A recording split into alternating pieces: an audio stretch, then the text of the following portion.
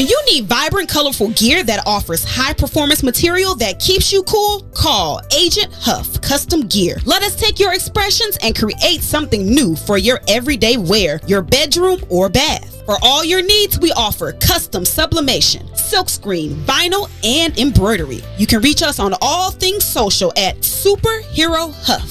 www.superherohuff.com or 630-476-9191.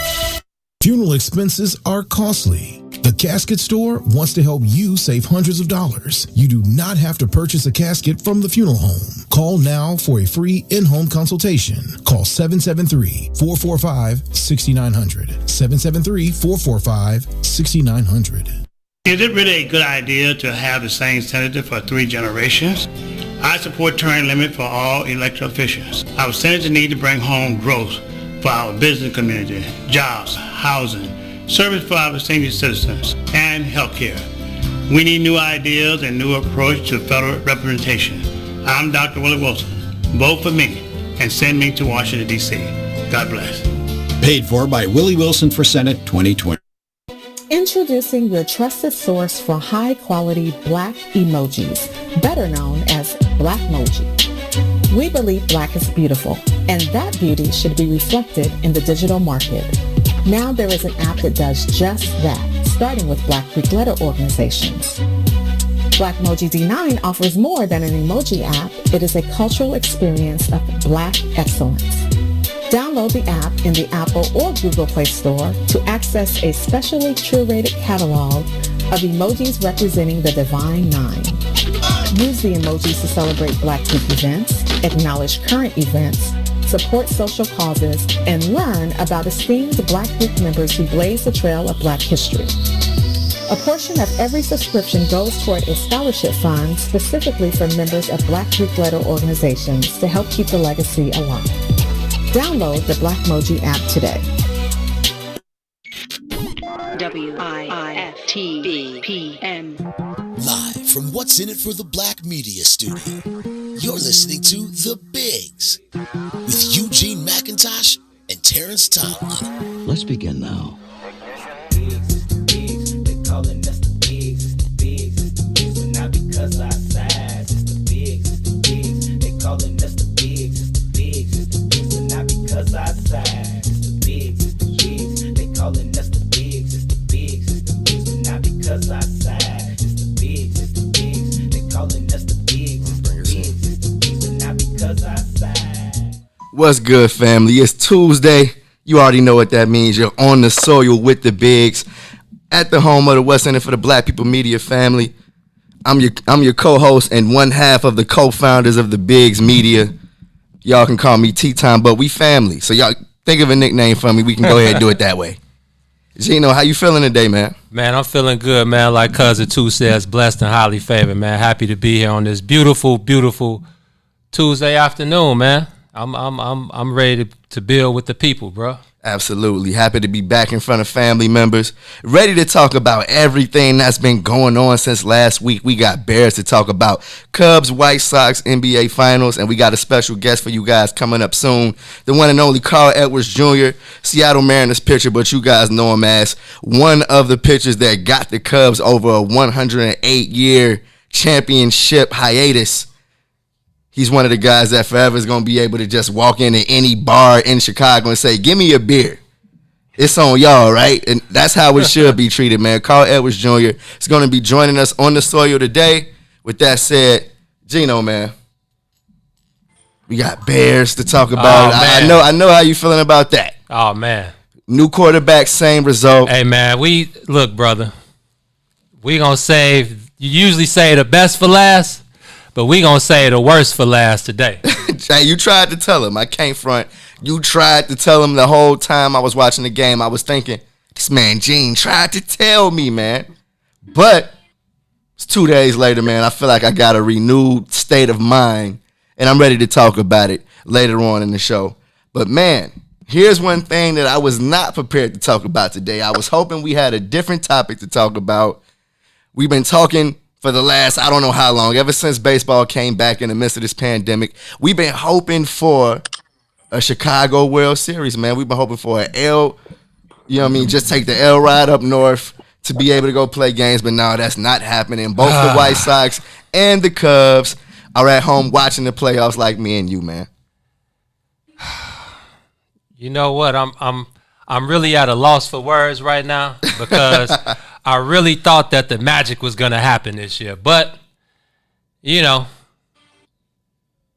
the demise, man, the way both teams went out, I think, is what struck me the worst. I mean, the White Sox, you know, they were playing extremely well going into the last couple weeks of the season. And then that Cleveland Indians series, that Cubs series, that's really not the way you want to go into October baseball.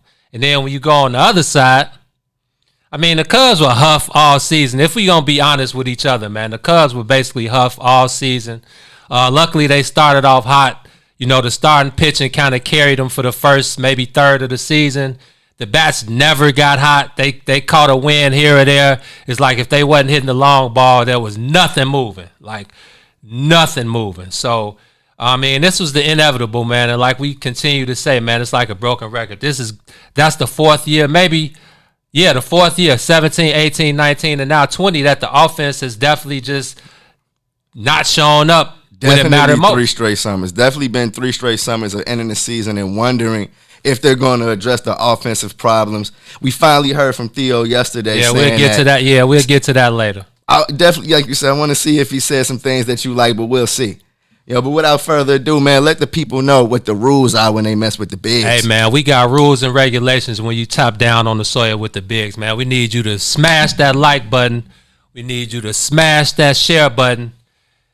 We need you to join the conversation, man. Yes, Please sir. join the conversation. We appreciate each and all of the comments. We're going to go through them as we go through the show.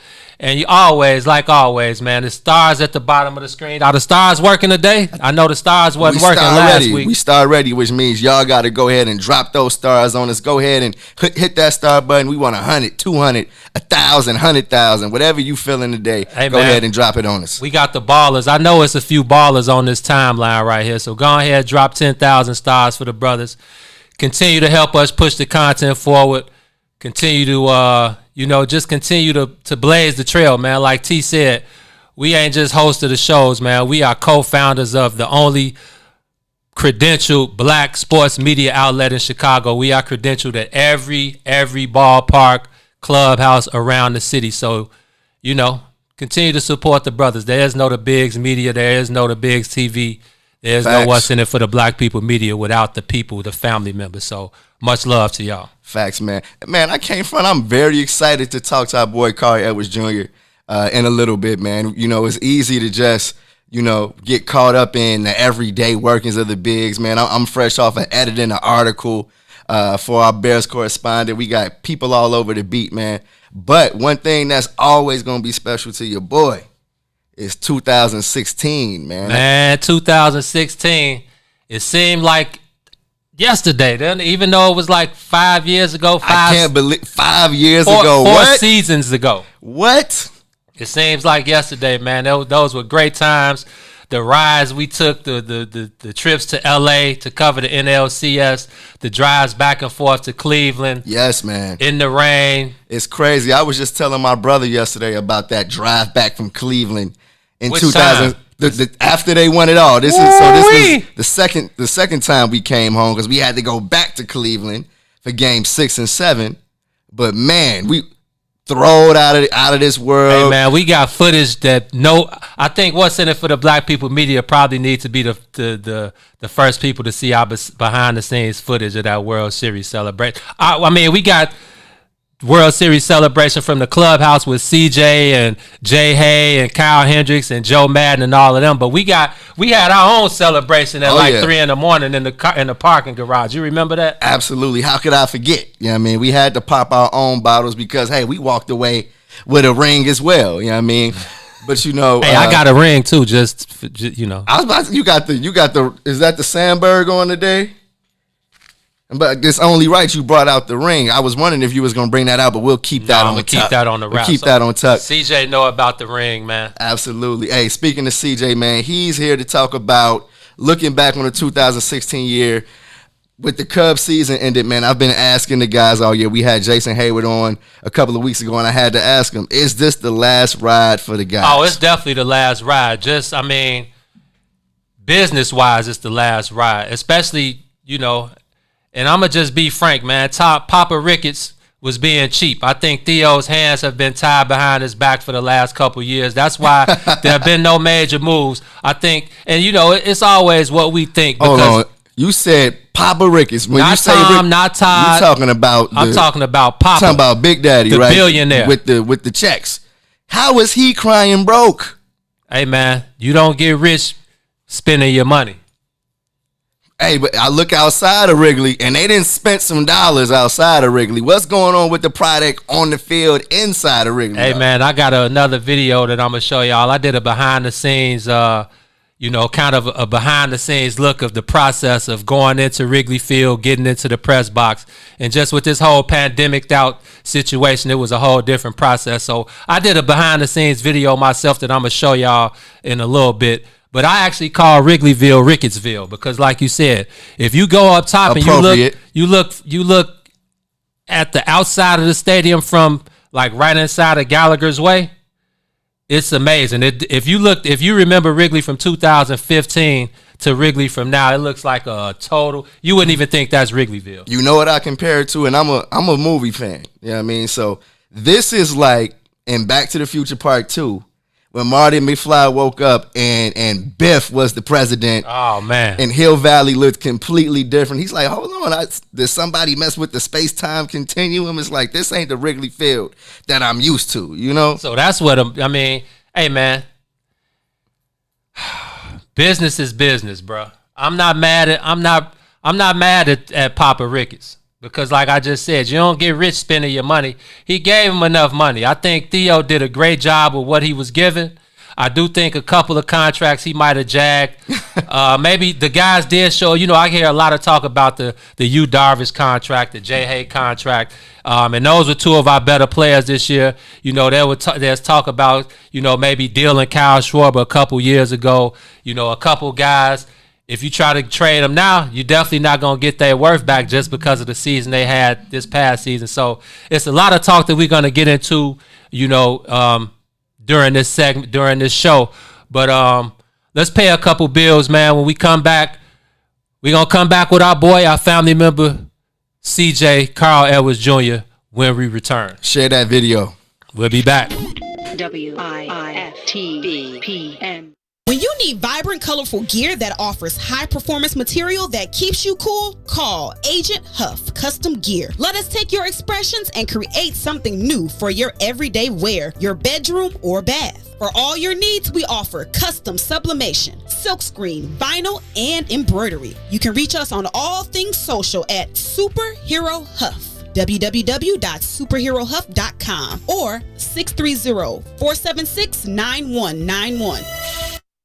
Introducing your trusted source for high-quality black emojis, better known as Blackmoji. We believe black is beautiful, and that beauty should be reflected in the digital market. Now there is an app that does just that, starting with Black Greek letter organizations. Blackmoji D9 offers more than an emoji app. It is a cultural experience of black excellence. Download the app in the Apple or Google Play Store to access a specially curated catalog of emojis representing the Divine Nine.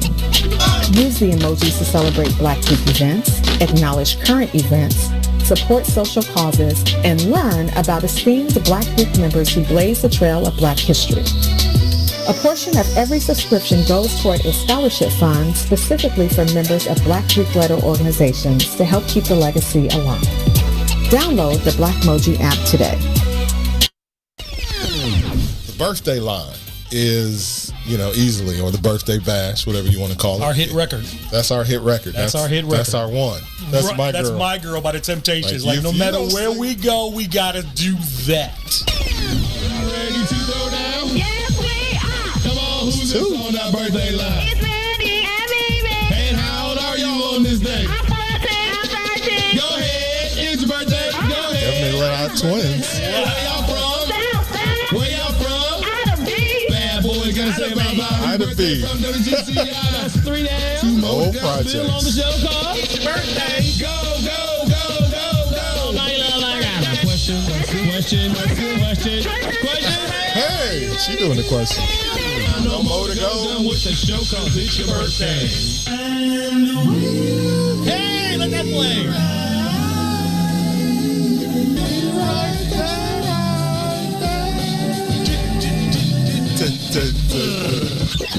It took that. I'm tired just listening to that. Chicago Famous, 3 to 6, Monday through Friday, right here on What's In It for the Black People Media. Hold up, man, you know what I'm saying? So I be telling these niggas, man, shit in the game, man. Shit tell them, done,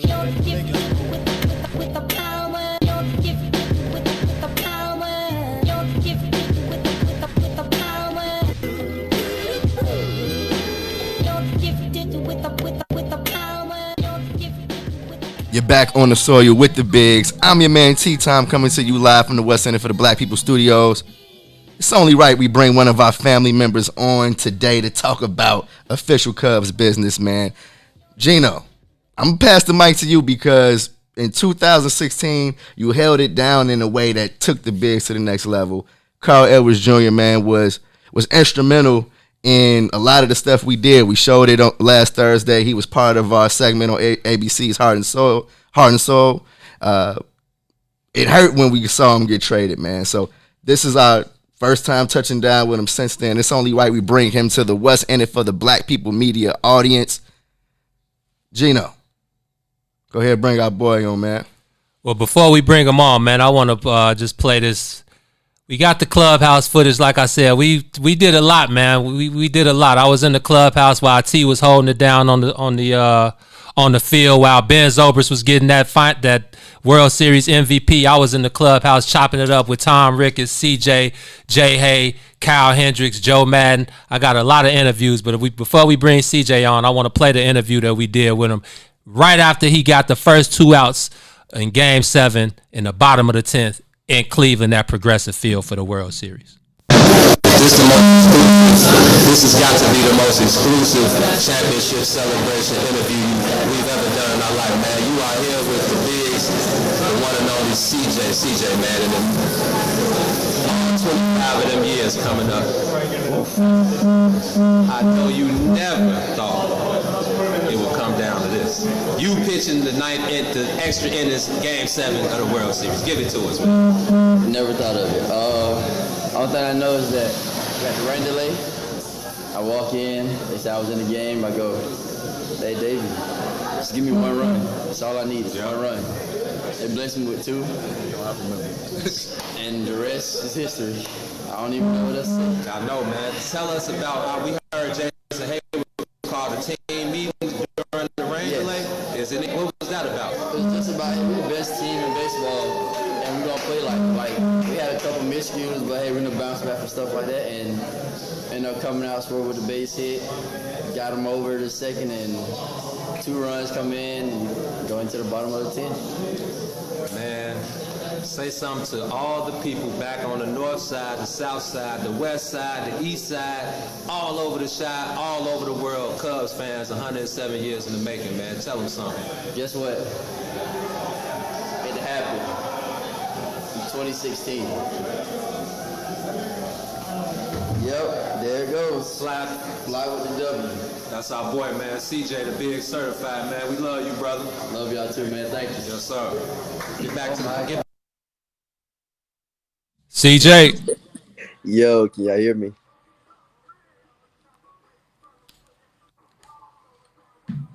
Can y'all hear me? Hold on, I can't hear you, brother. Is your speaker on?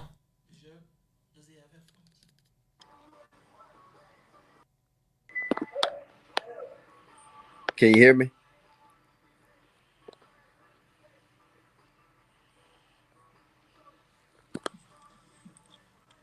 Yo, I can hear you. Trying to get our boy CJ on. All right. He's going to jump back in, but Gino, not a lot of people got to be back there with you. I can't front. I still got those goggles in my trophy case. So I'm seeing all kind of stuff I kind of got my hands on. Like, hey, that's at the crib now. Man, you was back there collecting all type of stuff. You got champagne bottles, corks. But see, now, I got champagne bottles that got handed to me from Kerry Wood on the night that the Cubs won the World Series. You got to tell the whole story behind those. You feel me? Yeah, you was back there. While I was doing work in the clubhouse, you was doing all the rest of the work. I felt like I had one job to do, mementos. You feel me? I had to take a piece of it with us that existed outside of our memories and everything like that. So definitely still got, and I know it's small compared to how your trophy case looks, but I got a few mementos I was able to take away with me from 2016. It's looking like we got our boy CJ back. So without further ado, you back, brother? Yeah, can y'all hear me now, man? I can't hear him though. That's crazy. My mic. Yo. Yo. Can you hear me now? That's crazy. I see. Yup.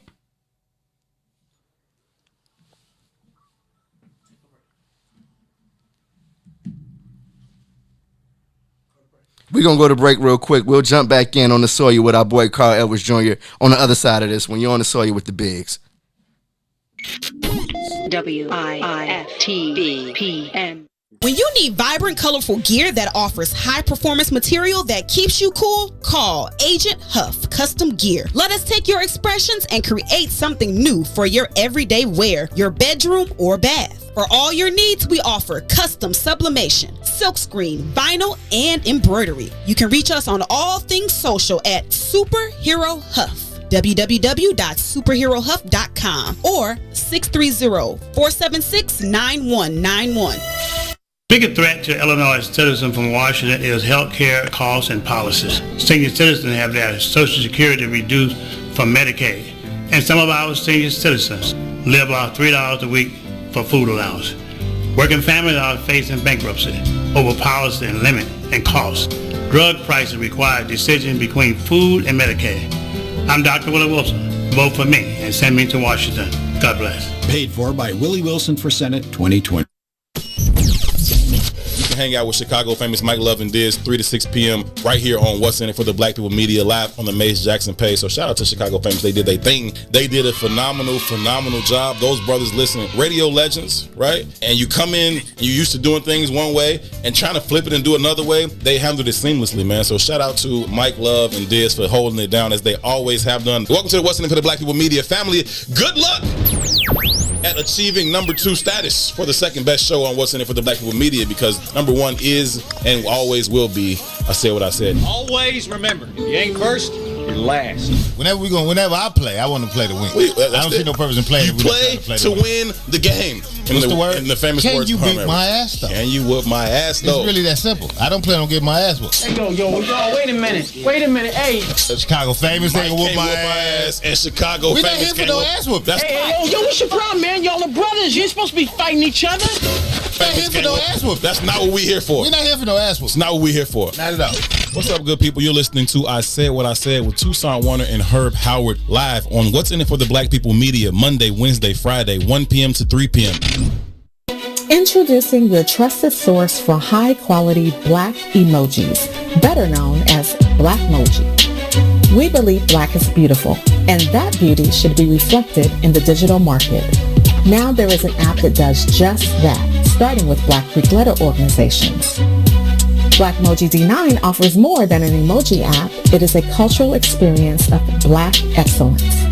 Download the app in the Apple or Google Play Store to access a specially curated catalog of emojis representing the Divine Nine.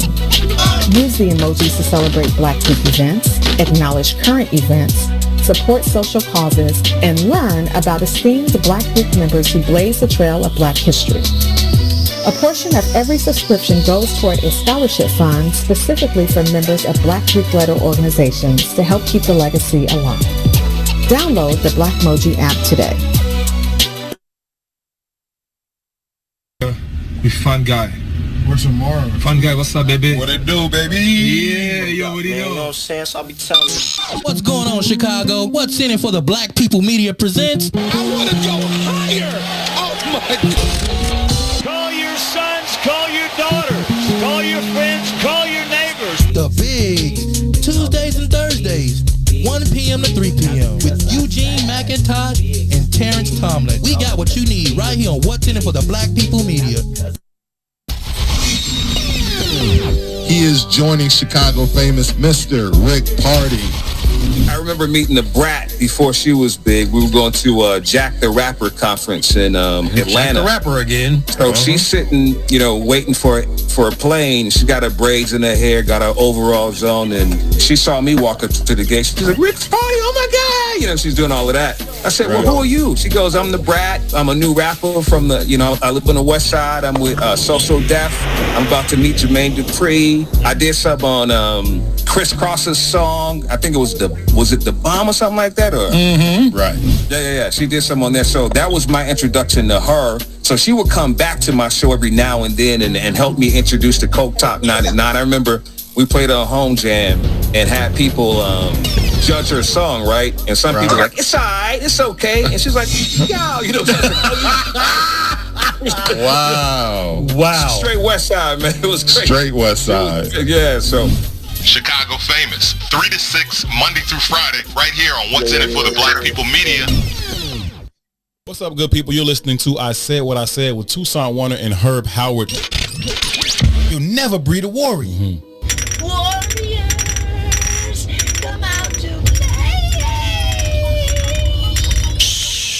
You hear that? And that's what's happening at every angle. They're creating paradigms where we can only raise feminine men. Whether they're homosexual or not, they feminine as shit. Because all masculinity is toxic. All masculinity is toxic in a war-torn society where the dominant society is saying to your ass, we don't never want no warriors. Right. You bastards. Any book you've ever read, you can read the Bible, goddammit. When they go and they destroy some shit, they kill all the boy babies. Yeah, for sure. I don't even want you growing up to think you're going to do some shit to me. Animals do the same thing. If I come over here and I take over this village now or whatever, like this gonna be my pride. First thing I'm doing, killing the male boys, like killing the male babies. Don't you even grow up with that attitude, Don't you little even nigga. think about it. Okay? Bitch. Right. You ain't my daddy, you damn right I ain't your daddy. Fuck your fort, little nigga. Fuck your fort. You're not my dad. Oh man, I hate that I laugh at this shit in public. That's real. I hate that I laugh at this stuff in public. That's real though, right? Tucson Warner and Herb Howard live on What's in it for the Black People Media, Monday, Wednesday, Friday, 1 p.m. to 3 p.m. Hold up, man. You know what I'm saying? So I be telling these niggas, man, shit ain't the game, man. Shit Tell 'em, real.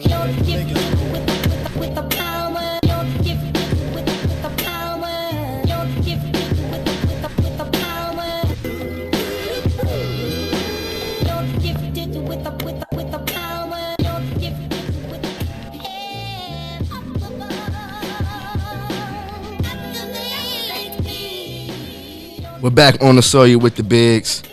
We're going to bring our brother Carl Edwards Jr. on in a little bit, work out some of the technical difficulties going on, but we're going to jump right back into the conversation, talk about some Southside baseball right now with the people, because unfortunately those guys are sitting at home too instead of playing in Houston Astros right now, which is what all of the Sox fans are hoping for, man. It was a entertaining season. I mean, when you consider that, we weren't supposed to get, or a lot of people thought we weren't getting any baseball. We ended up getting that 60-game season, and for a significant amount of time, man, the White Sox were looking like they were going to win that division. They were battling for the top spot in the American League as a whole, but unfortunately, it didn't go down that way. They ended up going home in 3 days after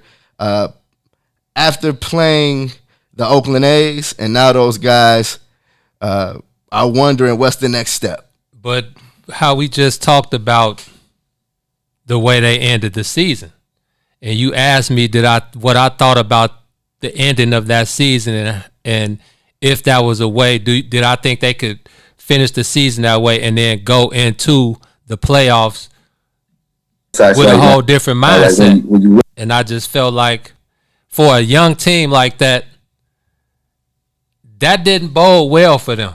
Like maybe if it was a team like the Cubs who had been there before, who had been through every part, you know, every step of getting to the top and then every step of falling back, you know, back to, I would say, on the soil, back to ground level. I think a team like that maybe could have finished the season downtrodden and then just kind of wipe their slate clean and come back. But I don't think a young team could go into the playoffs playing baseball like that. Well, I don't think that the way they went into the postseason, I feel like they were able to play so much better in those 3 games. You know what I mean? They won the first game. The second game, they were right on the brink of winning that one. Came down to the final inning. And in the third game, you know what I mean, which is where I start to scratch my head because Ricky Renteria was getting the bullpen active after, you know what I mean, just a few pitches. I mean, I felt like they were playing from behind for most of that game, but they were right there.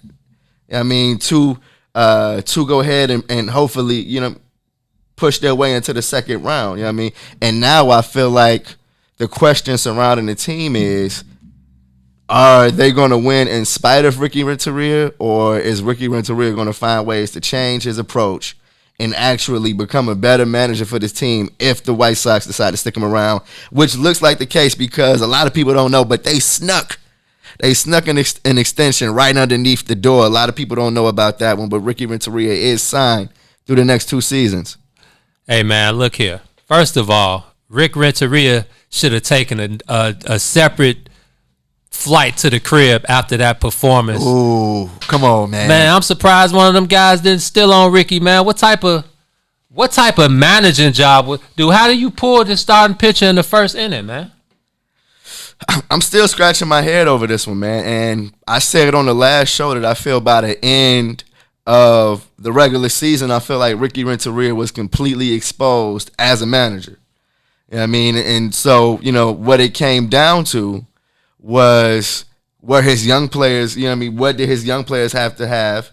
And, you know, in their first showing in the playoffs, we saw Lucas Giolito come in and pitch a gem in his first ever playoff game. Yeah. But then we saw Tim Anderson come in and over the 3 games, he set a record for hits. You know what I mean? I think he was 9 for 12. 9 for 12, yeah. In the series. The only player in his first playoff appearance to get 9 hits in the series.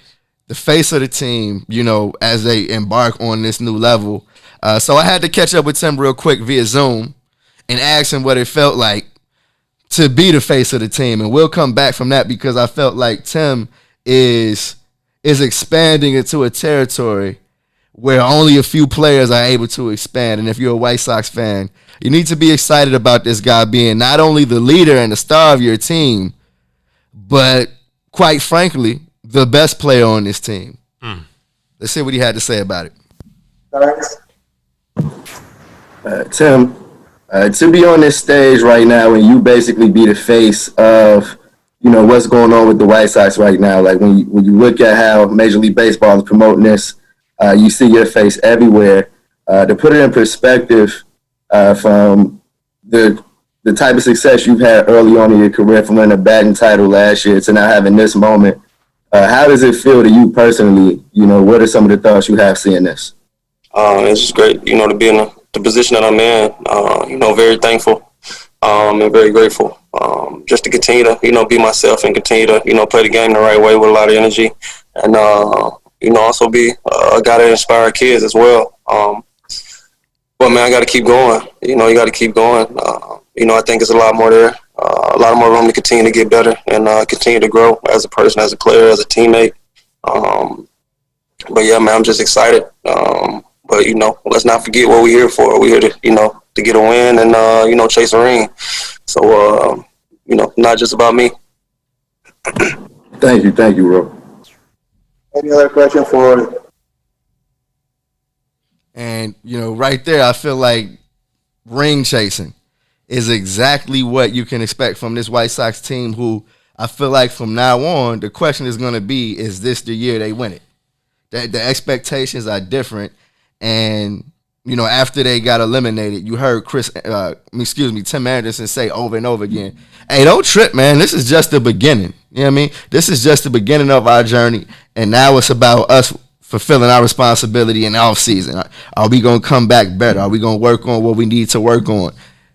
And I feel like that's the theme of the offseason. Everybody has a responsibility right now, from the players to Ricky to Rick Hahn and Kenny Williams. Everybody has a responsibility to this team to get better. You know what I mean? I feel like the checklist is clear. Is Ricky the guy? What's going to happen with James McCann? You know, are we going to go ahead and give Eloy the keys to left field? Are we going to try him out somewhere else? With Kopech coming back next season, where does he figure into the rotation? So, it's a lot of questions, but I feel like it's clear that if these guys if the organization now, because this is their season, once that last out goes down. Yeah, the organization, they own 162 games. This is their season right now. So, it's about, are they going to be able to come out on top? What free agents are they thinking about? Who's staying, who's going? Yeah, I feel like Edwin Encarnacion was a bust. Did you see Ozzie just killed a parrot on the post game? I'm glad he did, because every time I watched the White Sox, Edwin Encarnacion did absolutely nothing. And I understand what they were trying to do. It just didn't go down that way. They wanted it one way, but it was the other way when it came to Edwin Encarnacion. What do you think about the Yasmani Grandal signing? I feel like he's one of those guys like Jason Hayward, where, when he got that contract from the Cubs, it's like, okay, this is a long-term deal. Do I wish that he was more impactful in that first season? Yes. I feel like he never found his rhythm offensively. It was kind of like watching him go just completely off skill. Did you see a certain reason why? Was it like him splitting the time with James McCann, or what do you think? I feel like behind the plate, he just didn't have it this year, man. We saw him just drop a lot of easy plays, when it came to catching the ball on plays to the plate. It didn't happen. When it came to, framing pitches, he wasn't really the guy that was advertised, you know what I mean? But behind the plate, we saw the power, which is, I feel like, the biggest reason he was here. I called him No Doubt, because every time he hit a home run, it was absolutely no doubt that thing was gone. You know what I mean? So you saw him get experimented with at first base. You know what I mean? You saw him play some DH. And I feel like if that is the key to possibly keeping James McCann around, if they can go ahead and understand that Yasmani Grandal can play first base, he can be a DH, and maybe James McCann goes toe-to-toe with him as catcher. You feel me? Because it's almost not right calling him a backup catcher, because he'd be a starting catcher on any other team. James McCann was Lucas Giolito's catcher? Or absolutely. Was it, that's the brothers right there. That's the inseparable group that you don't want to the Yu Darvish and Victor Caratini. It's like we have to find a way to keep James McCann here. But for Lucas Giolito purposes, but at the same time, you want your ace to be able to go no matter who's behind the plate. Right. But that bond is special. Like we said, the Yu Darvish and Victor Caratini bond. Some guys just work like that. Greg Maddux, I forgot his personal catcher that he had in Atlanta. But I mean, some aces work well that way, and you kind of gotta, let those guys be them. So I mean, at the end of the day, man, excuses. When you get your chance, you got to show and prove. You are who you are. You know what I mean? I one of the things that I feel like was obvious on both sides of town, man, is that in baseball you can't hide from who you are. Like, man, bro. A lot of the time you hear players say, "Oh yeah," and you said this multiple times. We pull from our experience, and that is the case. But sometimes you are who you are. You know what I mean? There's no on-off switch.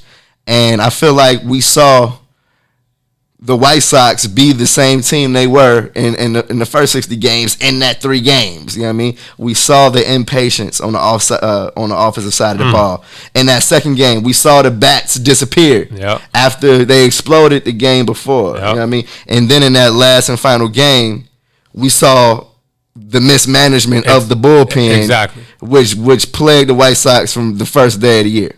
And what we always say, man, when you get to October baseball, and if you're not playing a clean slate of baseball, you're gonna lose.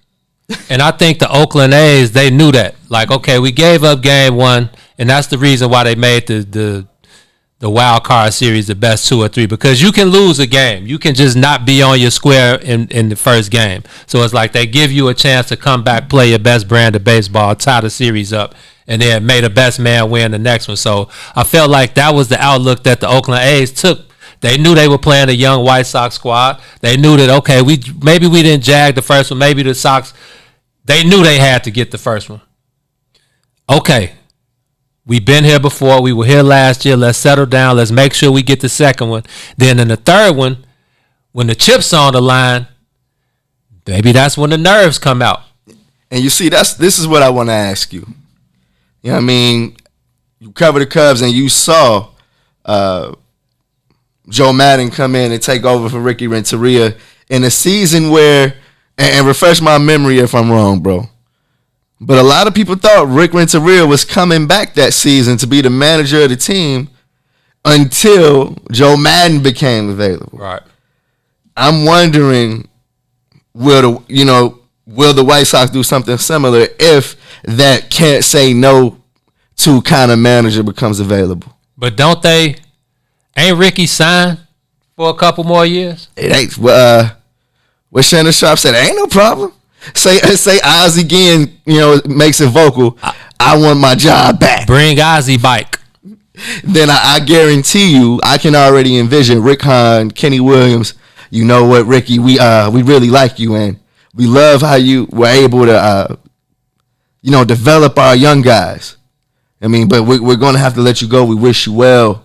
We got somebody that we can't say no to, and we don't want you to, we know this happened to you before and on the north side with the Cubs. So we don't want you to have a bad taste in your mouth, but we're going to have to go in another direction right now. I'm sure it's a lot of White Sox fans that are hoping that the White Sox have that conversation with Rick Renteria.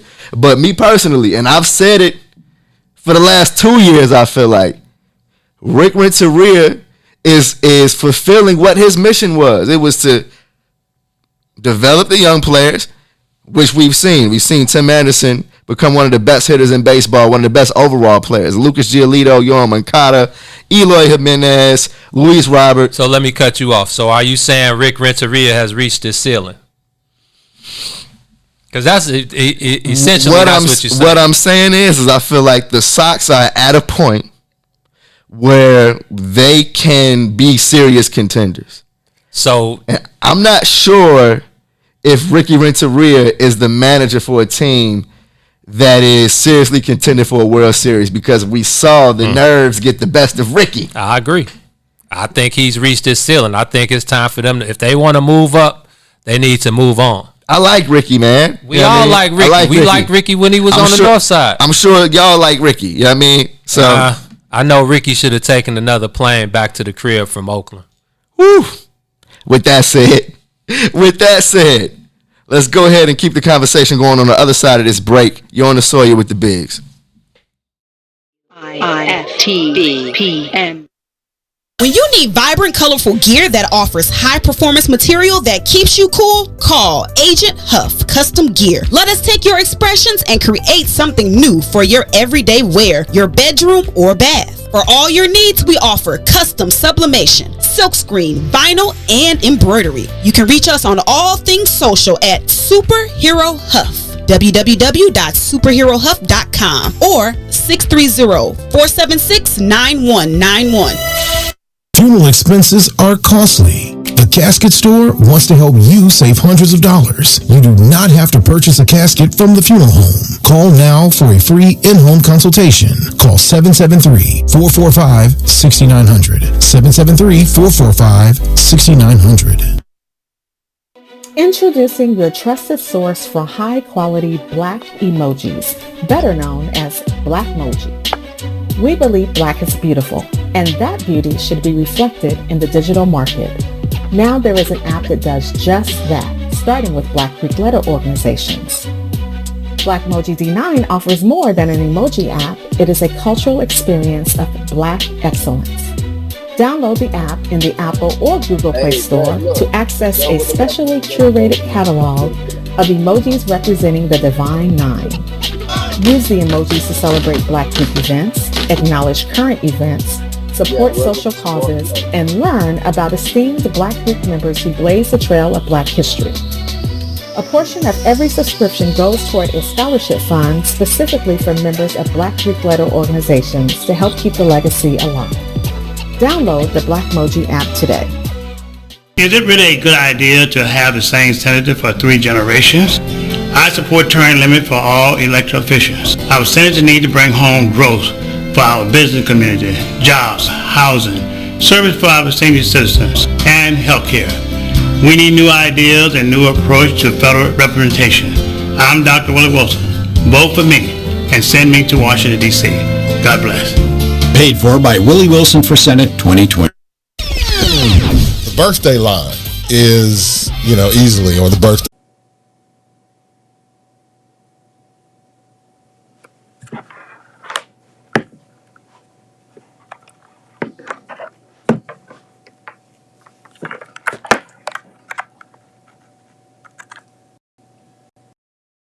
Have their Social Security reduced from Medicaid, and some of our senior citizens live off $3 a week for food allowance. Working families are facing bankruptcy over policy and limit and cost. Drug prices require decisions between food and Medicaid. I'm Dr. Willie Wilson. Vote for me and send me to Washington. God bless. Paid for by Willie Wilson for Senate 2020. Hold up, man, you know what I'm saying? So I be telling these niggas, man, shit ain't the game, man. Shit Tell 'em, real. done. With the power, don't give it with the power, don't give it with the power, don't give it with the power, don't give it with the head up above, underneath me, don't give it with the power, don't give it with the power, don't give it with the power. Don't give it with the power. Don't give it with the head up above. Underneath me. Don't give it with the power. Don't give it with the power. Don't give it with the power. Don't give it with the power. Don't give it with the head up above. Underneath me. Don't give it with the power. Don't give it with the power. Don't give it Yo. with the power. Don't give it with the power. Don't give it with the head up above. Yo. Don't give it with the power. Don't give it with the power. Don't give it with the power. Don't give it with the power. Don't give it with the Hey, Joe, I can't hear nothing, dog. The music's so loud. He said he can't hear nothing. The music. Oh, no, I hear you now, I hear you now. All right, we good. Good. Okay. WIITVPM. We gonna bring you on in a second, CJ. All right, bet.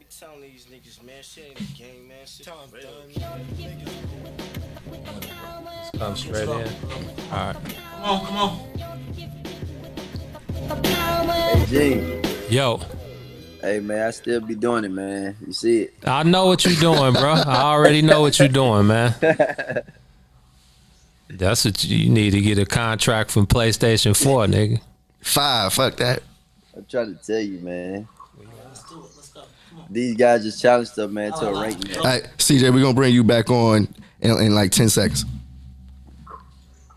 No, bring them on. Come on. We on, go ahead. We're back on the soil with the big CJ. After long ado, you're back on the soil with the guys. How you feeling, brother? Man, I feel good, man. You know, long time no see, fellas. How y'all boys been? Man, it's all love this way in the shop, man. We got so used to these Zoom calls, man. I guess if we gonna make this the new norm, then I guess we just gonna have to tap in on Zoom. The text message is cool, but sometimes text messages get lost in translation when you try to go deeper than, man, what up, what you on, how's the family, and all of that. So maybe we might just have to start tapping in through Zoom, bro. Yeah, man. I mean, I think that's the best. That's probably the best way for me too. So, man, let's just get right into it, man. I hit you up.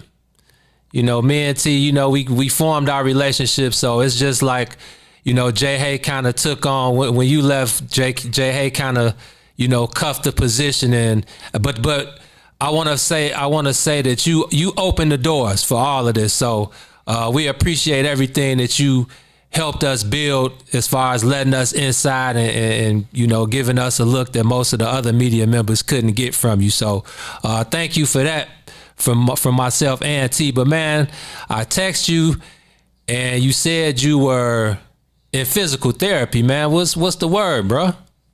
Oh, great news, man. I'm back. I mean, nothing, you know, just basically getting a checkup, make sure everything's good like it's always have been. And hey, everything's good, man. I'm starting up next week after my baby brother's wedding.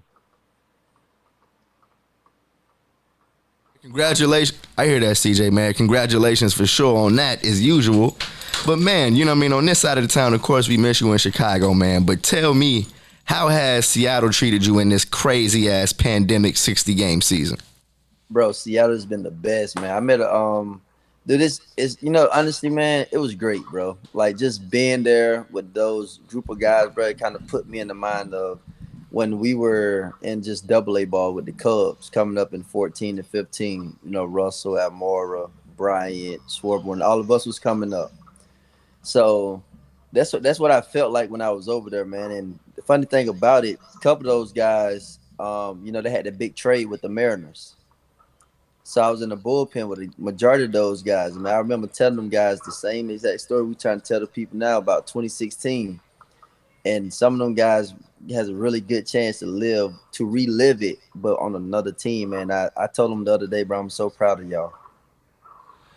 Man, we talked about, well, I hit you up a little earlier, and when we talked, you know, I asked you about, you know, you guys probably having the most black players in the league on the Seattle Mariners. I think you guys make up for the teams that don't have no black players on the, you know, on their roster. I think the Cubs, now that the Cubs got Jay Hay, our boy Billy Hamilton.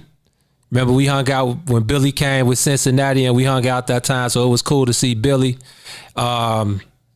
What's our boy from Milwaukee? Jeremy Jeffers. Mm-hmm. So I think you know, like teams like Seattle and teams like the Cubs make up for the teams that don't have a single black player on their team. But going back to what I said from the beginning, man, how you basically helped us usher in, you know, what we kind of did best. And for the people that don't know, can you kind of explain to them? I mean, it's obvious that, you know, we were kind of in the same boat with us being like the only black media members and you being one of the only black players on the team. But can you explain to the people why you kind of helped us and kind of aided and assisted us in going forward and feeling like, you know, we were a part of everything that was going on with the Cubs and inside of the clubhouse? Man, you know, like day one, you know, I'm a young buck, man. I come up. I don't really know too much about reporters, but I want to say, first of all, I want to give thanks to y'all for coming to me, because y'all actually helped me get pretty good at being in front of a camera. You feel me? Because y'all, you know, like, yeah, now when you first come up, you know, the camera's in your face and how your debut is. And then it's usually that if you go on a real hot streak or throwing really good, they're in your face. And then when it's, you know, when you hit rock bottom, they still be in your face, you know? So at the same time, I was glad that you guys came upon me to help me out, because, you know, like, it was new for y'all. It was new for me. No, I totally feel that, CJ. You know, and one of the things that me and Gene talked about all the time is that how it felt like we were both at the same point in our career. You know what I mean? That was our first season covering the Cubs, coming from, you know, doing a bunch of underground stuff, and to have you on our side the way that you were, like Gene said, it definitely, you know what I mean, was special. You know what I mean? But one of the things that I always dug about you, man, is that you were always ready and willing to be yourself. Like, one of one of the most important pictures and one of the things that stay in my mind is that image of you running on the field with the the W flag waving behind you like a cape. I feel like that GIF is like top 5 GIFs of all time, man. It's definitely one of the greatest, man. So one of the things I want you to tell the people is why you think it's so important to be yourself, especially in this time in baseball where we see, some of the old timers, gatekeepers still trying to poke their heads out and implement and enforce some of these unwritten rules, but I feel like they've never applied to you. So can you speak to that for us? Yeah, you're right. It really never applied to me because I never really looked at baseball in that kind of way. That makes sense. Yeah. I was born and raised in South Carolina, and my parents taught me really well that we don't see the opposite. Everybody we see, we look at them as if they're one of us. So with that being said, I think it's based on how you was grown, how you was taught in life. And I think that was the blessing, that was a gift from my parents to me. And I think that actually helped me out to get to where I'm at now. I think that's 100% on point, man, because when we come around, some athletes, I'll be honest, most athletes, when you come around them, they have this kind of aura that, we're professional athletes. And I get it. I played Division I sports, so I understand that you kind of have to have some type of aura like that to be yourself, especially around a bunch of, especially when you kind of share a close space with a bunch of young men. You got to kind of have that type of aura, but at the same time, you still have to, which is what I tell Jay, hey, I understand why he's the person he is, how he's able to just go forward when he's not having a good season or when he is having a good season. You can't tell the difference when you put the camera in front of his face, and I think that's because of the way he was raised. I met his mom and dad and his brother last year, and I said, I can tell why Jay Hay is the person he is. So shout out to your mom and pops for instilling that in you. But man, let's go all the way back, man. You said you were raised in South Carolina. Explain to the people your rise from your high school days until you got to the Cubs. So my high school days, man, I'll be honest, I hated baseball. 7th, 8th grade, I hated it. It wasn't. I played football. I played basketball. Like, I didn't get that excitement, that crowd. So I was so used to people yelling names, and you got the big pep rallies. And baseball, just yay, baseball. Like, that was it. So, but now, man, then that next year, my 9th grade year, me and my dad had a sit down. We talked. And I promised my dad that I was gonna go out. I was like, "Yo, Pops, you know what? Like, hey, I'm gonna go out this year. I'm going out." And he was like, "All right." Funny thing is, the last week of basketball season, bro, I ended up catching the flu. So I missed my last basketball game as freshman, and then I missed like the first 2 tryouts in baseball. So, but I told my dad I was gonna go out there. So I was, still like, okay, I'm going. So I went out there, and it was like the last day, and the coaches called me, and they was like, "Hey, we want to let you know that we're glad you finally came out, but we think it'll hurt other guys if you on the team." I'm like, "What?" But all right, bye. Like, I was walking out the door, and the guy they looked at me, was like, "Dang, you just walked out. You wouldn't like asked us nothing." I was like, "Nah." I said, "Nah, that's your decision. I can't pick and choose your decision." So. But then it was like, "Psych, man, we want to let you know you made the team." And then from then on, that was it. Like, I was a freshman on varsity for like the next 4 years, and it got me to being drafted in a round that doesn't exist no more. Exactly. 49th round. And the funny thing about it, I think that I was drafted. I think it was more kids that had got drafted that year than I was in. That was in my whole town. Wow. So, and then after that, basically everything else written out itself, man. I just started. My mom would say a prayer for me every night. When I was away, dude, it's the first time I've been away from my family. So, like, bro, washing clothes, didn't know what was going on. Cooking, didn't know what was going on. Like, I was just bro. So I was like kind of like lost, but I mean, of course, my parents were there to tell me certain stuff. So I basically lived off pizza and stuff, and for the first couple of years, and then as I got older, got more mature, and then I went to Hickory, got traded, went to the Cubs. That's when I met Bryant, Vogelbach, Corey Black, all those guys, Pierce Johnson. Yeah. And then the next year, I got hurt, so I missed that year. I think it was like the 14 year. 15, I became a reliever. But that's when, me, Addison, and that's when we had got Addison the following year after I was drafted, and we was in Double A together. But after that, man, we got to the big leagues, and it was like on. But it was like when we got to the big leagues, we had the perfect amount of veterans that was there to guide us in the right direction. And I think one of the biggest thing that helped me was say I have to be like Lester Stroh, but like Hayward and Fowler, bro. Like I called them my brothers and stuff, bro, to a lot of people, just because like when I came up, they kind of like let me be myself, let me get myself in certain situations, and if I did something wrong, yes, they'll tell me about it. But I was looking at them, and they was so straight and narrow. I was like, why would I be different? So, but after that, that was it. And now I'm here. Man, how close are you still to those guys? I know we hear a lot of talk about Jason Hayward, Dexter Fowler, man. Those are like two guys that are inseparable forever from their time on the Cubs. But like you said, a lot of people don't know that you are also a part of that circle. You know what I mean? So how often do you keep up with those guys, even though you've moved on? I'm gonna be honest, bro. I don't keep up like I supposed to, but here and there, if I'm watching a game and I see them do something good, I shoot them a text message or something, but I know their lifestyle, I know how busy it is, especially when you got families and stuff. Like I understand, like we all understand that.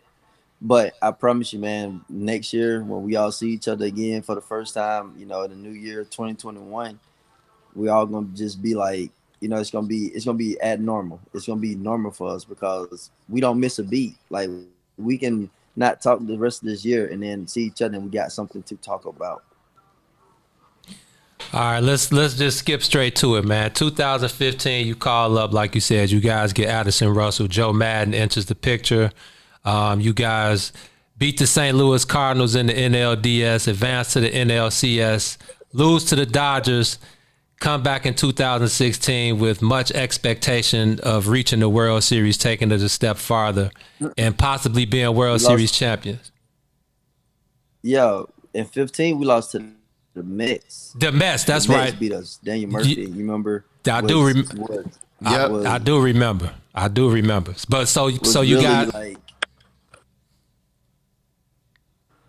so y'all beat the Cardinals in the DS, and then that's right, lost to the Mets the next series. That's right.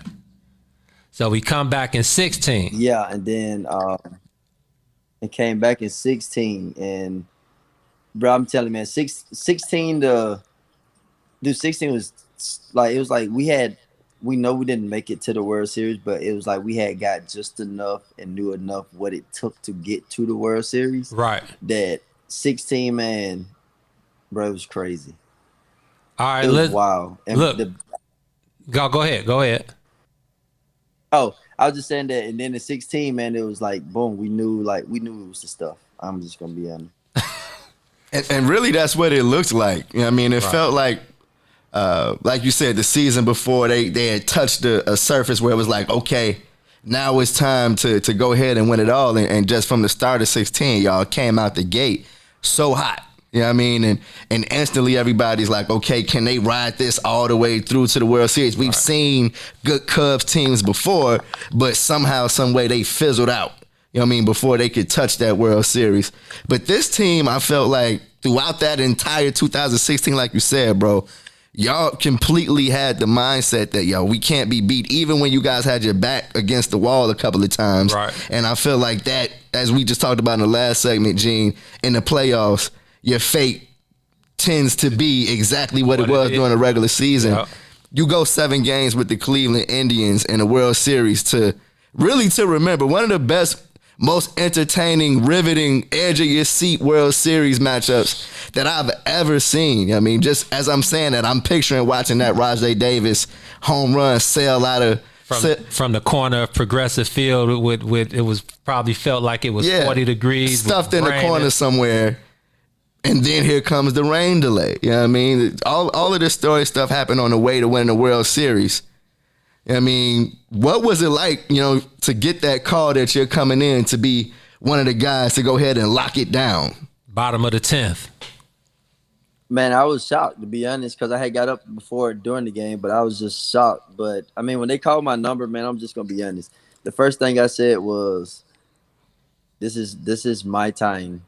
Meaning, like, go out here, take the same energy I had all season and put it in, just one inning and just really focus and try my best to, just not let the World Series get in my head. Just think of it as another game. So check this out. We heard about the Jason Hayward, the famous Jason Hayward speech during the rain delay. Now, we want to hear from you, man. Go ahead, give us the real spiel, man. What went on in those 15 to 20 minutes when you guys were in that clubhouse with the season on the line in Cleveland? Give us the spiel, bro. Bro, I was late to that meeting. Classic CJ.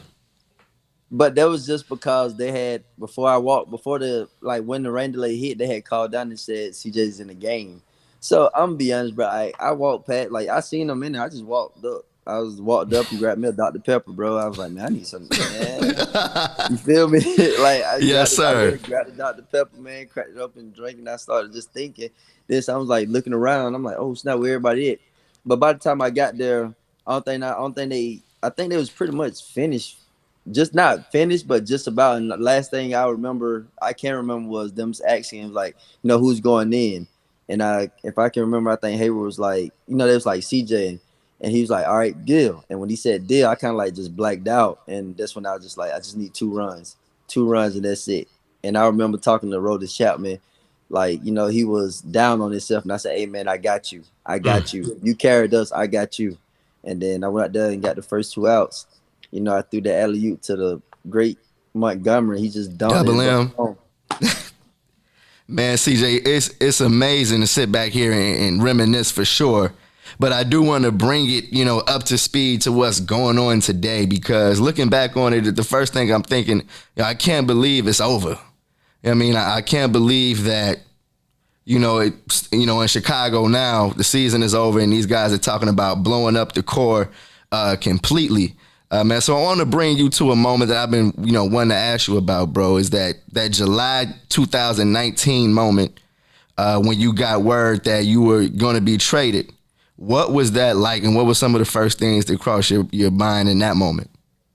Honestly, bro, I kind of knew it was going to happen just because I wasn't CJ. You feel me? I wasn't who I had been in previous years. So it was kind of like opening of the door. It was just like, he's not throwing really good.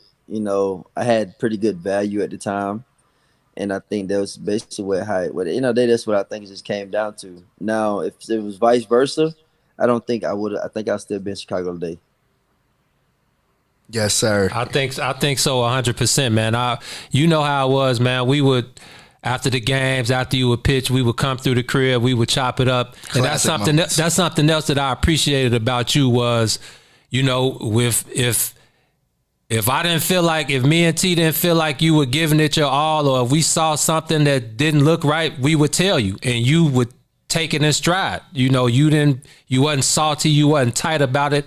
You knew that we were just the brothers trying to help another one of our brothers succeed. So I think that also helped you, kind of just look at it from a clearer lens rather than having, because I think sometimes you need another set of eyes or another set of ears or whatever you want to call it outside of the, you know, the coaches that you have or, you know, whoever's in your circle. You need a clearer, cleaner set of eyes and ears. So I also want to tell you that I think that was crucial, that that you know, played a cool role in your whole situation. But like T said, man, when they traded you, I know being a part of one of the greatest franchises in all the sports, you're etched in stone in Chicago Cubs history as a part of that 2016 World Series team. I want to get your thoughts on the organization itself. I want to know what you think about Theo and the organization as a whole. Oh, as a whole, great organization, man. Like I want to take them. They were the guys that gave me they gave me a chance to get to the big leagues.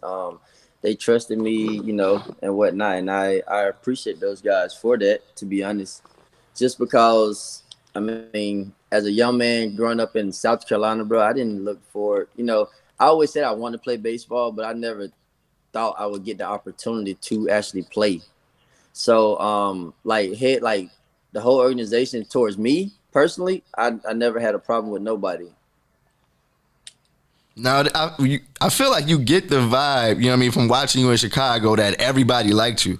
You know what I mean? That's why it was so kind of, you know, from a personal level, I was kind of shocked when that tweet came across my phone from Jesse Rogers, of all people, talking about CJ is going to the Mariners. I'm like, not my boy. You know what I mean? I started to wonder, bro. You know what I mean? I want you to correct me if I'm wrong. And, you know, and it's good to hear you, you know, say those things about the organization. But I was wondering, did they give you all the opportunities you deserved? You know, we know you were dealing with injury in that last part of your career with the Cubs. You know, so on the other end of this break, because we're going to take a break real quick, but I want to hear from you. You know, do you feel like, you know, the prophecy was fulfilled, that you did everything that you could do while you were on the north side? Marinate on that for a second for me, bro. We're going to jump into a break real quick. You're on the Sawyer with the Bigs. WIFTBPM. Shop at Black-owned and operated Solo Beauty, where you are appreciated and respected. Located at 8158 South Cottage Grove, Solo Beauty can supply all of your black hair care needs. Solo Beauty is open from 11 a.m. to 8 p.m. Tuesday through Saturday, or you can find them online at solobeauty.com. When you need vibrant, colorful gear that offers high-performance material that keeps you cool, call Agent Huff Custom Gear. Let us take your expressions and create something new for your everyday wear, your bedroom, or bath. For all your needs, we offer custom sublimation, silkscreen, vinyl, and embroidery. You can reach us on all things social at Superhero Huff, www.superherohuff.com, or 630-476-9191. Up, man, you know what I'm saying? So I be telling these niggas, man, shit ain't the game, man. Shit Tell 'em, real. done. With the power, you're gifted with the power, you're gifted with the power, you're gifted with the power, you're gifted with. We're back on the soil talking to our brother, the one and only Carl Edwards Jr. You know him from his time in Chicago winning World Series and stuff like that with the Cubs. He's now holding it down on the Seattle Mariners as a member of the team with the most black players, right? Yeah, man. I'm digging that one, man. Definitely good to hear that Seattle was treating our boy CJ, you know, with respect and showing him and rolling out the red carpet like they supposed to treat him. Hey, when you're a World Series champ, when you get the first 2 outs of the biggest game in Chicago baseball history, you got to get treated with respect, man. Even if you come in, you know, a little under the weather, maybe having a little arm problems. Like he said, he's going through physical therapy, trying to get himself right so he can come back, because the Seattle Mariners have a really bright future going forward, man. They got a lot of young guys over there who can I think they can take what the San Diego Padres are doing with Fernando Tatis. Oh, yeah. And adding, you know, signing Big Manny Machado and then having vets like Will Myers and Eric Hosmer to kind of lead the charge because, like you said, you never know about baseball. You can have the best roster, you can have the best starting pitching, you can have these studs in the lineup, but you just never know. If you look at I was watching the Tampa, and we can get back to you, CJ, in 1 second, but I was watching the Tampa Bay Devil Rays against the Yankees last night, and bro, I knew one player in the Tampa Bay Rays starting lineup. I've known that the Rays was in the playoffs for at least 2 weeks, and every time I hear it, it's like, oh, the Rays is in the playoffs? The number 1 seed, too. Okay. With that said, obviously we need to watch more baseball, right? Straight up. With that said, CJ, I want you to jump back in, and I kind of want to flip the script for you. I mean, we said that, you know, you're in Seattle now holding it down. What's the biggest thing you learned from Chicago that you took with you to Seattle?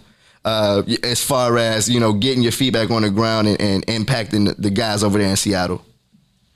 Honestly, bro, what I learned from being over there was like a leadership, bro.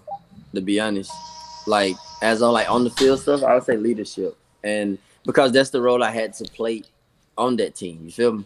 Because I was the only guy that had, you know, made it to the playoffs. A lot of guys young, a lot of guys first years. Yeah. Some of them ain't even their first year. It's like a half a year. So I just want to say, like, that was one of the biggest things I learned. But I learned that from, you know, I mean, bro, I had Lester, Lackey, Arrieta. You know, we had guys like Ben Zobrist. Like, we had, you know, real veterans. You feel me? Yeah. So I think that's one thing I learned. I like that guy. Is it Kyle Lewis? Is his last name Lewis? Yes, Kyle Lewis. He's from Georgia. Kyle Lewis is a stud, bro. Yes, bro. He's gonna be really good. So I'm gonna piggyback off of what T just asked you about Chicago, man. We had some good times, man. You know, we hung out a lot, me, you, and T. You know, we chopped it up. We talked a lot of baseball. But we also just chopped it up as brothers and just, you know, trying to show you Chicago as a whole. Like I was just trying to explain to you, bro, you are part of the most important team in Chicago sports history. Period. So whenever you go anywhere, it's on the house. Like, I'll never forget the time we went out. Remember when I took the trip out to San Diego to cover that series, and we all hung out. Me, you, and Addie hung out those couple days. And man, y'all, do you remember that? I remember that night, bro. We was on the scooters. You remember that? Man, y'all was going wild, man. Those were some really fun times, man. But as far as Chicago is concerned, what were like your favorite things to do in Chicago? And I mean, I feel like you're a Chicagoan forever, even though you are moving around. You went to San Diego for a minute. Now you're in Seattle, but your home is South Carolina. I feel like you are a Chicagoan forever, man. I'm trying to think now. What was the question?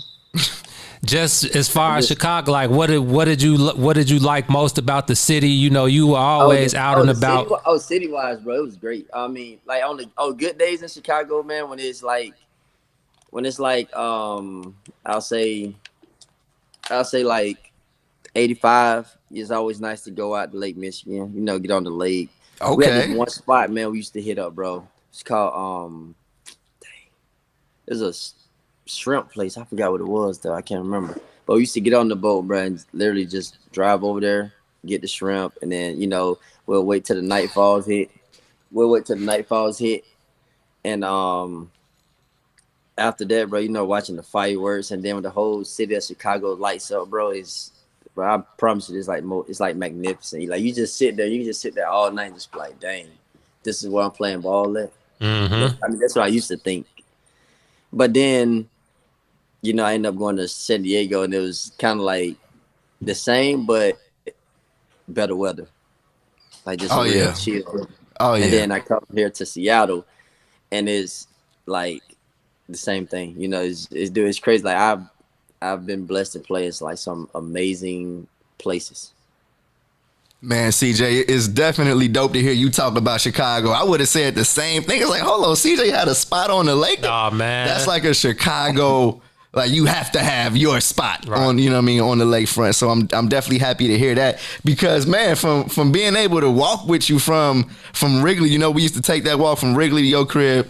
Man, you were one of the kings of Wrigley, man. We could have walked on any spot in Wrigleyville and they would have been like, hey, CJ here, y'all take care. Oh, we did. Oh, trust me, when you was on the south side, now that you ain't on the team no more, we can spill the guts. We can let it spill.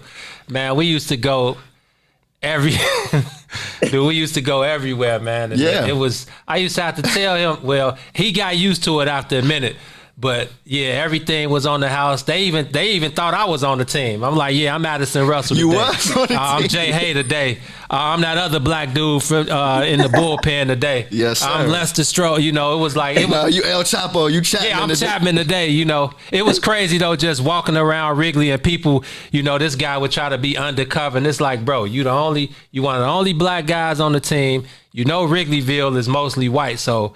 You know, a lot of white people think all black people look the same anyway. But if you in Wrigleyville and you a Cubs player, you gonna stick out like a sore thumb. You bump into this 6'3", 6'4". They like, yeah. Hey, I would hear him like, is that Carl Edwards? Is that CJ? We at the bar chilling and they just staring across the bar and I'm just trying to chill. Now I gotta be asked. Yeah, now I gotta be security. But man, I wouldn't trade those. I wouldn't trade those days, man. It was all fun. It was all love. Man, what about Old Crow? Man, Old Crow, the shrimp and Chinese spot, the bottle blonde, Oh man, this guy sluggers. Man, we was all over the place, man. It was like I said, it was a lot of fun, man. Great times, great memories. But I feel like that World Series, man, was just. You know what I miss the most, man, and I feel like nobody has fulfilled this role since CJ has been gone, and it's like he was so good with the fans, bro. You just had a way of communicating directly with the fans. The way you used to throw balls in the crowd. Yeah. Even when, we would be out doing our thing after the game, like those people that would just pull up and be like, oh, is that CJ? He was just looking like, yeah, it is. Yeah, you know what I mean? It's what me. Up? Yeah, I mean, I'm thinking about the time we had you come out to our Jackie Robinson fundraiser. Shout out to Shakia Taylor. For setting that up, but and people were like, "Is that Carl?" It was like, "Yeah, he just pitched the last inning about an hour and a half ago. Now he's down here at the Niso Lounge." At this Niso Lounge. Excuse us, Shake, but we did our thing there, and I just love the way he just was himself all the time, bro. I don't feel like we've had a player on the Cubs that's willing to be out here and just be themselves around anybody at any time. Gene will tell the people about how we had you at Benny the Butcher and Conway and Westside Gun shows and all of that. But the people, you were actually out here and you were an honorary Chicagoan for sure. In your time in Chicago, you know what I mean? It's crazy, dog. That was the first time I've ever been underground. Yes, sir. Benny the Butcher. I'm like, man, what this man got me? And I went in there, it's all love, but it brought them memories, man, from back home. I'm like, dang, bro, this is what it like. Like, we don't see that underground stuff out here. You got rappers, but you don't see the underground. Like, you selling tickets for people to come watch. Let them know. You don't see that out here. You feel me? But dude, that was tough. I loved it. That was probably like one of my highlights too, man. Yeah, now if you see where Benny the Butcher and Conway and those guys, they done took it up a couple notches since those couple shows we had you at. So yeah, man, just it's the name of the show. It's On the Soil. That's really what we represent, man. Doing everything ground level, and like you said, being able to come touch down with you in the clubhouse. And like you said, I had no idea that we actually helped you become, like you said, favorable in front of the camera. So I appreciate you showing us that love. But before we let you get out of here, man, I see your pretty daughter in the back trying to get her some camera time. Yes, I know she wants her daddy time. But I got one more for you, and I know T probably got one more for you before you get out of here. But man, how often do you find yourself just reminiscing on that 2016 World Series, the year in general, and just being part of that championship? Because to be honest, man, I feel like I pitched a couple innings in that playoff series because it was hella meaningful for me. My Uncle Jesse, like I said, man, I do this. My Uncle Jesse was like the biggest Cubs fan when I was growing up in the 80s. He would have me in the back room. He would have his pint of, Canadian Mist or whatever cheap liquor he was drinking. And he would have the TV down, but he would have the radio on. And we would watch nothing but the Cubs. And like I said, that was back when black players were prevalent. We had the Sarge, Gary Matthews, Leon Durham, Jerome Walden, Sean Dunston. Sean Dunston, you kicked it with his son. And just all of those guys, so how often do you reminisce on those days and, just, think about how big of a moment that is in your life? Hold on, man. I'm going to show you. I'll let the people see, man. Yes, sir. There you go. Oh, it might come back to me now. Let me see. Yeah, it's back on. Did it rotate? Yeah. There you go. That's how much I reminisce, man. Yes, sir. Now, definitely, people got to take a look at that, What's that? That's when I came home. I got the key to the city. Oh, wow. Then, the one of the most, man, dude, love all those guys, man. You know what? People don't even know. And again, now that you are elsewhere, I'm gonna drop the science on them. That hat, I got a World Series, official World Series hat. If people don't know, you took the hat from me, set it in the middle of the clubhouse, and had John Lester, Jay Hay, Addison Russell, Javi Baez, Jake Arrieta. What was our other pitcher? John Lackey. Man, I got like 9 signatures on the hat, and people, they don't understand. Man, how you get that? And I'm like, well, I can't really let my sources be known, but now I'm letting everybody know that's seen the hat. That was courtesy of the Biggs family member, Carl Edwards Jr. Took the hat, put it in the clubhouse, and had them brothers sign it. So yes, sir. It's going on a mantle, bro. Yeah, man. And another thing that I think is really good was like, I got this right here, man. As y'all can see. It's like my own look. This is my purse. This right here brings back. I turn off all the lights and just leave this one thing on. Yes, sir. And just leave it on, man. It's like it's from work. This place is from Chicago. I think it's like Wood Arts. Wood Arts is the name of them. Okay. Yeah, and I got the memorable flag. You see it? I got the memorable flag right there. Is that the one? Is that the one from the gift? Yeah, it still got that beer smell on it, don't it? Yeah, I still got all of them, man. So then the one that everybody loves, that one. Nah, that's it. That's it. So, that's one of the pictures we're going to be seeing in Chicago sports history forever. Yep. Like my kids' kids are going to see that one, Yep. Yeah. So, yeah, man. With that being said, bro, yeah, that's me, man. That's how much I reminisce. I come in my basement all the time. And some days my son, he sleep now. Some days he'll be over, like, standing across from me. And I'll just be looking at my pictures, and he'll be looking at me. And then I just start throwing the ball at him, let him try to swing and hit and stuff. It's just, I don't know, man. Chicago, like, they really boosted my career. And I'm so glad I played that first, because that fan support, when you're up and you're down, don't always be with me. So no matter wherever I play, I know can't nobody get, higher than that, and I can't get no lower than what I was either. So, it is. Man, CJ, I'm actually kind of salty right now because I'm remembering, before the pandemic came, I was circling Seattle Mariners games for a chance to see my brother again, man. So, unfortunately, we didn't get a chance to link up in Chicago this season. But it goes without saying, man, that the next time that we're close, anytime you come to Chicago, the Bears are going to make sure that the red carpet is rolled out for our family member. Probably the big certified as they come, as they come, man. Yep.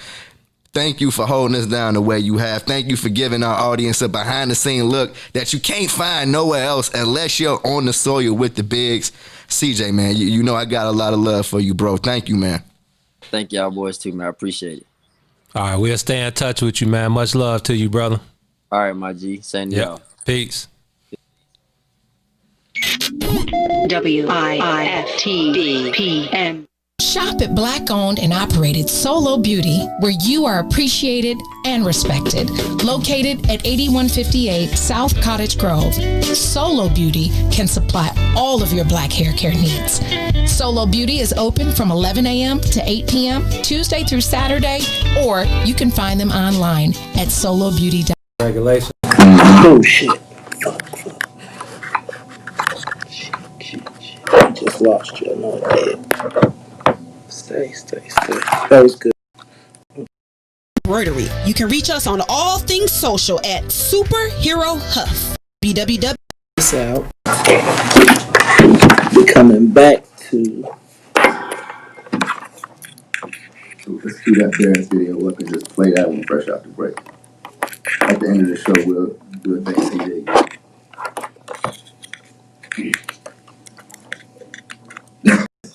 Yo,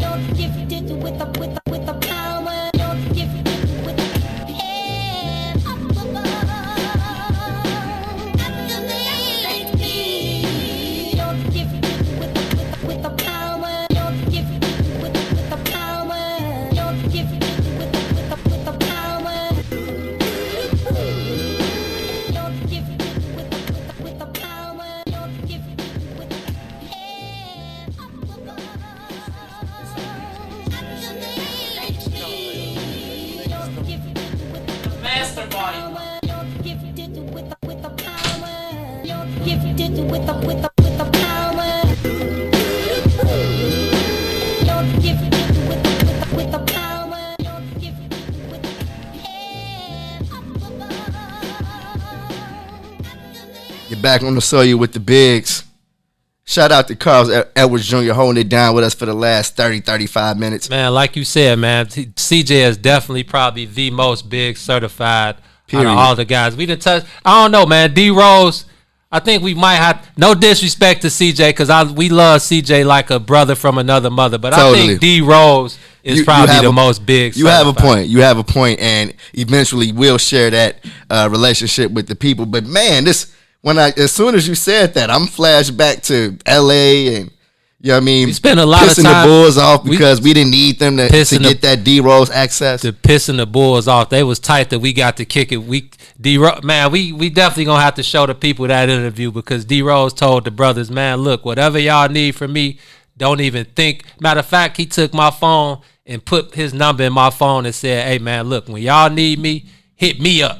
And nothing else. And when we showed up in LA, the Bulls didn't know what hit them. It's like, huh? Who?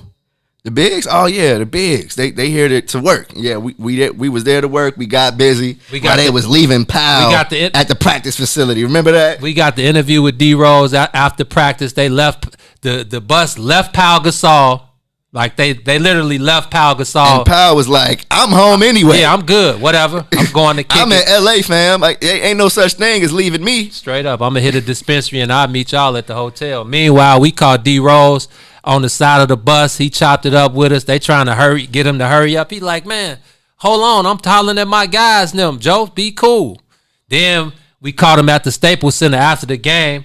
Got the behind the scenes footage.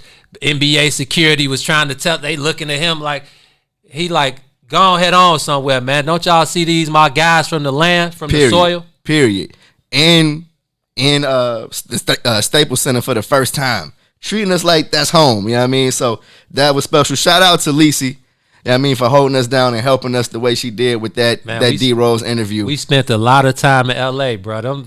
Say Bulls games in LA, Clippers, World Series, NLCS, getting to be behind the scenes at Dodger Stadium and see all the Jackie Robinson official memorabilia. Yeah, you know what I mean? All of that is special. All right, man. All right. I know, right? Because we ain't even talked about the Bears yet. I don't know if it's really not. Well, it is. We got a lot to talk about. It's only right we talk about the Bears, man, because Tom Brady is coming to town Thursday night. Unfortunately, the Bears are coming off the loss, and if it's anything you don't want to see after coming off a loss, it's a Tom Brady-led team. But that's what's going down Thursday night. Bears, Buccaneers. You know I got Joseph Lewis, a.k.a. Flows Andolini. Flows was at Soldier Field this past Sunday to hold it down for the Bears. He got to talk to Akeem Hicks after the first loss of the season. Let's go ahead and share that reaction with the people.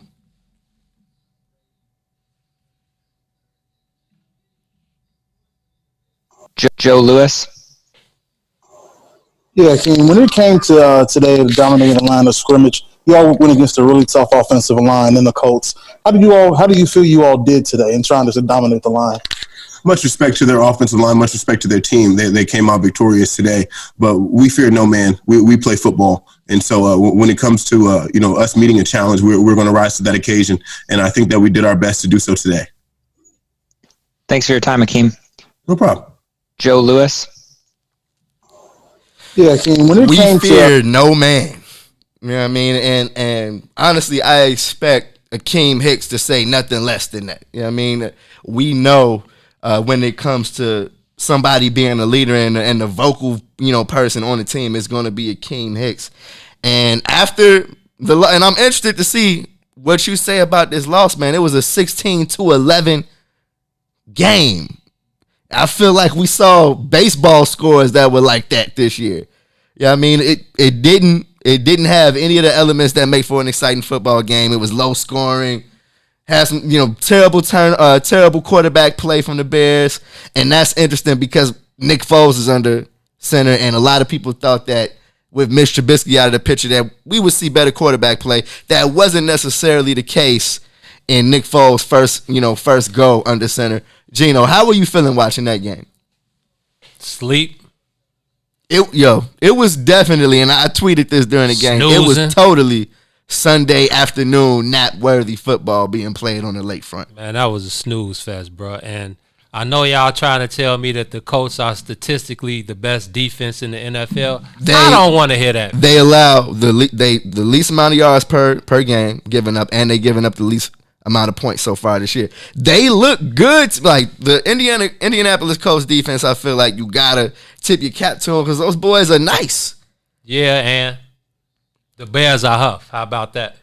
I'm not. So let me tell you something. After why are the Bears huff, bro? What? They're 3-1 right now. They finally. Did you think before the year that they would be 3-1? They finally played a team that was not trash, and they couldn't even score 20 points. They didn't score 3 touchdowns. How many touchdowns did the Bears score? 1, and that was at the end of the game. One in garbage time. Man, are you serious, man? It was a 16-11 game. Man, we watched Mr. Nick Trubisky. Foles is trash. Nick Foles is trash. Jump in the comments and y'all got to tell Gene he tripping now. Y'all. Man, how many games did we watch Mr. Trubisky? They were 2-0. The Bears were 2-0 with Mr. Trubisky.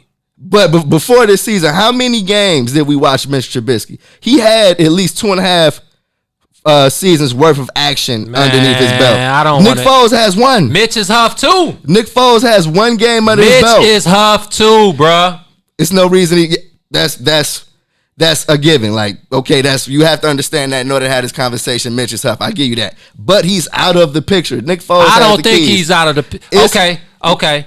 First of all, Mitch Trubisky has to be out of the picture. No. The next time we see Mitch Trubisky, Week 8, it is going to be on another team. Next time we see Mitch Trubisky is going to be Week 8. Matt Nagy is going to give Nick Foles 3. I don't know when the break is. I don't know if we got the off week within these next 4 weeks, but I think Nick Foles has until Week 8 until we see Mitch Trubisky again. I'm not going off Nick Foles, bro. It is absolutely no way that you hand the keys back to Mitch Trubisky. Well, after you pulled him at halftime, that was his goodbye. That was the exit stage left. That usually happens to quarterbacks in that situation. I think Mitch Trubisky. I think Matt Nagy sucks more than both of Nick Foles and Mitch Trubisky. His play calling sucks. He thinks the jury is out on that. He thinks he's Andy Reid. Man, hire somebody to run the plays. Hire somebody to run the offense, call the offensive plays, and be a head coach, bro. You're not Andy Reid. I give you that. I definitely think the jury is still out on ain't no jury where the out. blame is going to go. The blame is going to Matt Nagy and Ryan Pace, man. What happens if the Bears come out and get a victory against the Buccaneers on Thursday? Y'all said that this week, man. What happened when they beat the Colts? They didn't beat the Colts. No, that's not what I said. I said that they could lose this game. The Bears didn't have to win yesterday. In the first quarter of the year, they 3-1, bro. Now they didn't have to win against the Colts? No. Now the Colts are the New England Patriots of yesteryear. Now we crowning Phillip Rivers and the Indianapolis Colts. No. You're the only one saying that. Man. You're the only one saying that. In the first quarter of the season, Joe, they are 3-1. I don't care what they are, man. They are terrible. The Bears are terrible. The Bears might be the worst 3-1 team that I've ever seen in the National Football League. And this team is only going as far as the defense takes them. And I don't know how far that is. They gave up 16 points. To Phillip Rivers and the Colts. They didn't score 3 touchdowns, bro. How much did Matty Ice score against them last week? How much did the Detroit Lions score on them the week before? You're moving the goalpost. No, I'm not. You're moving the goalpost, bro. You are moving the goalpost. You telling me the Colts offense? If you say that it goes as far as the defense go, they had a good game. But they lost. Because their offense was terrible. Nobody's taking away from that. Nick Foles looked trash. It was more bad than good when it comes to Nick Foles. Who did we play the first week? But if you say they go as the defense goes, the defense, you still have to feel like this team is much better than they were, than people thought they were to start the season. What was the Bears' record last year? 7-8, 8-8 or 7-9. One of those. They don't beat last year's record.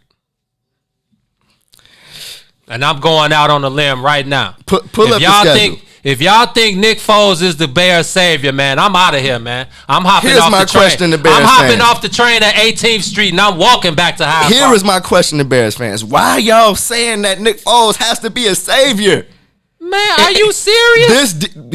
This team needs a competent quarterback, Joe. Man, this is 2020, bro. Have you seen the quarterbacks It's around the league? 2020, and if I can remember correctly, Trent Dilfer has a Super Bowl ring. That was in what year was that? You were still in college when that happened. But what was the recipe for that? You don't have to be a star. Nick Foles has a Super Bowl ring. Nick Foles has a Super Bowl ring. Hey man, we gotta pay. Does he not have a Super Bowl ring? We gotta pay a couple bills. When we return for the last segment, I'm not going.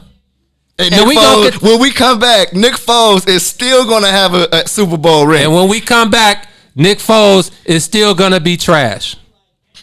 How about that? You're on the soil with the bigs, man. Hey. WIFTBPM. Introducing your trusted source for high-quality black emojis, better known as Blackmoji. We believe black is beautiful, and that beauty should be reflected in the digital market. Now there is an app that does just that, starting with Black Greek letter organizations. Blackmoji D9 offers more than an emoji app. It is a cultural experience of black excellence. Download the app in the Apple or Google Play Store to access a specially curated catalog of emojis representing the Divine Nine. Use the emojis to celebrate Black Greek events, acknowledge current events, support social causes, and learn about esteemed Black Greek members who blaze the trail of Black history. A portion of every subscription goes toward a scholarship fund specifically for members of Black Greek letter organizations to help keep the legacy alive. Download the Blackmoji app today. Hold up, man. You know what I'm saying? So I'll be telling these niggas, man, shit ain't the game, man. Shit Tell 'em, real. done. With the power, you're gifted with the power. You're gifted with the power. You're gifted with the power. Live from the What's In It for the Black People Media Studios. Hey, shout out to the What's In It for the Black People Media family, man. The Period. Mary Jackson Show, The Book of Dawn, Milwaukee Hills World. Hey, one of my favorites right there, man. And definitely shout out to the guys. You know what I mean? It's still crazy to think that, man, we be kicking it with Mike Love and Diz, some Chicago famous. Chicago famous up next 3 to 6. I Said What I Said with Cousin 2 and Herb Howard.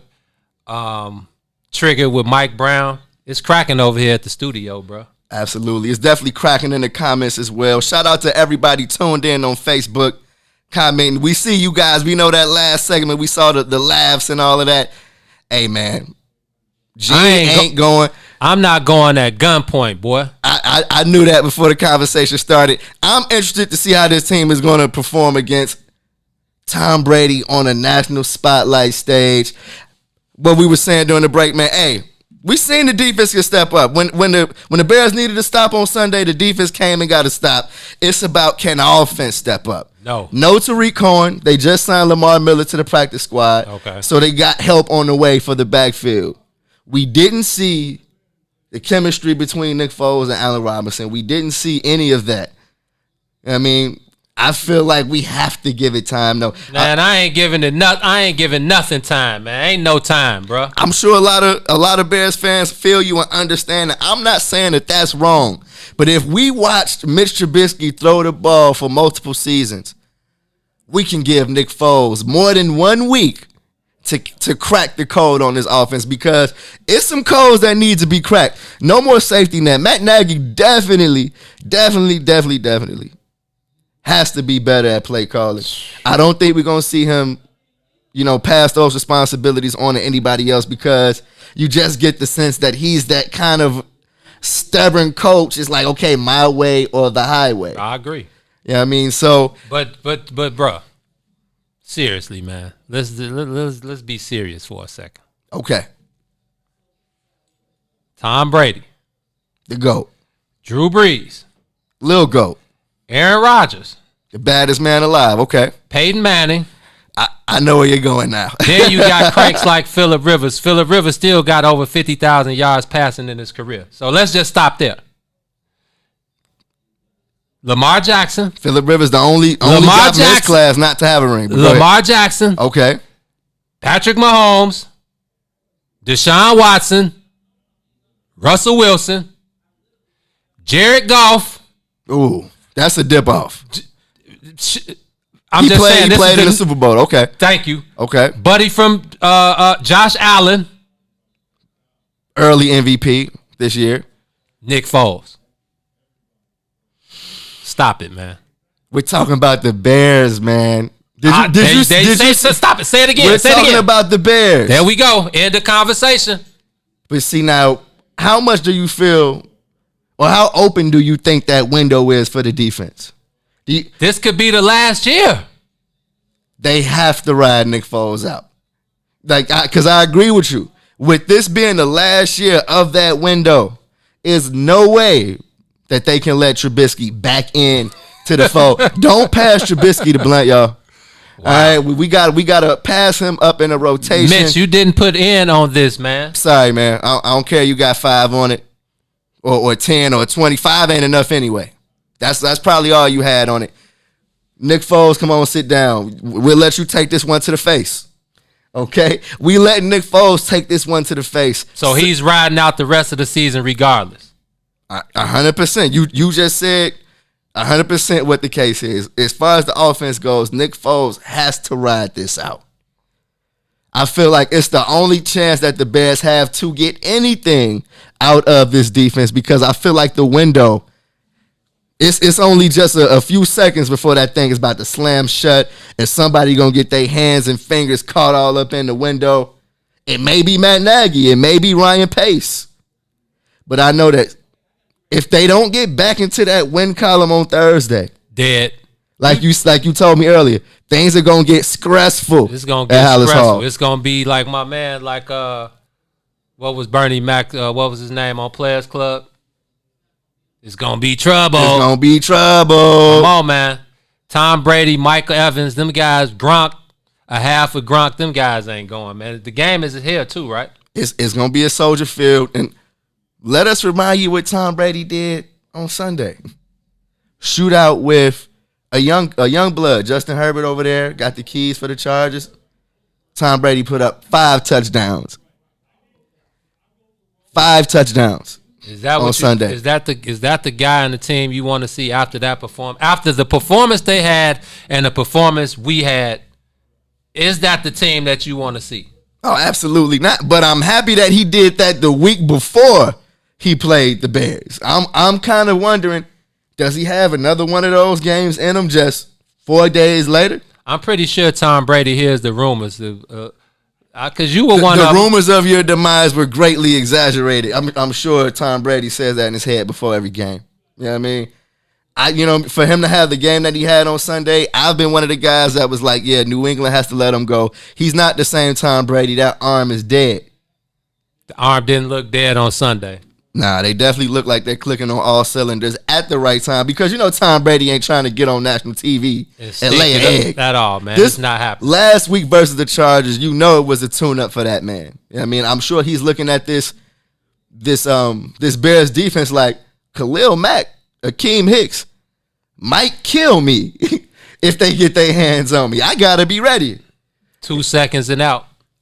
Yeah. Yeah, I mean, so like the Bears know what's coming. Like Joe was able to ask Matt Nagy to approach, after an L. I don't want to hear Matt Nagy's in a short approach. week. I don't want to hear his approach. Hey, he definitely sounds like a guy that knows his head is on the chopping block and wishes Sunday didn't happen. He's like, all right, let's move on. No, Sunday's over. Yeah, you lucky that's the football. Happened. You lucky that's the football mantra. We watch tape on Monday and then we gotta move on, bro. We're already thinking about Tampa Bay. Yeah, man. We'll give our picks Thursday when we tap in with our family member Joe. He might be at Soldier Field, he might not, but we'll tap in with him and we'll give our picks. Mine ain't changing, but we'll give our picks anyway Thursday. But quick transition before we get I'm up sure y'all out of can here, guess Gene's pick, but go ahead. Quick transition before the brothers get out of here while we set it up for Mike Love and Diaz for Chicago Famous. Game 4 of the NBA Finals tonight.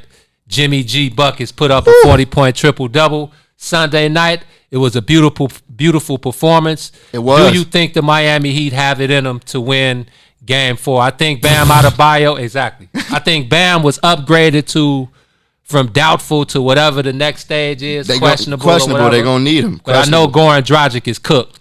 Won't see him again. So what do you think? Won't see him no more. What do you think about Game 4?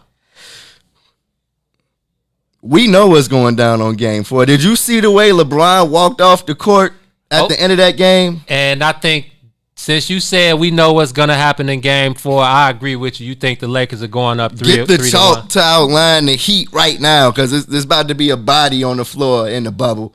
The Heat, if they could lose 2 games in one, it might be tonight in Game 4 because I feel like the Lakers are going to come out and just destroy the Heat. Whatever Jimmy Butler said at the end of the game, whether LeBron started it or not, I'm sure LeBron finessed it into some kind of sick, wicked motivation for him to go crazy today. So I'm expecting the Lakers to walk away from the Heat with at least a 20-point victory. Hey, speaking of LeBron, Diaz just said that LeBron left the court with 10 seconds left and people threw him to the wolves. People are fickle.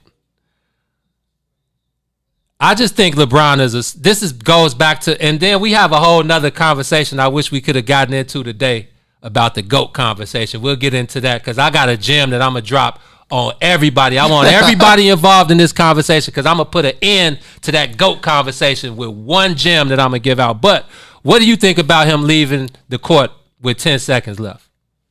It is what it, man, who cares? I don't care. You know what I mean? Yeah, it was kind of jarring. Yeah, it was kind of shocking. Was it shocking? But who's going to check LeBron and say nobody? That's the point. Is it going to affect the way the Lakers play in Game 4? Of course not. Get over it, y'all. Get over it, man. I'm sorry, LeBron. I think Bron exhibited some whole stud activity. I'm not disagreeing with that, but I'm not mad at LeBron. I'm like, okay, yeah. Who cares? Yeah, with that said, Game 4 is tonight. We'll see how they respond to it. Jimmy Butler, hey, remember what he told D Rose? They can't guard me. Now he was on the court talking about they in trouble. Yeah, as long as Jimmy turns into a scorer and not just a playmaker, I think that makes the Lakers have to guard him, but guard the Heat as a whole a total different way. Going to the rack, looking to score, and not looking to pass. That totally was not a struggle dub. So we'll see what he can do tonight. Man, shout out to Carl Edwards Jr. for touching down on the soil with the brothers. I'm sure it won't be the last time we holler at him, At all, man. We appreciate everybody that's tuned in on the soil with the bigs. Thank y'all. The What's in It for the Black People Media family. Up next, we got the Chicago legends, Mike Love and Diz, Chicago Famous 3 to 6 every day on the What's in It for the Black People Media You just got down on the soil with the bigs. It's us. Peace. WII.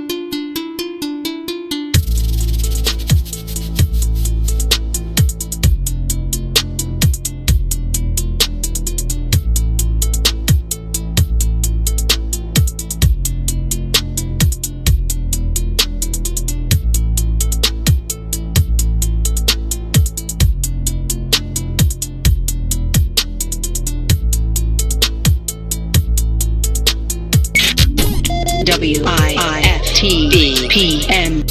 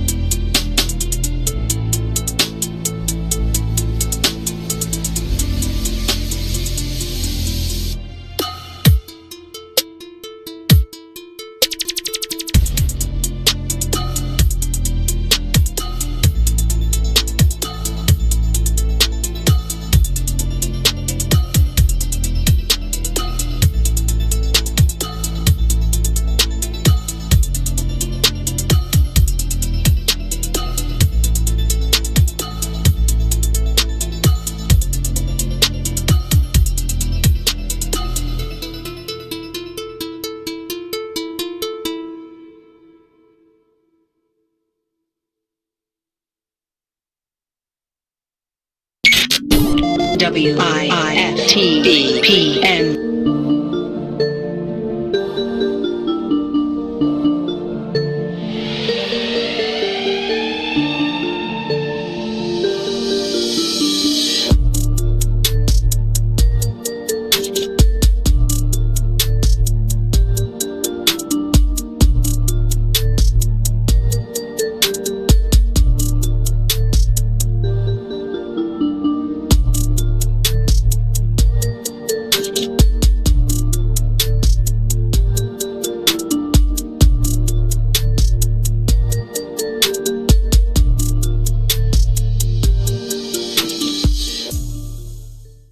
When you need vibrant, colorful gear that offers high-performance material that keeps you cool, call Agent Huff Custom Gear. Let us take your expressions and create something new for your everyday wear, your bedroom, or bath. For all your needs, we offer custom sublimation, silkscreen, vinyl, and embroidery. You can reach us on all things social at Superhero Huff.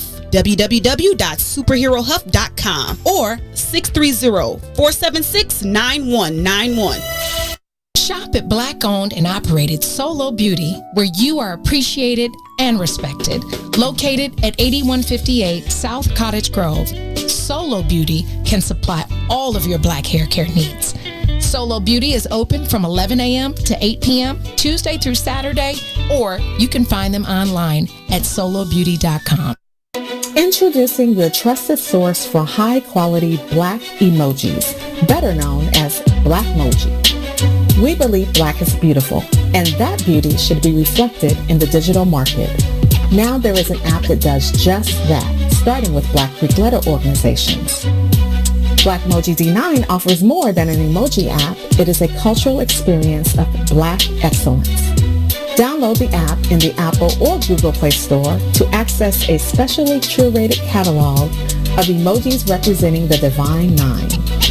Use the emojis to celebrate Black Greek events, acknowledge current events, support social causes, and learn about esteemed Black Greek members who blaze the trail of Black history. A portion of every subscription goes toward a scholarship fund specifically for members of Black Greek letter organizations to help keep the legacy alive. Download the Blackmoji app today. Mike Love and Diz. It's another one. Chicago famous. Mike Love and Diz. Classic. Chicago famous. Chicago famous. You're listening to Chicago Famous with Mike Love and Diz. Coming together is the beginning. Keeping together is progress. Don't let nobody stop you. Chicago Famous with Mike Love and Diz. Monday through Friday, 3 to 6 p.m. on What's In It for the Black People Media. Change is the law of life.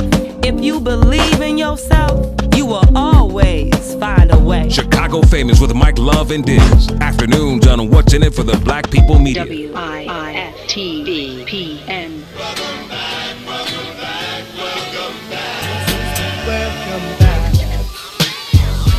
In all my years of radio, I've never seen anything like this.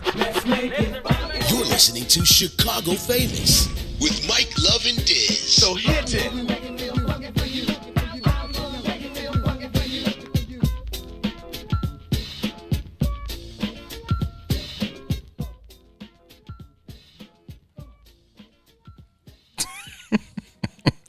Chicago Famous. Okay. Don't get me on this shit. What the fuck they was thinking about putting Mike Love on the board?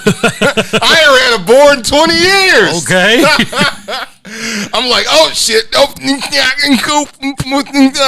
Oh shit. Hey, but we figure out a way to make it work. What's going on, y'all? Welcome to another edition of Chicago Famous. We're going to be hanging out with y'all all the way up until 6 p.m. Mike Love Diz. What's going on, Chicago? Man, we already got kicked off with 119 stars as soon as we jumped on the air, man. Look at that. So shout out to D.S. Sanders for definitely taking care of us. Star members, we love you much. She must be from 119th. That's why we got 119 stars. Right. I'm making a connection here. Maybe I'm wrong. She'll let me know if I'm wrong or not. But 119, that's kind of like a story number. So maybe she's from 119. That's all good. Wild Hunters in the house. You know what? We got a. Did you see that tweet? Somebody wants us to do the birthday line this week. Really? Okay. Yeah. So we got a tweet from a young lady. Let me just pull it up. You know, we got the promise not to get us kicked off. So we got a tweet. There's actually a lot of birthdays in October. October is a busy month. Just for me personally, it's a busy month. And then for our, seems like a lot of listeners got birthdays in October. So which is crazy. Who knows? We might be doing this more than once. September? No, it's October. Let me get the month straight. So yeah, we got this tweet. Tweets and replies. What would it be under? How about there? Let's go there. Let's scoot. So basically, this young lady is saying that somebody she knows has stage 4 cancer. Okay. And she wants to do the birthday line for us. And she sent the tweet about last Thursday or so. Okay. And I responded to her, and in the response I tagged you, and I tagged Mike Love and Diz, which is our Twitter handle. Mm-hmm. And she hasn't responded back. But I was just like, yeah, sure, get back at us. But you know, the thing was stars. It's gonna cost some stars. I was looking. I pulled my phone out today and was like I was crunching the numbers. And I was like, 5,000, 10,000 stars for a birthday. Okay. You know what I'm saying? Like, yeah. You know, doing the math, doing the numbers, you know, I figure that's a good 2,500 is the lower end of that, you know, but 5,000, 10,000 stars. So are we going to have like the birthday platinum plan, the birthday gold plan, and the birthday silver plan? I like that. The silver plan, we just say happy birthday. Right. You know, the gold plan, I don't know, we say happy birthday and maybe sing part of it. And then the platinum plan, you get your picture on the screen behind us and we do the whole thing. I so, like that. I don't Look know. at this guy. You put it together. 10,000 stars. Right off the top of my head. There you go. See how he does right off the top. So right off the top, 10,000 stars gets you the full birthday line, your picture on the screen, the whole you dig. Yep. Gold will get you a shout out. Well, no. Gold will get you.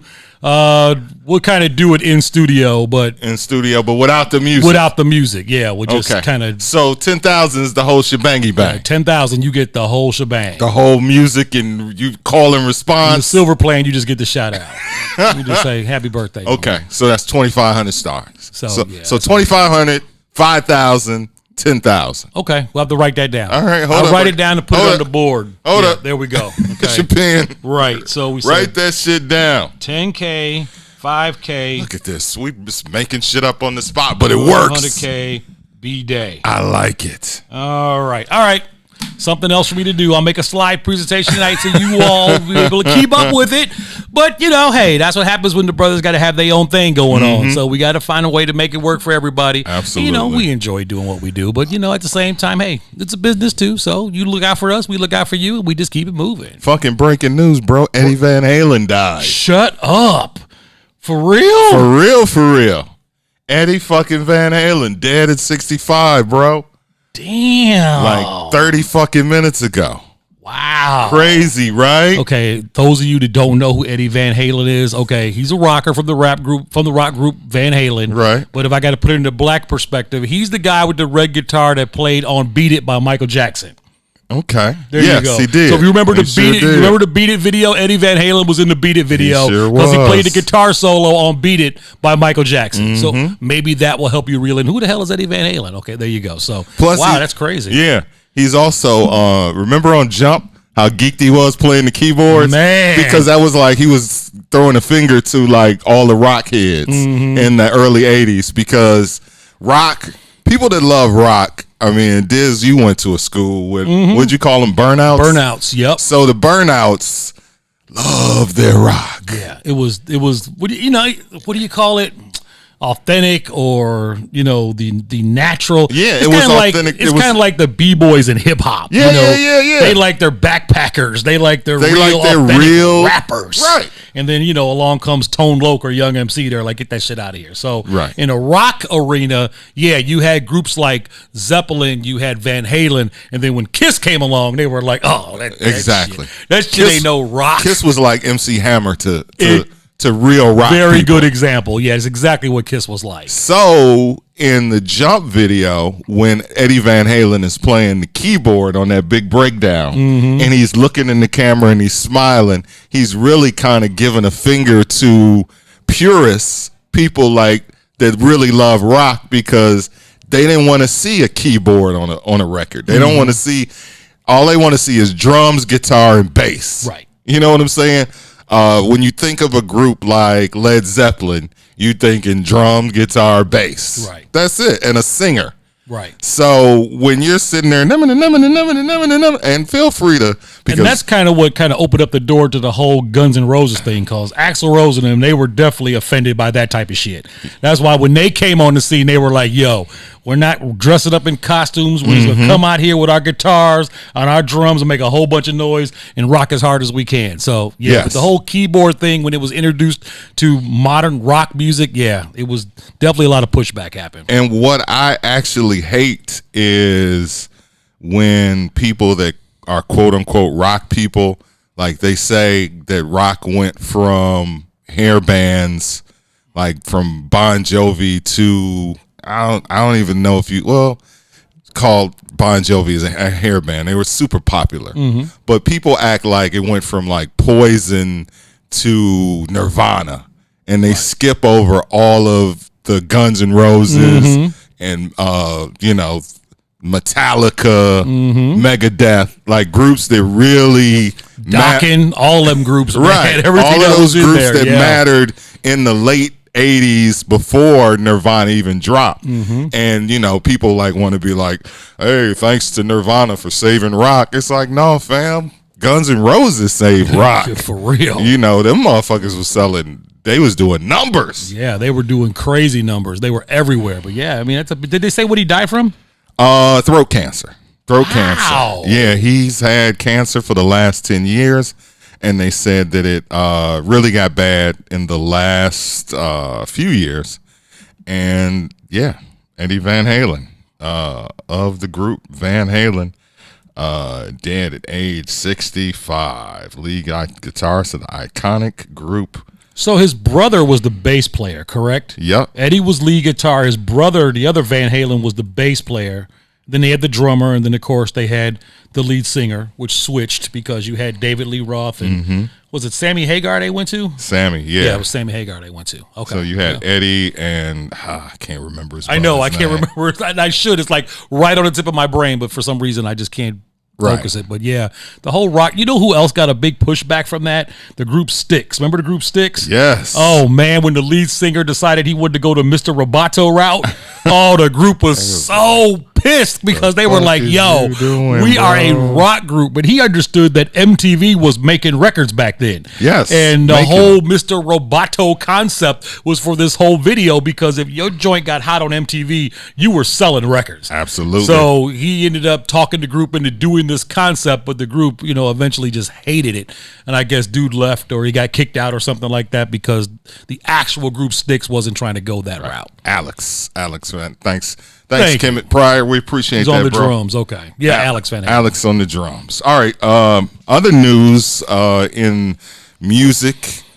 Prince, a sign of the times. Did you see that? Oh, here we go. So remember when we talked about this? When I talked about his family like reissuing shit and putting bonus songs you had on a there. problem with it. Yeah, because the Prince all of a sudden showed up tomorrow, like took the time machine and just showed up here. He'd be like, "What? Why is that out? Yes. Why is that in the streets?" I just want you to know that my crew feels the exact same way as you do. Okay, then My I'm crew, not crazy. my text crew, the two old guys that I text with regularly, they're exactly the same way. They're like, "Oh, so the sister's just gonna sit back and make all this money off, and I'm like, man, this state ain't even making no money like that. You got the lawyers that clean up and the fucking record label. There we go. But the reason why I'm even bringing up this Prince Sign of the Times reissue that came out a couple of weeks ago is it debuted at number 13 on the chart. That's correct. Yeah, because his fan base still buys stuff. Right. And this is an album that originally came out in 1987. Exactly. So see, we're the generation that's used to actually purchasing our music. Physical. We bought copies. albums, we bought CDs, we actually came home and was like, look what I own. Whereas Yes. like my daughter, she would never go out and buy an album. It's all about singles now. Mm-hmm. They don't care about artwork. They don't care about production credits. They don't care about any of that. They just want whatever's the hot song on the radio. 99 cents gets them that. So. Right. And Sign of the Times, this remaster is 8 CDs, 1 DVD. It's retailing for $150. That's just for the CDs. The vinyl, the 16 vinyls are $250. Wow. And this album still debuted at number 13 on the chart. It sold 13,000 physical copies. 6,000 individual song downloads and 3.3 million streams. Wow. Just the fact that, how many CDs is that? 8 CDs. 8 CDs. 8 CDs times 13,000. So, back in the day, remember they would count a double as two? So let's pull out the math. Let's pull out the computer. All right. So you need my big calculator? 13,000. I keep the big joint back here. You know that thing ain't got no battery in it. You got some batteries. Is it on? I wouldn't have it if it didn't go. See, All right. Okay. There Am you I go. going to do the math? Use the big ass calculator. All That's right. what we call it. The big ass calculator for old people who can't see. 13,000. Oh, I put too many zeros. Let's clear it. Let's go 13 times 8, right? Equals 104. So really it's like a million copies. Okay. Or 100,000. One There of you the go. two, depending on where the Thank you, big ass calculator. times 13 times 8 equals 104. So it's really 104,000 copies if you count the 8. If you count the 8 CDs, but 8 CDs. And I gotta say again, as a fan of, as a completist, we knew that Prince was never gonna allow this. This was over his dead body, right? It was like, because for whatever reason there might have been something in these particular unreleased songs that he just didn't feel was up to his particular standard, whether it was a guitar riff, whether it was a drum line, whether it was a vocal arrangement. There was something in there that made him go, you know what? Because you play it to the average person and everybody's like, oh man, that's hot. But to him, his ear, he's going, okay, I know you all like that, but I can't take that arrangement there, so throw it in the closet. And if I get back to it, I get back to it. If not, that's where it stays. And he never got back to anything. Just the greatest vault in the history of music. Better off dead to a record label. Not saying that they did it, but dun, dun. But you know what? Michael Jackson, Prince, especially Prince, because of the vault, more valuable to the record label dead than alive. And what do you know? When he died, there was no will, which I still have a hard time wrapping my head around that. I am kind of surprised at that as well. But then again, a lot of people, because I don't know, it's something that you should always prepare for. You should always get your works in order. I know over the last few years I've been trying to get my stuff in order because you just don't know. Who knew last year this time? Who knew COVID-19 was showing up? Who knew that? Nobody knew that. Then all of a sudden we lose like millions of people just out of the blue. So yeah, you kind of got to get your affairs in order because you just don't know. And you definitely don't want to have everything mixed up and distributed by the courts. And then, family members who need it don't get it. And ones that get it that don't deserve it end up taking it and doing something else with it. So just a note. But yeah, as far as Prince goes, that was kind of unusual. Just showing people what this CD looks like. It comes with I guess if you're a collector, that's a good thing to have. That's why I look at it. And I'm not even a collector like that anymore, but in my collecting days, right? Like Prince purists and collectors, like my guys, they're like, oh yeah, I gotta have that. 150 done. It comes with a book, 8 CDs, 3 DVDs. Come on, man. One DVD. I have a CDs. Jimi Hendrix collection that's wrapped in like a velvet purple box with the gold inscriptions on it, and it's got 6 CDs, I believe, in it with a lot of unreleased material type stuff. But it was given to me by one of the record companies when I was running the record store back in the day. Okay. And they gave it to me as a promo gift, but I didn't even open it. Like I just got it sealed. Right. It just stays on the wall. It was one of those things that I got. Yeah. So with this Prince thing, it basically was music from like damn near the beginning of his career all the way through to 1987 when he was then recording. I definitely know if he came back right now, he'd be like, hell no. I don't want any of that stuff, like stuff off the Dirty Mind album he didn't release. I know he was like, okay. Yeah, they were like, I don't want any of that stuff to see the light of day. Yeah, they were like studio tracks that were never supposed to see the light of day. And one of the guys that put it together, his name is Michael Howe. He actually worked at Warner Brothers as an A&R executive when Prince was at Warner Brothers. So now he works for the estate full time. So what he does full time is go through the vault and pull shit out.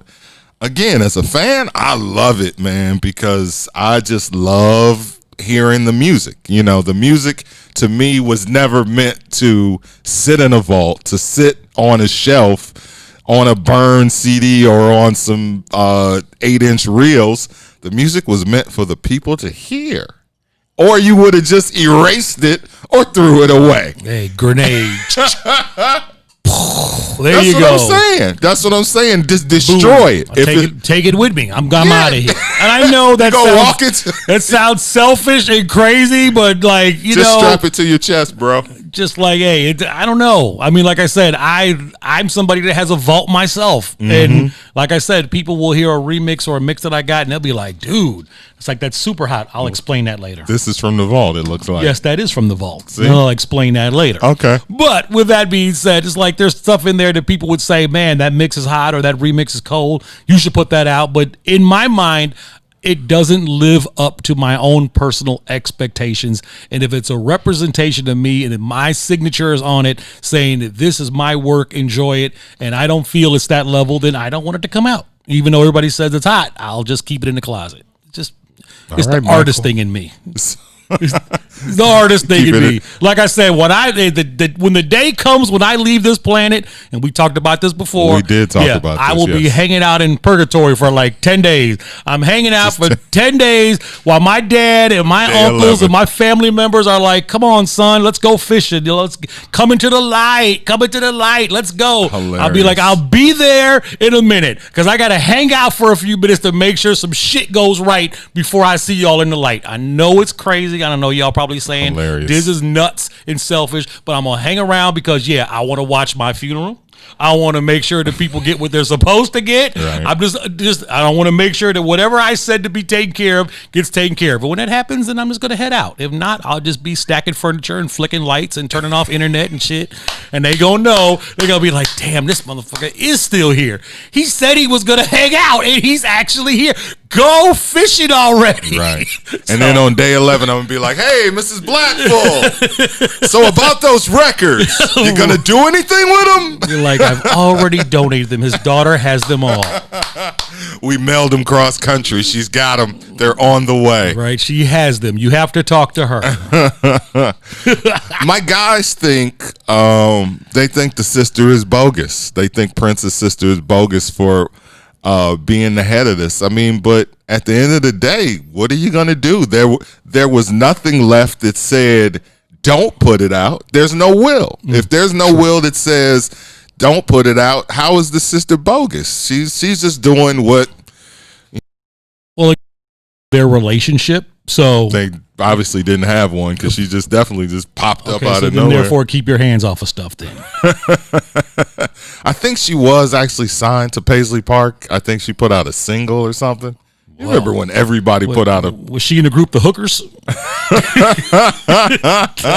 I'm still tripping on that whole thing. That Vanity 6 was almost named The Hookers. That's crazy. That's the greatest shit right. ever. Vanity 6 was almost called The Hookers. That was the original name of that group. The record label was like, so is there any way we can not call them that? Do you have like a second or third name possibly? Yeah, again, the crew called her bogus. But, have you had a chance to even, I'm going to bring it on. If I brought it, would you listen to it? You know what? If you brought I might listen to it. Okay. What's your... Because I've gotten stuff, people have sent me unreleased stuff, and it's piqued my mind. Right. But, I don't know. I mean, here we go. Like, okay, pick a side here on this. I just got a problem with people profiting off some stuff that he knows that he didn't want to put out there. Yeah. You know? Well, Warner Brothers. Yeah. F them. But, okay, so it's out now, so I'll bring the MP3s, I'll put it on a jump drive, you give it a listen. It's 8 CDs, so it's going to take you a week. Mm-hmm. So, listen to it in your own. I just like the fact that my favorite song outside of Adore, which forget about it. It's one of the fucking great, other than the Sexual Suite that you still have not found on wax. I still have not found, but I will. This weekend I will. Now, check this out. Now, when they do the reissue and they put that Sexual Suite out, would you be like, oh, now I can easily have that? No, because I have it already. I just have to find it. And I bought it. So, but that was released already. So Prince loved that because he put it out for everybody to have anyway. So, okay, if he released that on a CD or something, sure, I'll go buy it because he authorized that to go out there. We're talking about shit that he did way back when that he probably listened to was like, yeah, you know what?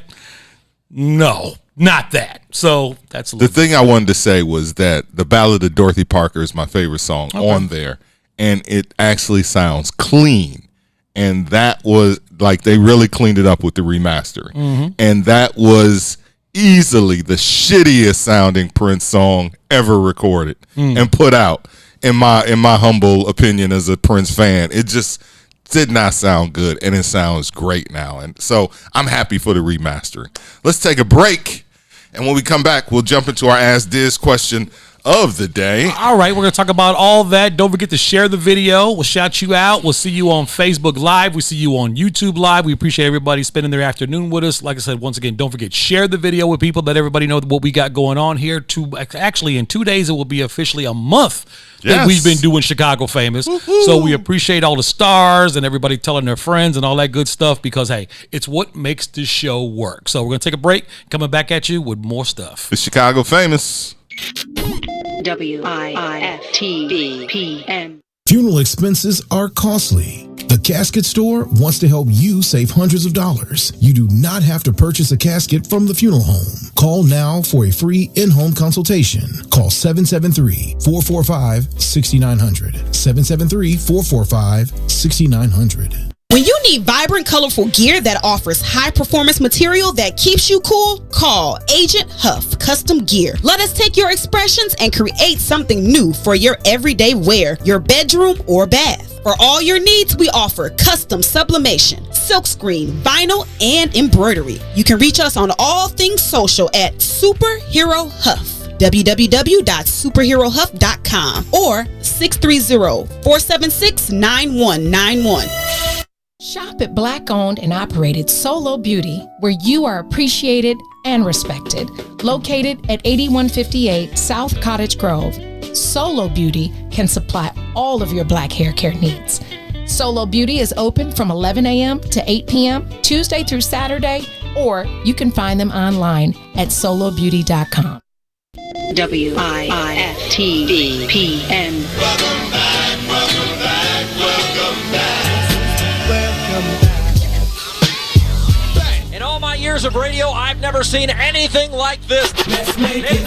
You're listening to Chicago Famous with Mike Love and Diz. So hit it.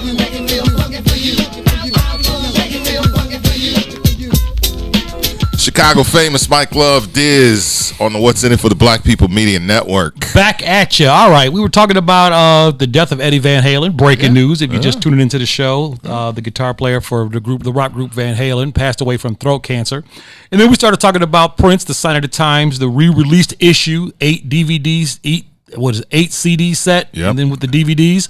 So we've been touching on that as well, and Diz hanging out in purgatory, throwing salt on everybody until they get my funeral arrangements right. I thank God for more than salt because I'm going to pull it out. There you go. All right, so now it's time for our Ask Diz. This is coming straight out of the headlines today. All right, this ought to be interesting. That means it's got to be Trump related because that's all that anybody's talking about. Oh, my God. I don't want to say thank God for death, but, at least with Eddie Van Halen, we talk about him for a little while. And, of course, Trump says don't be afraid of COVID. Don't let it dominate your life. And that actually has pissed off some COVID survivors. Mm-hmm. So my question is, should we fear the coronavirus? Yeah. Hell yeah, you should fear it. You should fear it. You should definitely fear it. And once again, I love that's like how rich people tell you, don't worry about your bills. Motherfucker, you rich. Like those of us living regular lives, no, we got to worry. We don't live like you.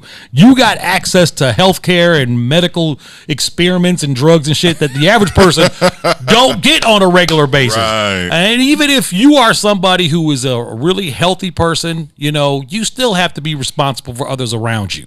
So, I mean, even if you're like, hell, I feel great, I work out every day, I'm not going to get coronavirus.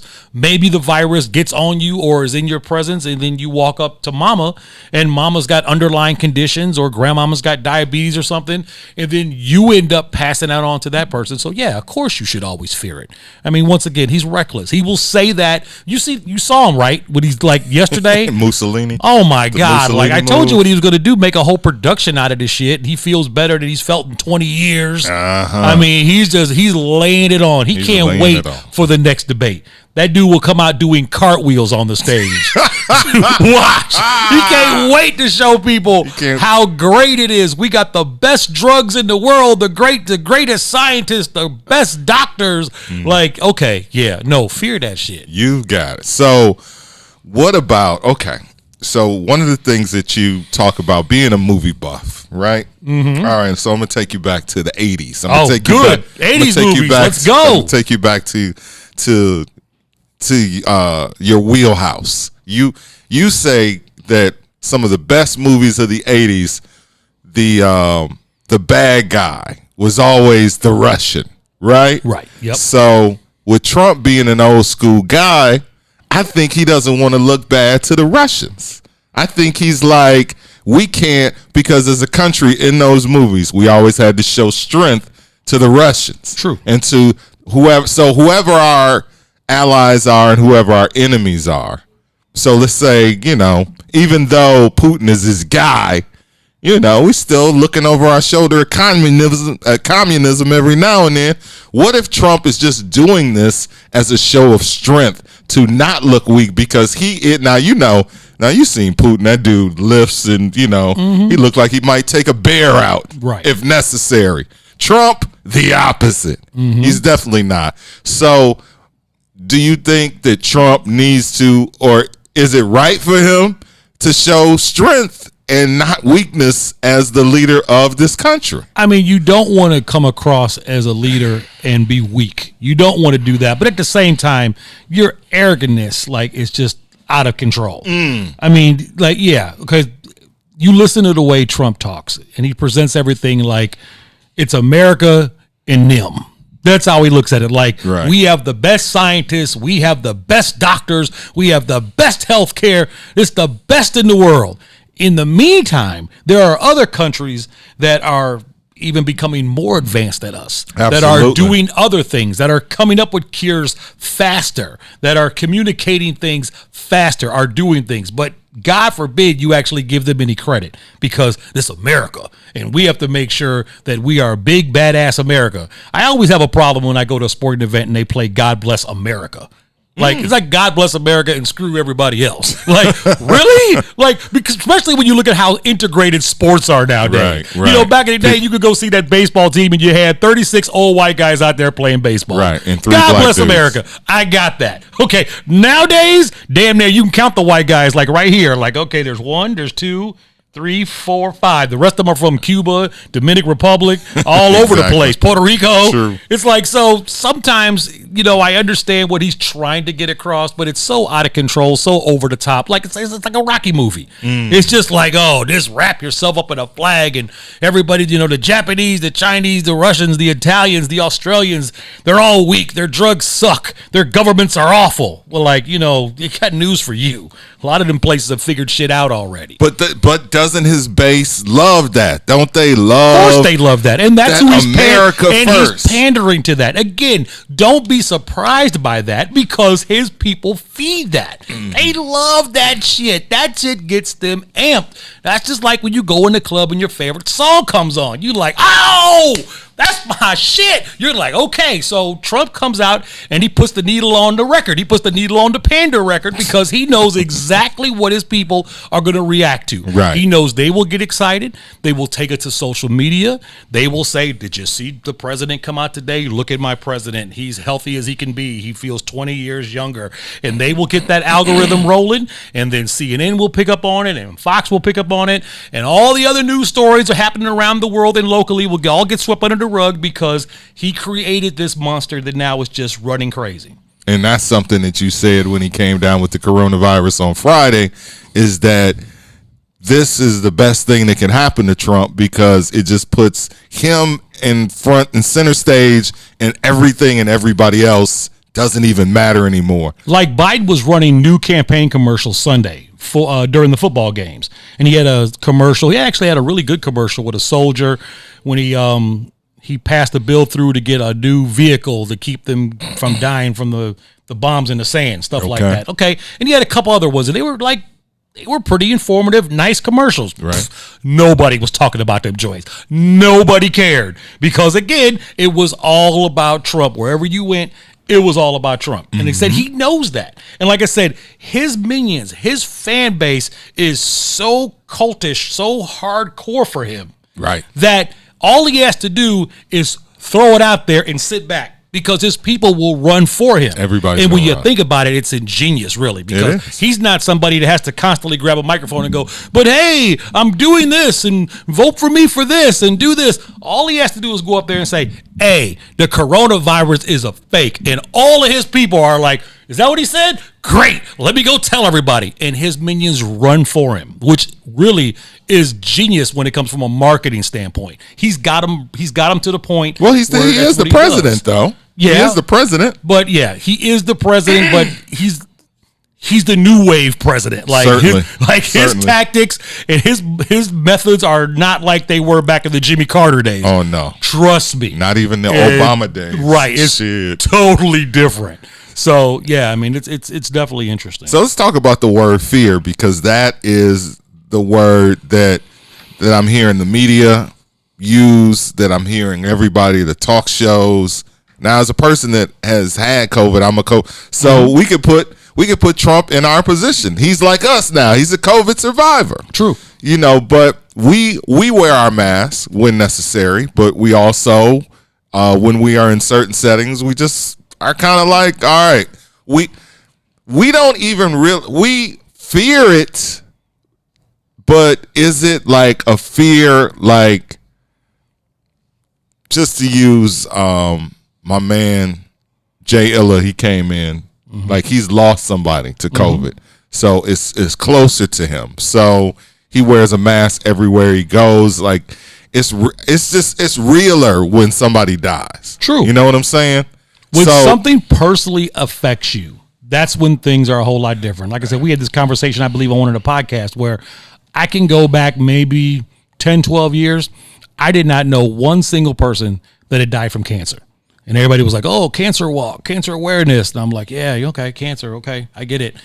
But then in like a matter of maybe a year and a half, I lost 4 very close people to me. And that all of a sudden brought reality into my world. Right. And when that happens, you look at stuff a whole lot different. And just like Jayla said, he's lost his father to COVID-19, you know, and I've had family members get sick from COVID-19. We got COVID.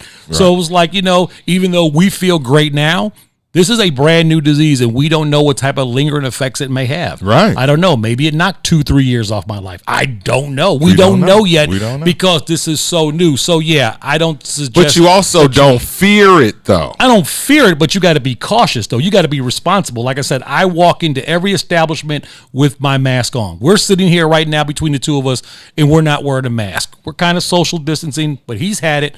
And I had it, so we're kind of sitting in this room. So kind of like Trump said, we might be immune.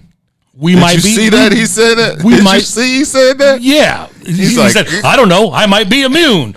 But and again, his he minions just see that had and his they go dick swinging out, right, just swinging and his they're dick going, everywhere. oh, he's immune. Like he knows exactly what he's doing. Yeah, he knows what he's doing. He knows exactly what he's up to. But again, you have to be cautious and Yes. you have to be Yes. responsible for other people. Indeed. I would hate to, you know, when I first started feeling bad and they started talking about the whole COVID thing, yeah, I would go over to my mom's house and I would have her open the window. So I'd have her open the kitchen window and I'd be standing outside talking to my mom. Just right. because I just didn't want to go in the house because I don't know. Right. And I don't ever get sick. And that whole thing was different. They were like, you got an upper respiratory infection. I was like, okay, this don't feel like no upper respiratory infection. This is different. So I erred on the side of caution because I would hate to be the person responsible for taking out the ones that I love around me. Is the president wrong for doing the run and going around and, you know, hopping into the limousine and all the things to show? Because again, I think as the president, you know, him being an old school guy, he's just, and this is something that people have not talked about, is that you cannot show weakness to your enemies at this time. We cannot show a president that is incapacitated. So this dude knows that, so he's got to jump up. Again, he's no Putin. He's not he's not the bill of health that Putin is. But again, Trump does a very good job of pandering and keeping boots on the ground and in touch with his core fan base. And he has built that core so hard and so tough that they will jump in front of a bus for him. That's just how they feel about this guy. You know what? And with anything, I mean, not just Trump, but when it comes to businesses, you look at the successful businesses out there, they really know the audience. They take time to crawl into the mind of the people they are trying to reach and really get to know and understand them, because the more they understand about them, the more successful their business will actually become. So am I surprised that Trump got in his little car and rode around and waved at all his fans and did all that stuff and sent out his tweets? No. He's doing exactly what he needs to do because he knows that those people ride and die for him. Like a lot of people on the Democratic Party, they're 6 one way, half a dozen the other. Oh, okay, well, I'm glad. His people, shoot, they are swinging machetes. They are hardcore. That's just how they are. So I'm not surprised by that. All right, I want to play this video. Are you sure we can play this video? Don't get us kicked off again, man. Come on, Where's man. the source from? Don't break my balls, man. I'm just saying. Don't get us. It's Michelle Obama. Don't get us. It's not from NBC. Don't get us swiped, man. We good on this one. We just show her a picture and you read what she said. If we get kicked off, man, in the next 10 minutes. I tell you what, if we get kicked off, then just put it all on me. And all the numbers just crash. Yeah, and everybody thinks they got blocked and everything else. So here we go. Michelle Obama is going on record to call our president a racist. And that to me is interesting. That's interesting wording, but the timing. Let me give you guys the video. Let me get some volume on the my man. Can we get some? A lot of people are being sold lies from those who want to get rich or stay in power, or sometimes both.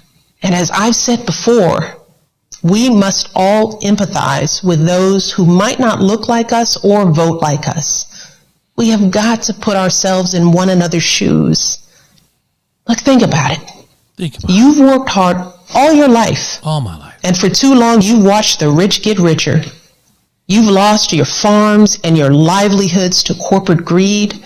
You've seen your beloved towns shattered by joblessness. You've watched families destroyed by drug addiction and mental health challenges. All of this long before this virus hit.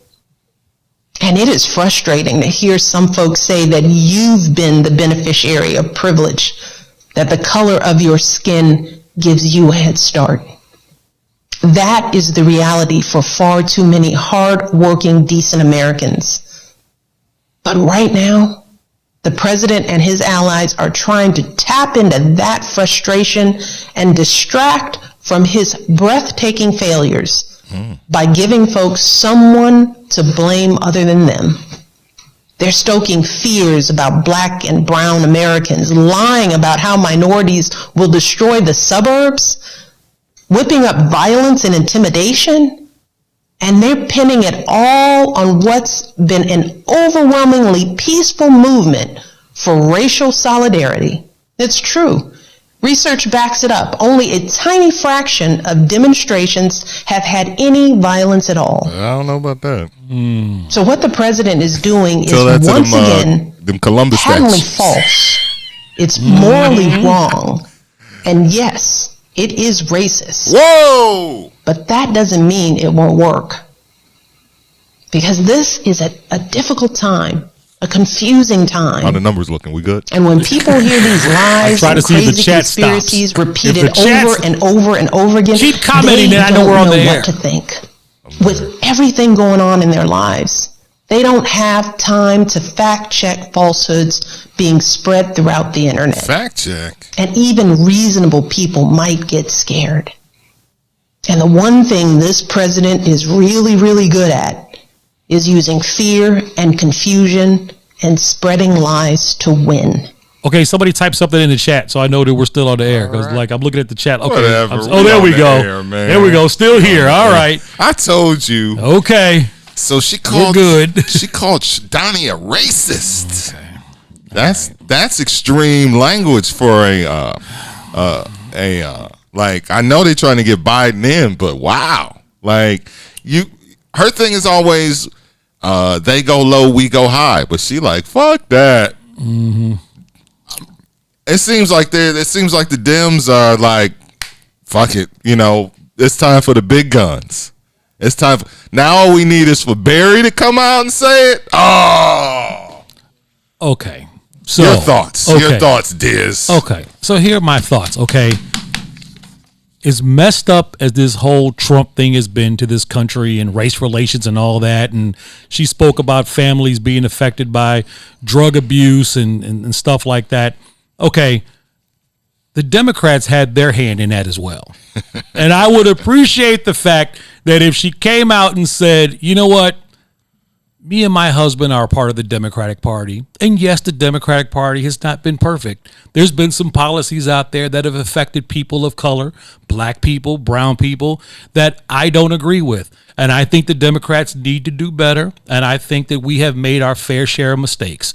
With that said, kick your whole thing, because don't try to make it seem like that all these problems just showed up when he was there. Yeah, there was no racism. Because the flag that you fly has done a whole lot of things by putting innocent people in jail, the 3-strike laws, a lot of that stuff that came out, those were rules that were written up by the Democrats. Okay, and that's the flag that you fly. So, okay, if you're going to come out and say that, just be real with it and be like, hey, like I always say, I got to own it. There's stuff that I've done in my past that I'm not proud of. There's relationships that I personally take personal because I messed them up, and I can own that. I can say that. Right. And I learned from that, and now I can speak on something new. But I'm not going to sit up here and tell somebody, oh, yes, you all need to make sure you clean up your house and keep your house all spotless, and my house is fucked up. That's wrong. I'm just saying. Right. Like, when I hear her speak, I completely understand what she's saying, but please don't let Joe Biden and a lot of his people off the hook for some of the laws and things that they have done to affect people of color as well. So you saying, look, started out like, hey, we know Joe fucked up in the 90s. Like, okay. Right. Bring it. Hey, own it. Own that shit. For real, we know. Be like, yeah, do like and Eminem. Kamala. Do like Eminem did in 8 Mile. He just went out there and just dueled the battle. I know I'm white. I know I'm white. I know I live in a trailer. Blah, blah, blah. He just put everything out there like They fucked my girl.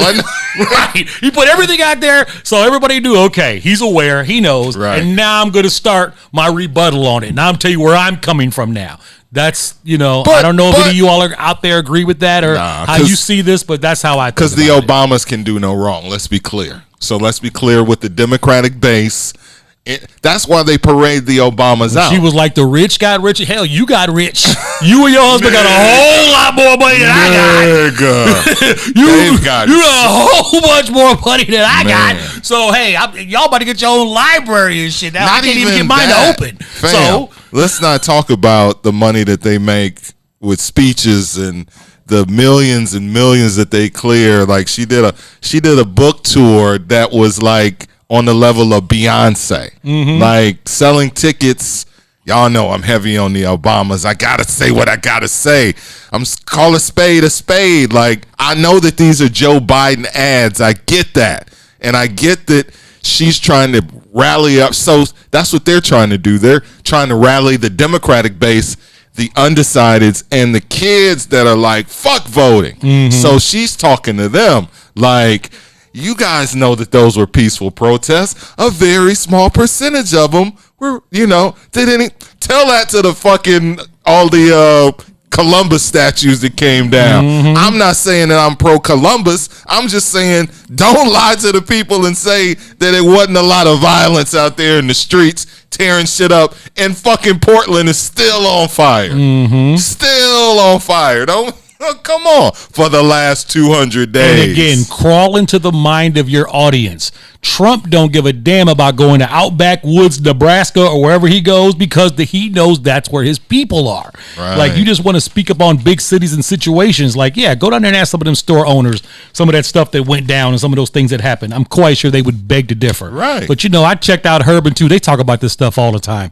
And them brothers keep it real. If you don't get a chance to check them out, you can always catch them on Monday, Wednesday, and Friday. What I said. But, I feel them. I mean, I'm in the car listening, and I wish I could actually text back while I was driving because they were speaking on some stuff earlier this week, and I was like, "What, for real?" Yeah, okay. I feel you, brothers, because that's exactly how I feel. Just don't vote for Trump isn't good enough for me. You know, like I said, own your shit.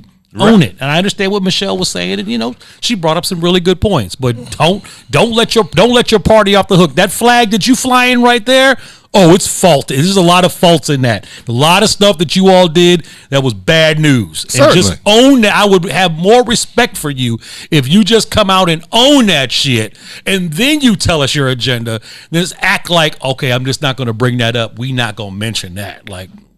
Well, I think they're trying to take a page out of Trump's book, out of his playbook. Trump's playbook is pander to the base, rile the base up, get them out to vote, and record numbers. And Trump is not taking. It's funny because my guys sent me a video, and they were like, "Man, you Democrat motherfuckers always talking about Trump never apologized for this. Trump never apologized for that." Man, Trump has, he literally sent me a video that these guys chopped up where they've asked Trump to denounce racism, and he's denounced racism like on 10 separate occasions. And that's not something that the media even promotes or sees, because all they do is when he says something, then it's like, oh, he said Proud Boys stand down and, stand up and stand down, or whatever the fuck he said. I'm not rallying the base around Trump. I'm just saying that Trump doesn't stand on the fucked up shit that he does either. So we can't really expect the Democrats to do the same, even though when he denounces racism, which he has numerous times, nobody ever seems to remember it because the media tends to have a liberal slant to it, except for, of course, right-leaning media, which people don't consider media at all. It's interesting. I heard Herb and Tu talk about this, and they were talking about how they were seeing the memes that were coming out after Trump said stand back and stand by, but stand back to the Proud Boys, and how somebody took that exact same slogan, but instead of the Proud Boys, they put like the Vice Lords and the Latin Kings and the GDs. And I'm just like, do you know how ridiculous that looks? Because that Proud Boy organization is a real organization with a real agenda, with training and all that shit. Right. Like, that's some real shit. Right. I'm like, nooking them on the block, slinging the rocks, like that's different. You're more likely to watch them shoot each other than coming out growth and development, right, and protecting your neighborhood. I'm just like, oh my God, can we talk to this from a reality standpoint? Speaking of the GDs in headlines, we got a story of a GD gone good. Trump let a whole bunch of offenders out of jail, and one of Larry's boys is actually out and doing some good things. So we'll talk about that. Is there going to be a GD for Trump campaign, a rally going on? They're going to have them watching the polls, make sure that everybody gets those ballots in the correct way. We got a voting poll over on 79th and Kingston, and folks are going to be standing outside the voting poll like, what's up? Did you put it in the box right? Okay, it's in the box right. Okay.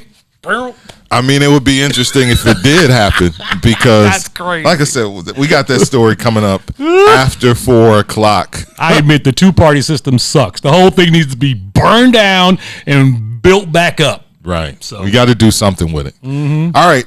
It's Chicago Famous. As we said, after 4 o'clock, we'll get into our headlines.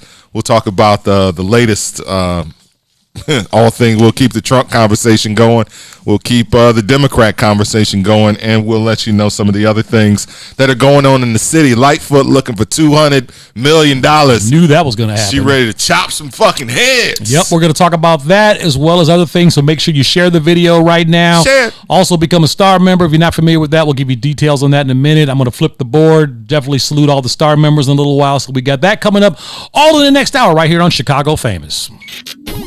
WIFTBPM.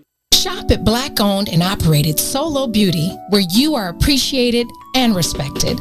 Located at 8158 South Cottage Grove, Solo Beauty can supply all of your black hair care needs.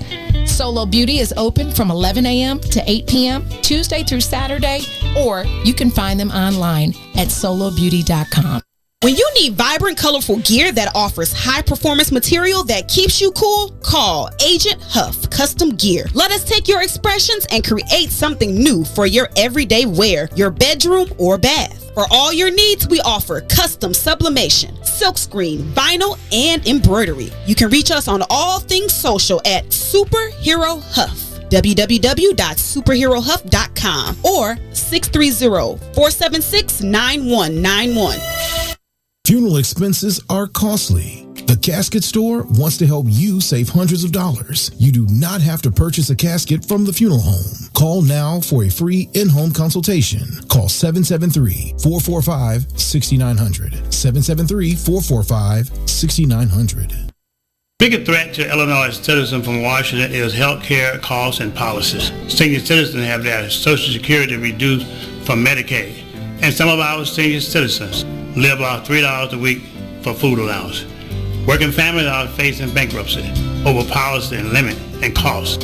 Drug prices require decisions between food and Medicaid. I'm Dr. Willie Wilson. Vote for me and send me to Washington.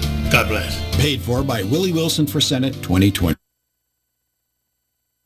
WIFTBPN.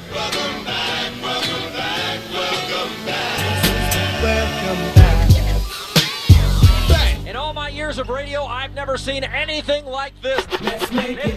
You're listening to Chicago Famous with Mike Love and Diz. So hit it. Hey, smooth beat, notorious, glorious.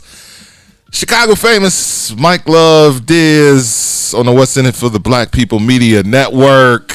All right, real quick, if you haven't become a star member, that's how you can support the show. If you're watching this on YouTube Live, you don't have the star feature there, but if you click over to Facebook Live, go to the Maze Jackson page, then you'll see us up there. You click on the show, you'll see the little gold star down where you see the emojis. Click on the gold star, tap that, it will tell you how you can get stars, and then you can share them here on the program, and that's the way you support the show without using the Cash App or PayPal or something like that. That's all you have to do. So become a star member, and that will entitle you to all the special things that we got coming up in 2021. So you definitely want to get down with that because we got some big things planned, and we want you all to be a part of it. So send those stars if you enjoyed the show. If you hear a topic that we're discussing, you hear something that you like, make sure you support the show by sending those stars. All right, in headlines, kind of touching on what we were talking about before we took the break. So we were talking about the Proud Boys, and I brought up the fact that Donald Trump had this First Step Act that he released a lot of prisoners back in 2018. He allowed prisoners to ask for reductions of their sentences based on changes in the drug laws and reduced penalties. So a young man from Chicago by the name of Johnny Jackson had his sentence thrown out. He was part of the inner circle of the Gangster Disciples. He is officially out of jail now. He had a 100-year sentence slashed to 20 years and was freed because he had already served. Wait. 100 years slashed to 20 years. Did it say what his crime was? Just being in fucking Hoover's inner circle, bro. Okay. I mean, I think that'll do it. Okay. You know, he was I don't know. All right, so let's moving on in the story. So basically they're still trying to get Hoover out, which, you know, is running into, you know, walls because it's Larry Hoover. It's going to be a little bit more to get him out. But so this gentleman, Johnny Jackson, sent a thank you note to the judge. And he's actually he has a website and a clothing line called Gentlemen of Distinguished Nature. So the GD is still kind of in there, huh? GDN. GDN, bro. We're not just building a brand, we're building a legacy. Okay. Is their motto. The site doesn't mention Gangster Disciples or Jackson's personal story, just the clothing is a sophisticated take on urban and pop culture. So GDN for life, baby. Well, hey, it's always good to see somebody turn their life around. You can never frown down on that. You know, when brothers have had a hard life or things have just gone wrong or somebody's taken a wrong turn, it's always good to see somebody get back on the straight path and do what they got to do. So I applaud him for that. Good for him. All right. In other news, did you see that? Grand opening, grand closing with cops. Cops. Grand opening, grand closing. What happened? I thought we was free. Right. I thought when George Floyd died, they was taking all that off TV for good. Yeah. Not. What happened? Cops is back in production. Yeah. Exactly. What network is it going to cut there? Once again, follow the money. What network is it coming on? Fox. Okay. Whoa. Follow the money. Well, Paramount Network has resumed production of Cops months after its cancellation in the wake of the police killing George Floyd. The network had curbed the hit series in June, saying at the time, we don't have any current or future plans for it to return. Now officials are saying that it's back in production, and they going on record and said in a press release, we have a long-standing relationship with Cops and Langley Productions, and we are pleased that they decide to return, highlighting the outstanding work of our deputies, highlighting the outstanding work our deputies provide for all. Mm-hmm. So, Cops coming back. What happened? What happened with these shows, and Live PD, remember, was another show that got canceled. And the thing about Live PD, like, that show was hot. Yeah. So, but again, it's all part of the media-driven one-story road, because you have to understand, like I said, we live in Chicago. With those of you that are out there checking us out on Facebook Live, YouTube, if you're in Chicago, fine. If you're not, I get it. But if you live in the city of Chicago, you see black people and people of color all the time because they're everywhere you go, right? But you go to these states, Utah, small states, Colorado, places like that, Idaho, where brothers like aren't in abundance of numbers, then you got these people who sit in their little houses, who don't have cable, probably don't even have the internet, but they can get to Fox 9, 7, whatever it is. They watch shows like Cops, and it makes them feel better when they start seeing these people that they see on news coverage that are involved in riots in Chicago and looting in LA, getting arrested by police officers doing what they have to do. So again, it's an image thing. I was like, you keep throwing that type of stuff out there, the more you throw it out there, the more people think that becomes your reality. I was actually watching the TED Talks the other day. Okay. And the woman was talking about the name of the TED Talks was One Story, and how people often get one story. And there's many stories. People look at Africa. She was from Africa. She was from Nigeria. And she was like, people look at Africa and they think we're a land of exotic animals and corrupt governments and stuff like that. Right. When if you actually showed up and went there, you would realize there's a whole lot more to this fucking than continent. what people are telling you. Right. But if they constantly feed you one story over and over again, you are going to believe that that's exactly how it is.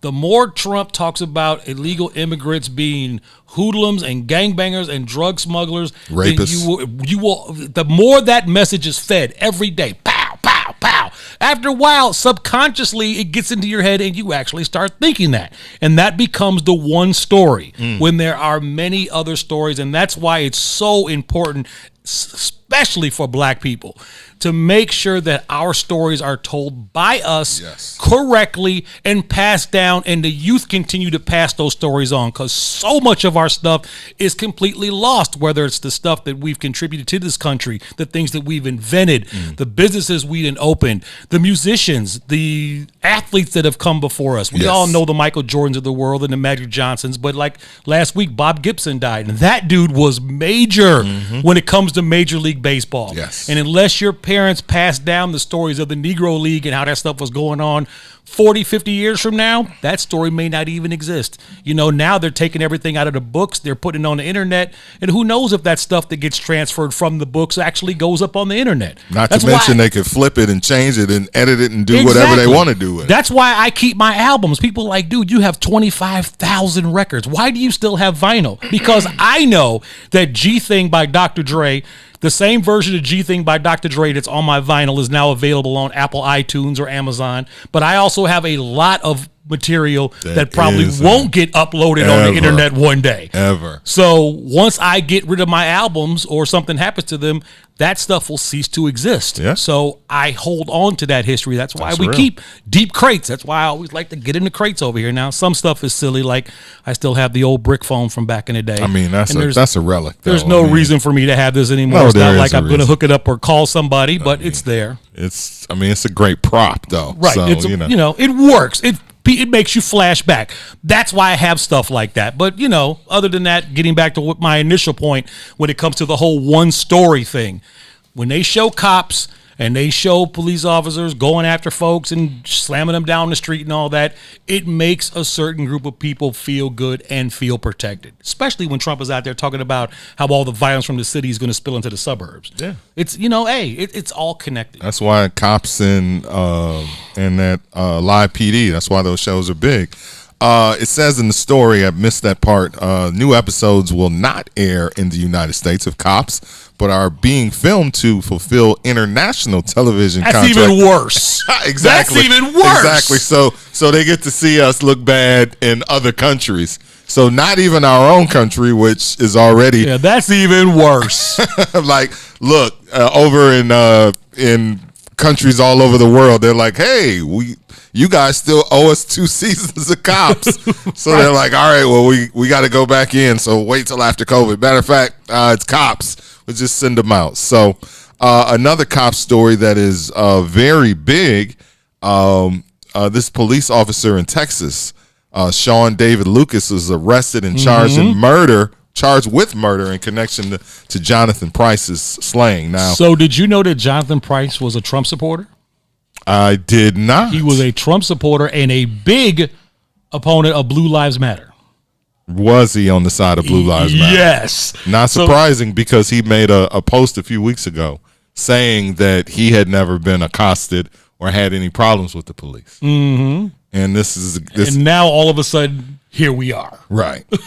So, Sean David Lucas, this is East Texas, Wolf City, 70 miles outside of Texas, charged, and his bond was set at $1 million for the shooting death of Jonathan Price. Jonathan Price, Trump supporter, but a black man was allegedly breaking up an altercation at a gas station between two people. The story is starting to develop a little bit. Sounds like the officer approached him for some reason to detain him. Mm-hmm. The guy who's trying to break everything up. The cops walked toward him, tried to detain him. He's like, "You're not detaining me," and peacefully started walking away. So I guess the cop then tased him and then shot him. So that's what's coming out now. Obviously, video is being filmed, and it must be pretty cut and dry. I mean, for there to be video and for it not to have been released or leaked in any way. I mean, but again, we can only deal with one. Trump right now is exactly one story at a time. We can, as a nation, we can only be outraged at one thing at a time. Like, either we outraged at what's going on with coronavirus, or we outraged with 29 days to the election. We don't need any more riots right now. So right, they're trying to hold everything down and keep all the attention on what's in front of you right now, which is the election. Mm-hmm. So Texas Rangers are investigating this, but yeah, they immediately, well, not immediately, meaning the day of, but a couple of days later have arrested the cop that shot this guy. Interesting though that he's a Trump supporter. Yeah. So, of course, that's always interesting, because now people want to say, black folks, they want to throw the karma card.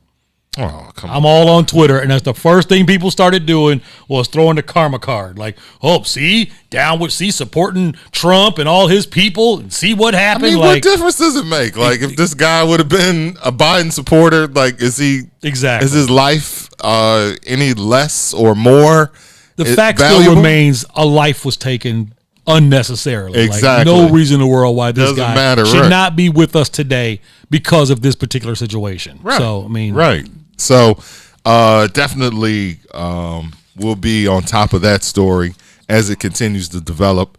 And it's funny that, yesterday we played that that drop from Megan Thee Stallion, and she said, she's tired of seeing black men become hashtags. And, then just that same day, Jonathan Price, like the next hashtag, unfortunately. All right, we're going to help out Lori Lightfoot.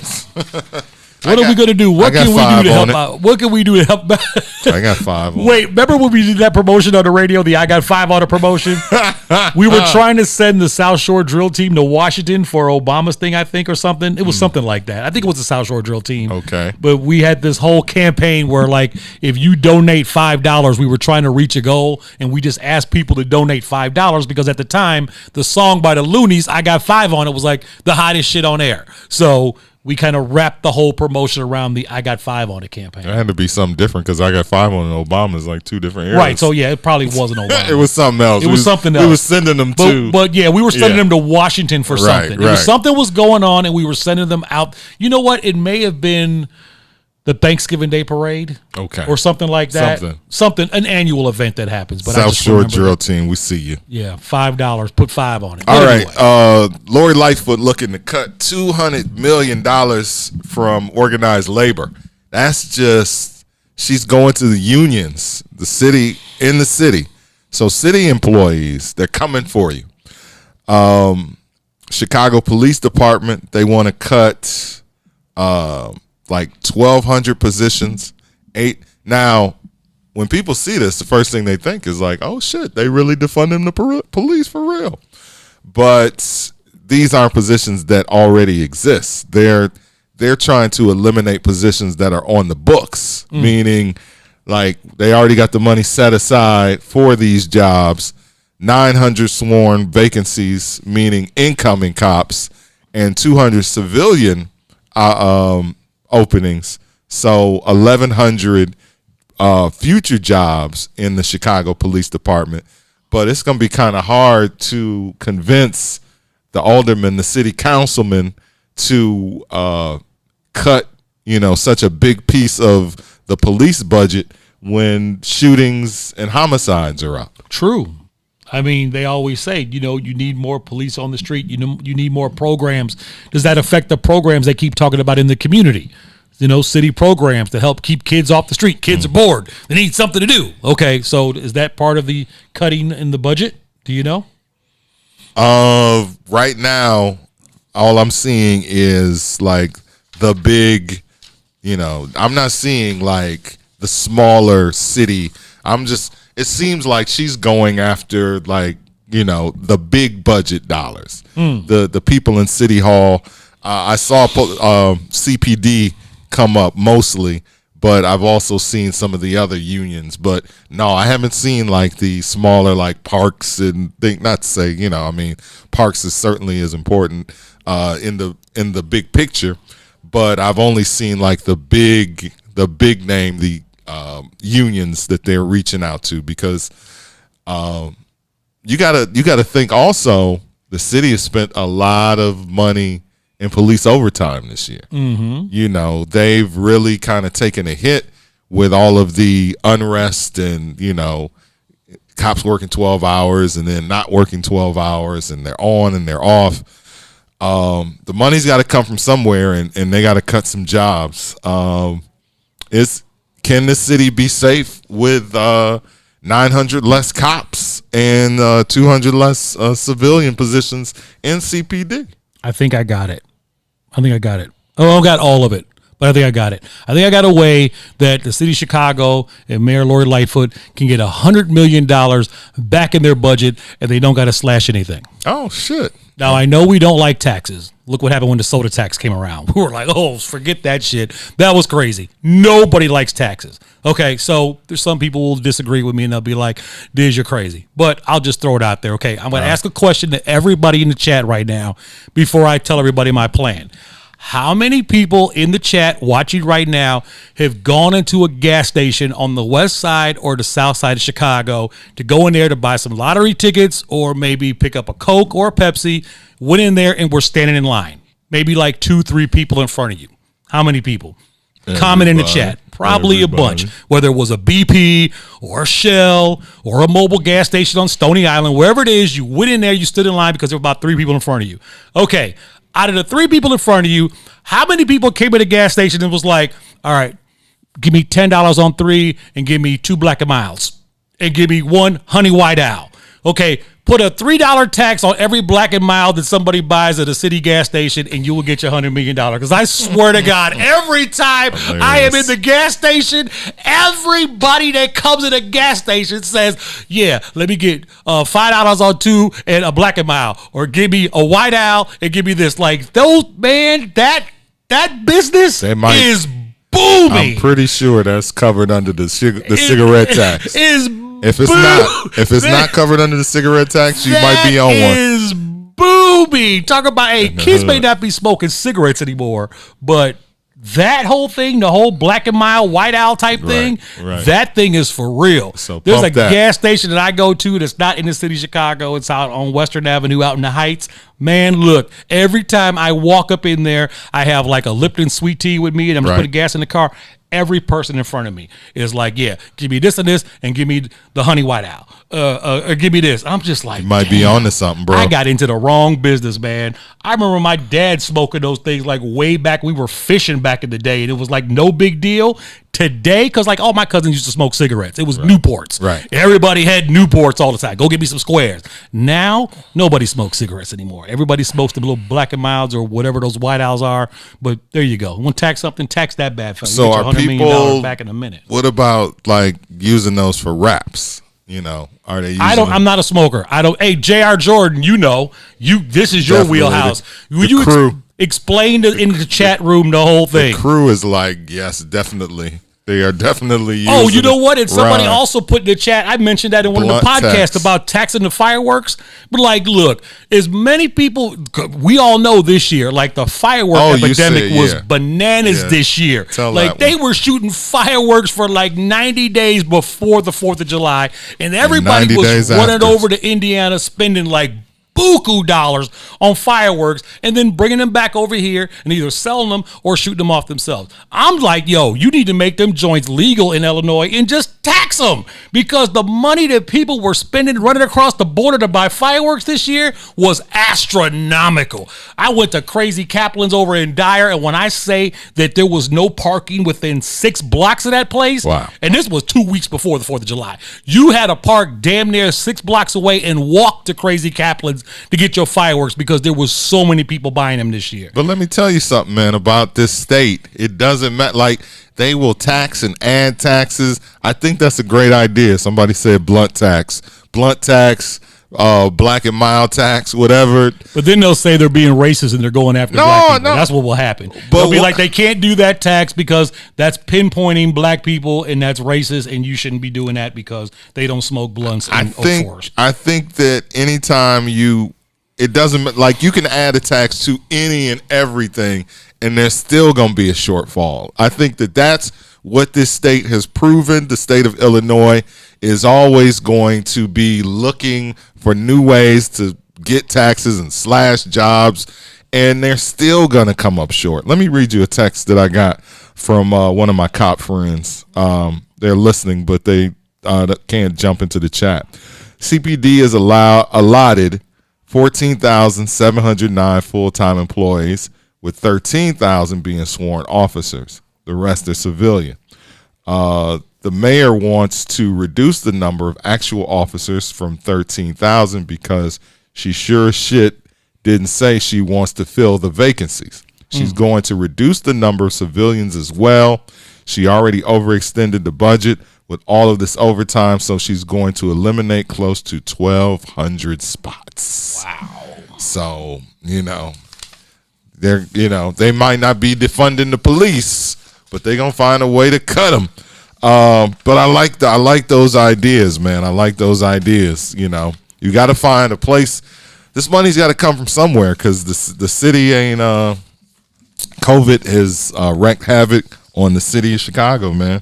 Okay. It has really been rough. So with some of the business books that I read, let's run this angle real quick, okay? And this is just a hypothetical. These aren't real numbers at all.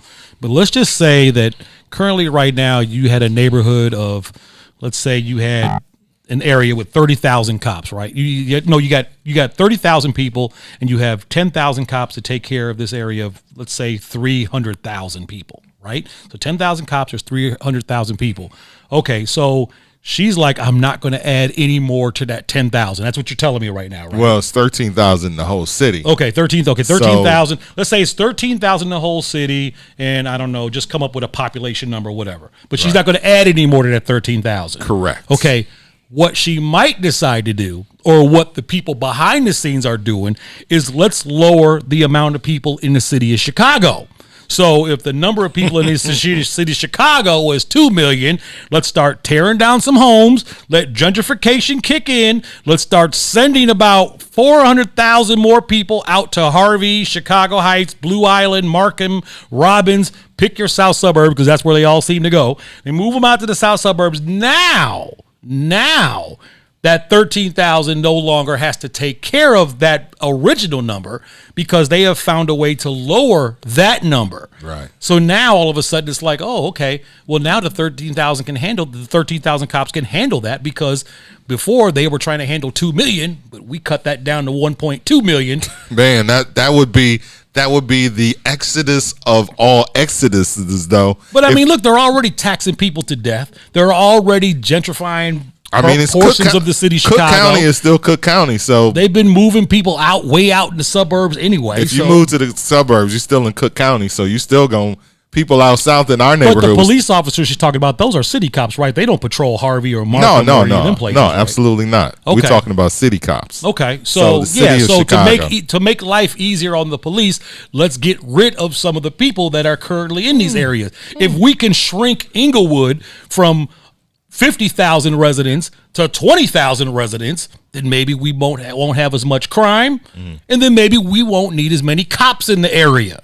So again, you have to think about the whole thing. It's a gumbo. You have to pick out the ingredients here. You have to look at it from both sides. This is the way to saying, hey, okay, we're going to keep that number of cops here. We're not going to add any more. We'll just lower this other number and get rid of a bunch of people. That's a bold strategy, Cotton. It's a bold strategy. I'm a business guy, I think.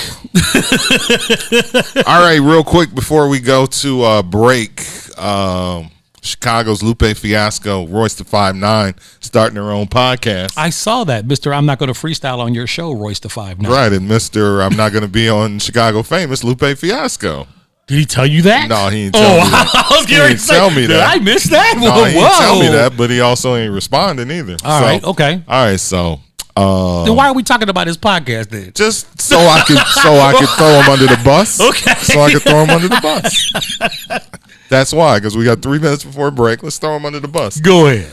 So, yeah, I reached out to Lupe Fiasco, and he responded.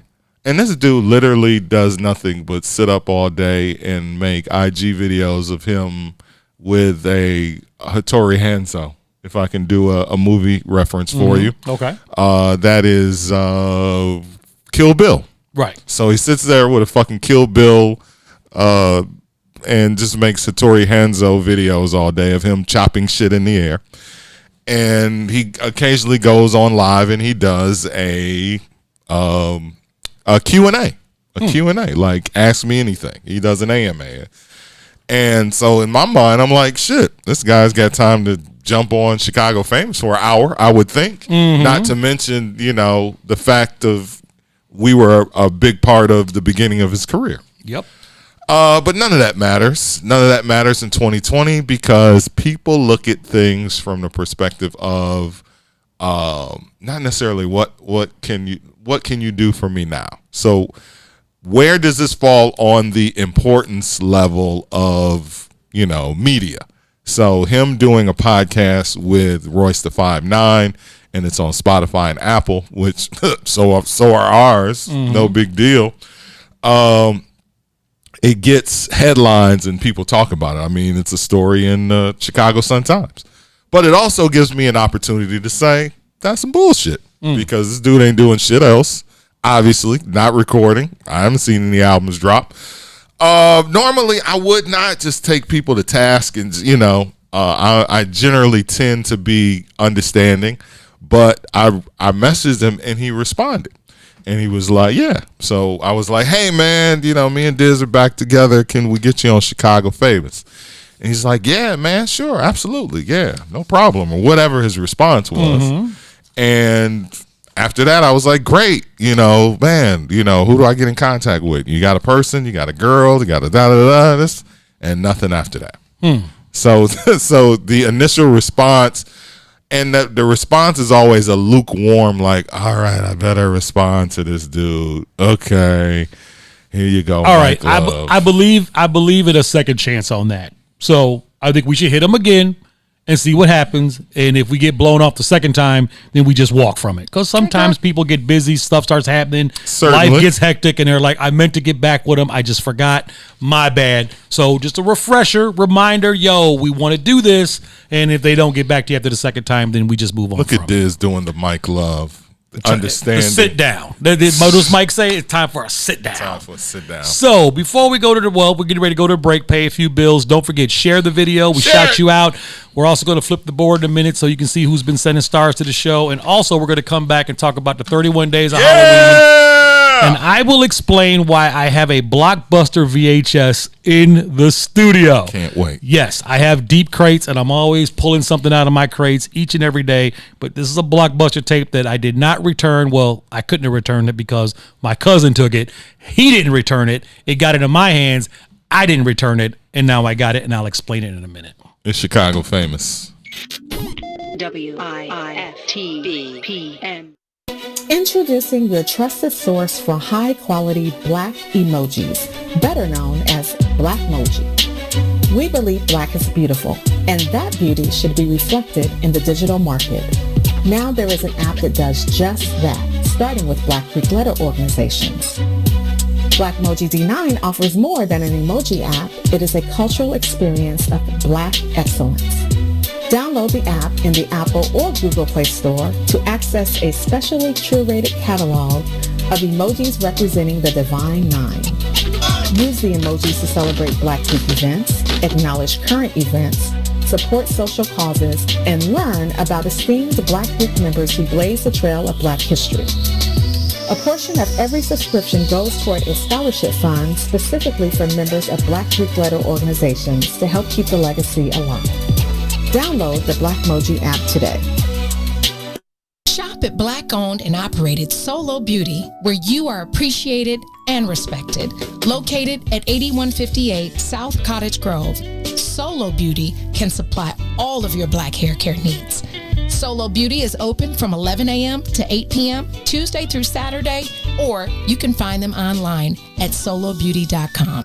Biggest threat to Illinois citizens from Washington is health care costs and policies. Senior citizens have their Social Security reduced from Medicaid, and some of our senior citizens live off $3 a week for food allowance. Working families are facing bankruptcy over policy and limit and costs. Drug prices require decision between food and Medicaid. I'm Dr. Willie Wilson. Vote for me and send me to Washington. God bless. Paid for by Willie Wilson for Senate 2020. Shop at Black-owned and operated Solo Beauty, where you are appreciated and respected. Located at 8158 South Cottage Grove, Solo Beauty can supply all of your black hair care needs. Solo Beauty is open from 11 a.m. to 8 p.m. Tuesday through Saturday, or you can find them online at solobeauty.com. WIFTBPM.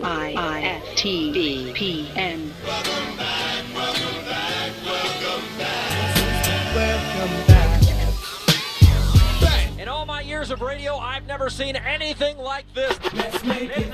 You're listening to Chicago Famous with Mike Love and Diz. So hits. Chicago Famous, Mike Love, Diz on the What's in It for the Black People Media Network. All right. Share the video. We shout you out. Shout out to everybody checking us out on YouTube, Facebook. As always, we do this every day, Monday through Friday from 3 to 6 p.m. All right. It's October, Rocktober, and it's that time of the month. 31 Days of Halloween. If any of you all have been checking out the show, maybe you're a first-time watcher or first-time listener to the show, you will realize that Diz has a thing for the month of October. Not only are there a bunch of birthdays in October, but Halloween is in October, and everybody will tell you that Halloween has always been my favorite holiday as a kid. Why? Because I had two sisters, and they're younger than me, and I loved to scare the shit out of my sisters back in the day, and I just thought it was fun, and I liked candy. So there you go. Halloween was awesome for me. So that got me involved in watching scary movies as a kid. So I've talked about Child's Play. I talked about the Amityville Horror. I talked about Creep Show. But today, let's take it back to 1978. All right. Man. Mike Love, do you remember 1978 when the movie Faces of Death was released? Sure do. And what do you remember most about the release of Faces of Death? I remember that this movie is supposed to be like real shit. Like this is supposed to be like actual people really dying, and I remember that there was a whole lot of controversy surrounding it because it's like real. It's not a Hollywood. It's not a Hollywood movie. It's like real. What is that thing? I can't think of the thing that eventually came in the 90s but Faces of Death, I just remember, and I might be wrong, I might be right, I'm not sure. So the short version is, this is not a Hollywood movie, this is like actual people dying. Yes, it was kind of put together documentary style, with a guy in the beginning going over all of these stories that were actual real life events. So there was a beheading. There was an execution by electric chair. There was animals getting eaten by alligators. There was a plane crash. There was all type of stuff in there.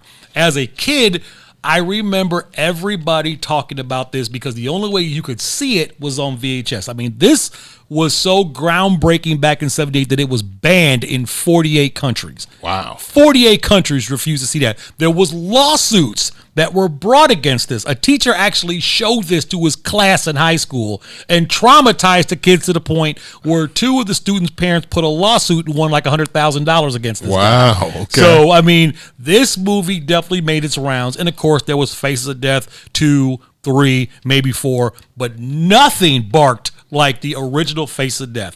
And what I remember most about wanting to see this movie so bad was the rumor was going around the school, and God, 78, that makes me what, 9 years old maybe? Somewhere around there. Everybody was talking about the monkey head scene. Because there's a scene in this movie where these people like take this monkey, put him in a thing, eating monkey brains. They eat the monkey brains, right? So they hit him over the head with the mallets and all that. Just really disturbing. And he's alive. And everybody was, the monkey was alive and all that whole thing. And everybody was like, you gotta see this. So anytime you could get hold of somebody who had the actual Faces of Death VHS thing, you talk about a watch party before watch parties. Oh, this was like the shit back in the day. So Faces of Death was a big deal. It wasn't until maybe, I don't know, 10, 15 years ago that it came out that the majority, actually 40% of the movie is actually fake. Really? So what was real was the animal scenes where the animals like jumped and bit up other animals and stuff like that. But the major stuff that was happening to humans that everybody talked about, including the monkey brain scene, was actually studio. Really? It was fake. So that was fake. The execution was fake. So let me see. I can actually pull up my actual notes for this. So let me take the glasses off. So it said, so the director said about finding enough graphic footage to fill the feature film. He went to news organizations and purchased a shot of a woman jumping to her death from an apartment building, as well as aftermath from several car accidents. And he struck gold when an intern at a news company told him that he had a tape in the back labeled body parts. So he went to some news agency and basically paid off some interns to sneak some footage. So he filled that in, but it wasn't enough. So the director decided to shoot stage sequences. He and a writer came up with a list of fatal scenarios: alligator attack, electric chair, beheading, and adding another elaborate, disgusting section that included the monkey brain scene. He hired actors, booked locations, and professional Hollywood crews, and shot the film in little over a month. Wow. So all of that, they used foam mallets on the monkey. The whole thing was fake, the inside. But, I can watching it back in the 70s, that shit looked as real can get. Right. And as a kid, everybody had to get this tape. Now, I have the Blockbuster thing because, again, I got the tape. Because when Blockbuster started going out of business, they started selling off their preview tapes, and Faces of Death happened to be one of those tapes that was on the preview. I don't think I purchased this. I thought my cousins got this, and somehow they couldn't watch it at their house. So, of course, you got to watch it over my house. I had a VCR in the room. So we ended up having the little watch party over my house, and I ended up keeping the tape. So shout out to Blockbuster, wherever they may be, and I still own the Faces of Death on the original VHS tape. So look at that. There you go. So if you're looking for something to do and you have never seen Faces of Death, you can give up an hour and 15 minutes of your life to watch one of the most crazy, mind-twisting, bending movies of the late 70s that definitely will forever live in my childhood as a movie that I must see because of the way everybody was talking about it and what it represented. So did you actually see it in 78, or did you see it like years later? No, I don't think I saw it in 78. I want to say I saw it probably 82. Okay. Probably somewhere around there. Probably 6th grade, I would say. Somewhere in that area, I probably saw it. Is it true that, I'm trying to think, what was the name of those girls? Is it true that Faces of Death, all of the series, either spawned or Girls Gone Wild? The person that put those together is the same person behind Girls Gone Wild. That I'm not Did sure. you ever hear that? That I'm not sure. The guy that's behind Girls Gone Wild is behind a group of videos that either Girls Gone Wild financed or the other way around. So he did a bunch of not snuff videos, but they were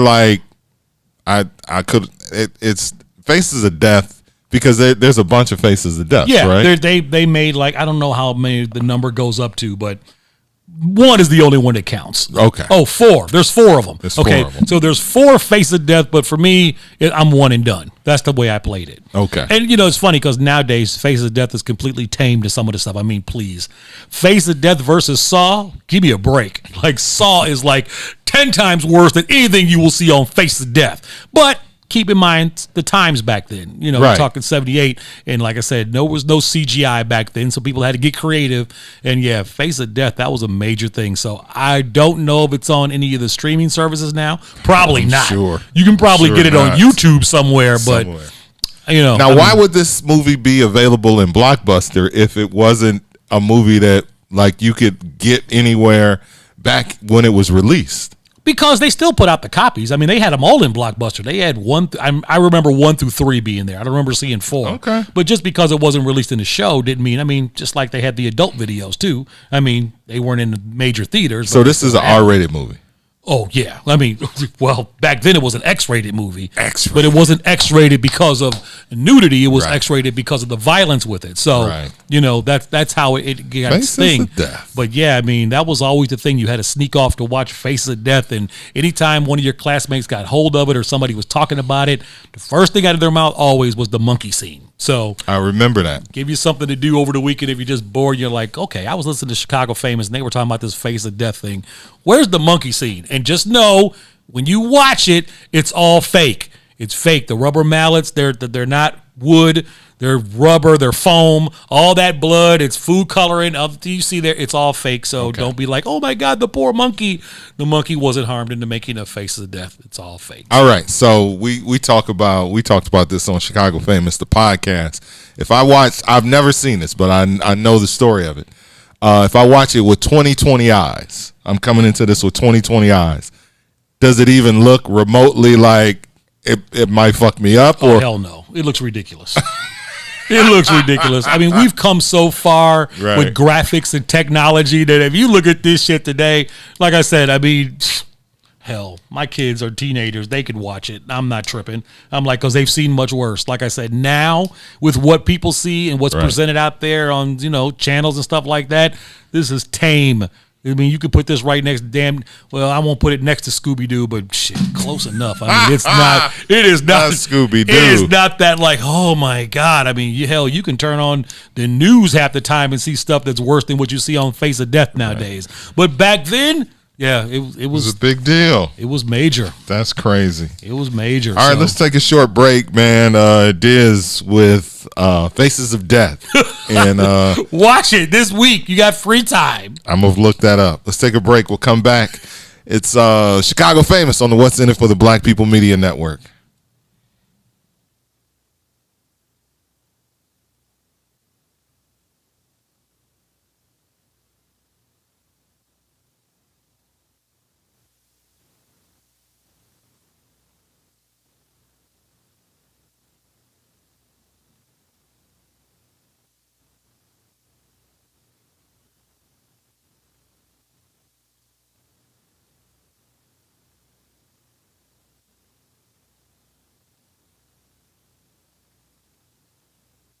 You save hundreds of dollars. You do not have to purchase a casket from the funeral home. Call now for a free in-home consultation. Call 773-445-6900. 773-445-6900.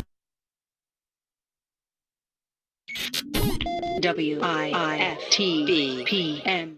When you need vibrant, colorful gear that offers high-performance material that keeps you cool, call Agent Huff Custom Gear. Let us take your expressions and create something new for your everyday wear, your bedroom or bath. For all your needs, we offer custom sublimation, silkscreen, vinyl, and embroidery. You can reach us on all things social at Superhero Huff. www.superherohuff.com or 630-476-9191. What's up, good people? This is Herb Howard, one half of I Said What I Said. Make sure you tune in every Monday, Wednesday, and Friday, 1 to 3 p.m. right here on What's In It for the Black People Media. It is intellectual thuggery at its finest. The Blackest Conversation, Herb Howard, Tucson Warner, Monday, Wednesday, and Friday right here on What's In It for the Black People Media. 1 to 3 p.m. WIFTVPM.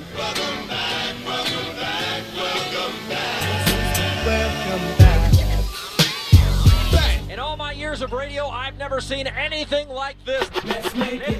You're listening to Chicago Famous with Mike Love and Diz. So hit it. I'm going to make it real. People are cracking me up in the comments talking about Faces of Death. It's funny because people have either seen it, they know exactly what it is, or people are like, I don't know what the hell he's talking about. Right. It's one of those movies, man. One of those movies, Either man. you've seen it or you haven't. I mean, I guess that's every movie, right? Either you've seen it or you haven't. But I guess if you've heard about it, you've seen it. Right. You had to hear about it. I don't know how you could be growing up, how you could be over 45 years old. I was scary. And never heard of it. You were scary? I was scary, bro. Are you serious? I was fucking scary. Oh! I was scary. I wasn't. I was scary. What? I was like, no. Because you had to. No, you you had scary? to. You had to look for those type of movies. Like, that's plus. So this movie is like 80s. Like VCRs weren't even like really a thing until like the late 80s, at least for us. Like, so you know what I'm saying? Like, I don't want to say rich people had a VCR, but we didn't have no VCR. Like, we didn't. Like 85. Do I even remember us having a VCR? Like, to be honestly, I don't remember us having a VCR in 85. So that movie wasn't at the movies. So you had to know somebody that knew somebody or know somebody that had one of them top loading. But yeah, I was scary.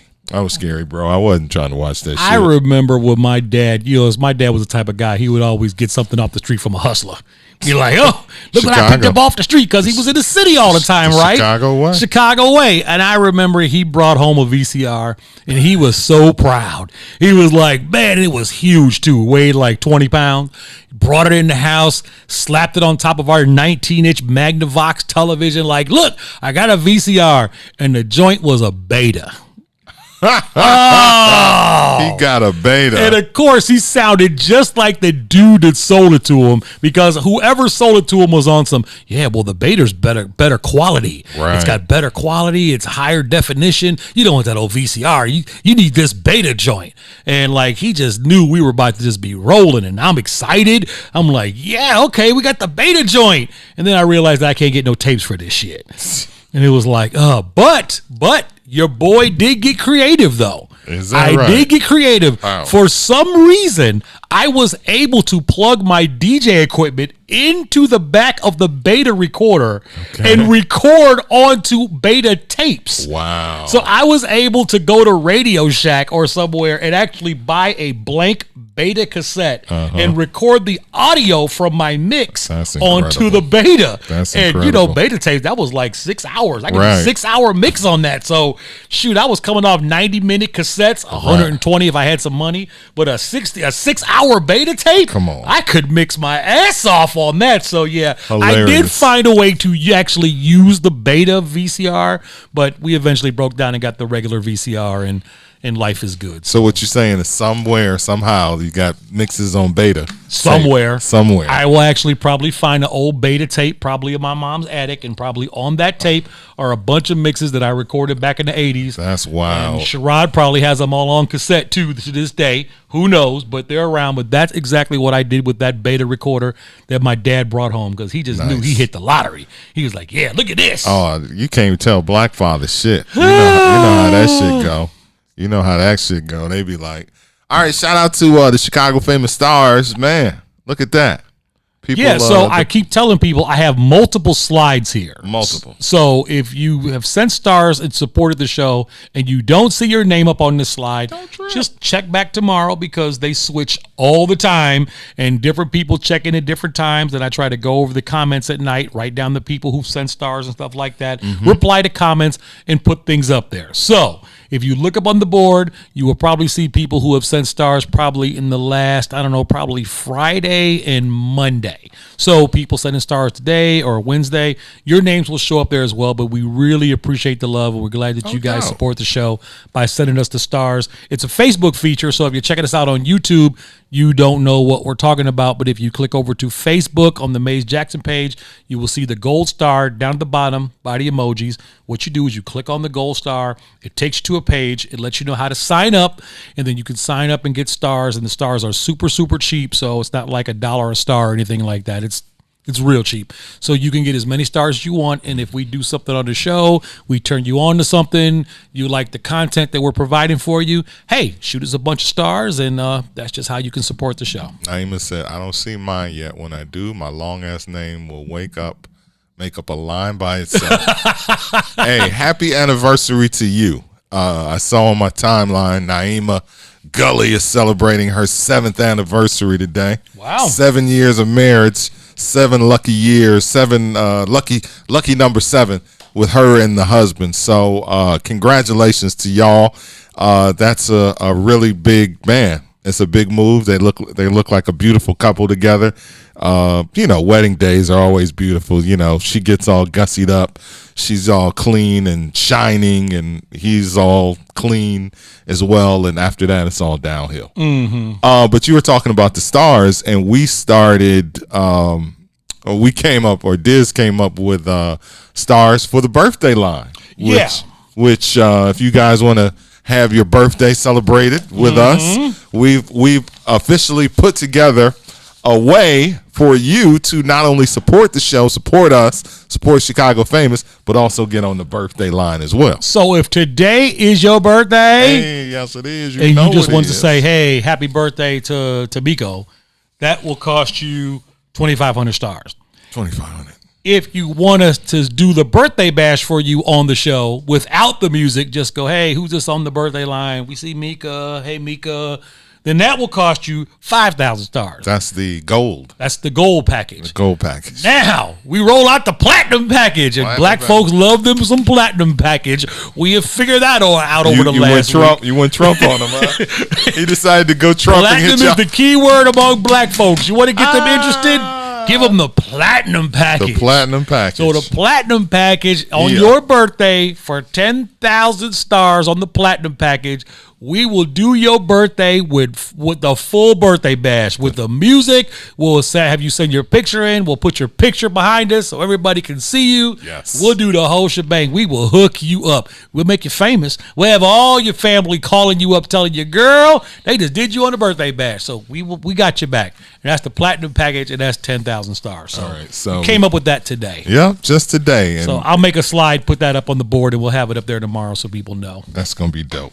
All right, so shout out to y'all and shout out to everybody celebrating their birthday, because people hit you up and they want to do it. But, the question they still is, want to do it, which is crazy. Yeah. And again, I was going over more birthday bash video. Actually, Tamara Edwards, if any of y'all see Tamara Edwards in the comments, she was in here a minute ago. Man, she did the birthday bash at the 50-yard line. I'm trying to see how old she said she was. Wow. You talk about somebody snapping. Little terrible T broke it down all over the dance floor. It was crazy. So maybe when we do one of these flashback Fridays, I'll bring some more videotape up here from back in the day, and we'll go ahead and go through some of that. So someone in the comments now that's on Chicago Tamara Famous? Edwards, that's in the she was in there like a half an hour ago. She was on that tape. T-Mac, of course, he's always in there. Yep. He's on one of them tapes from the Rainbow. He got caught. I'm trying to think who else is in the comments that has showed up on one of them videotapes that we got. But some OGs. It's crazy. Shout out to y'all that rode with us from way back, from 97, because that's when it all started. Right. And shout out to the group Precise, because we found some old video footage of them as well. Yeah. From way back. And we found one of the old members. One of the old members is hanging out as well. Hanging out. Oh, there's Tamara. She's still in there. What else? She was 21. Huh? No, she wasn't 21. Lies. Because she was in Club Ultimate and she was 21 then. So she was older than 21. But I also got her on Club Ultimate tape as well. So I do have her at 21. Yeah. Yeah, crazy days. But so we were talking about Precise, and Precise is the group that we'll play some of their music after 5:00 when we flash it back. But 2020 is a year that we've lost a lot, but we've also brought things and people back together. So who knows? Maybe we'll bring those guys back together. Maybe they'll do a sit down. So what, have we been the start of that? Yeah. Because people were like, wow, Mike Love and Diz, they ain't been together for over a decade, and here they are. And they sound just like they sound back when they was on the radio. Right. Well, a little different. I'm just trying not to die, though. Right. I'm like, please, baby Jesus, let me make it to December 31st. Please, please don't let this be the last thing I did. Like, every morning I wake up, my prayer is like, please don't let Chicago Famous be like, like the Lord was like, you did it, my son, come home, come on home. I am going to sit here and admit that 2021 is going to be a very difficult year for me, and there may be times when I'm like in my own space, only because, and I think I mentioned this on one of our podcasts as well. So my father was 51 when he died, so. He had just turned 51 January 17th, and he died on June 7th. You actually mentioned it on this show as well. Did I mention it on the show? Yeah, you mentioned I didn't it know last if it was week. the But go podcast on. or whatever. Go on. So with that being said, yeah. You turned 51. I turned 51 December 29th of this year. Yep. So I'm just, because I'm so much like my dad. I look like my dad. I sound like my dad. I act like my dad. Our health conditions are almost identical. Not so much. He was a little bigger man than me, and he had more of a heart condition. I don't have the same heart condition, but we both had high blood pressure. And I always kind of get that feeling in the back of my mind, like somebody's going to punch my clock come my birthday going into the next year. And hopefully, if I go ahead and make it through next year, then I feel a little better. But for some reason, it just kind of stays in the back of my head. Because I'm so much like him. And like everything about me is exactly like my dad. Like I said, I talk like him. I walk like him. I act like him. So it just stays in the back of my mind. So Yeah, something but- I have to work through. Yeah, and I mean, think- I feel better. I go to the doctor on a regular. I get my checkups. Right. They say my health is pretty good, but who knows this whole COVID thing, and who knows if this thing mutates over the winter or what happens with that, how it will affect somebody who's had it before. You know, we just don't know. We don't. I think that because you're aware, I think that helps. I think that being aware of, what may have been the things that led to your father's death, and you making sure that those things that don't happen to you. So while you guys have a lot of things in common, there are some things that you don't have in common. So, obviously one of those things is wanting to live past 51 because you want to make it past 51. You want to make it to 52 and beyond and see years beyond that. But yeah, I totally get why it's in the back of your mind as well. It should be, as your father, and, you're just looking at yourself, looking at the years.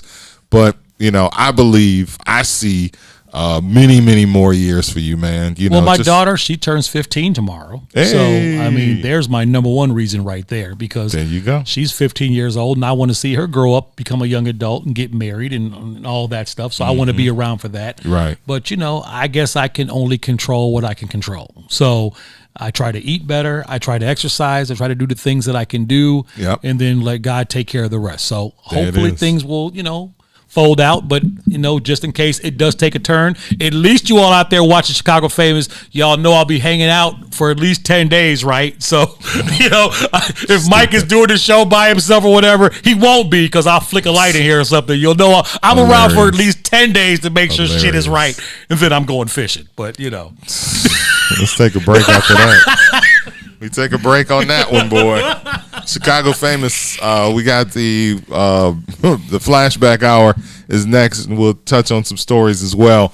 On the other side, Mike Love Diz. the other side. See? not that side. Shop at Black-owned and operated Solo Beauty, where you are appreciated and respected. Located at 8158 South Cottage Grove, Solo Beauty can supply all of your black hair care needs. Solo Beauty is open from 11 a.m. to 8 p.m. Tuesday through Saturday, or you can find them online at solobeauty.com.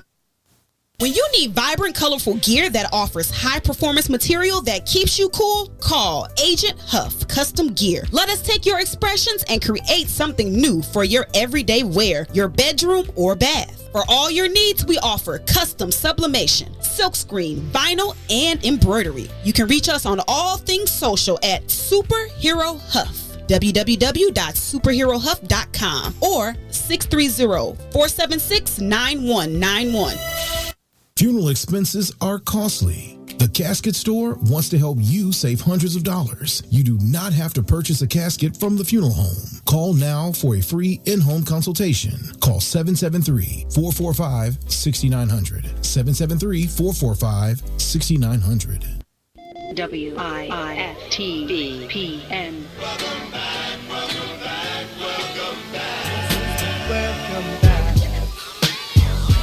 In all my years of radio, I've never seen anything like this. You're listening to Chicago Famous with Mike Love and Diz. So hit it.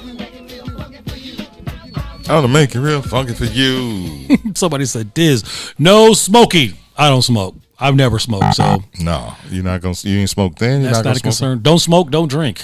Go figure, right? Did your dad smoke? No, he didn't. Every once in a while, he hit like the Black and Mild or a cigar, but never cigarettes. The black. Yep. Nope. That's very Chicago. No, the swishy sweet. That's what he would smoke, the swishy sweet. He'd do that. And it was funny because he'd always smoke one while we were fishing because he said it kept the mosquitoes away. I'm like, okay, like, who told you that? That's random. We'll have to talk about parent lies one day because I got some great ones. Some lies that your parents told you when you were a kid and you had to wait like 20 years to find out that shit wasn't true. Like, for real, I've been living my whole life the whole time thinking that was true when really it wasn't true at all. But You want to know what? No, we'll get to it now. Sure, My give me one. Cousins. I got like 6 or 8 cousins that I'm not even fucking really related to at all. And I was like, are you fucking kidding me, Mom? Oh, no, I'm not really related to her. To your aunt? we just called each other cousins when I was kids, and we just grew up together. I swear to God, one of my aunts, cousins, always at the crib, like tight, like first cousins type. You know what I'm saying? Like one of my aunts, and my aunt and my mother are cousins. So her kids and us are cousins. We all grew up in the same city. We were raised together. We're always at their house. They're always at our house. And then one day out of nowhere, my mama, the same mama that just start fights with motherfuckers. Beat up Barbara Ann. Right, beat up Barbara Ann and mad at her for no reason. This same mama is like, oh, I ain't never tell y'all. That's how she'd always start out her bullshit stories. She was like, oh, I ain't never tell y'all. We not really related. That's not really my cousin. I'm like, are you fucking serious? I ain't say all this time. I'm like in my 20s. I'm like, these is my cousins.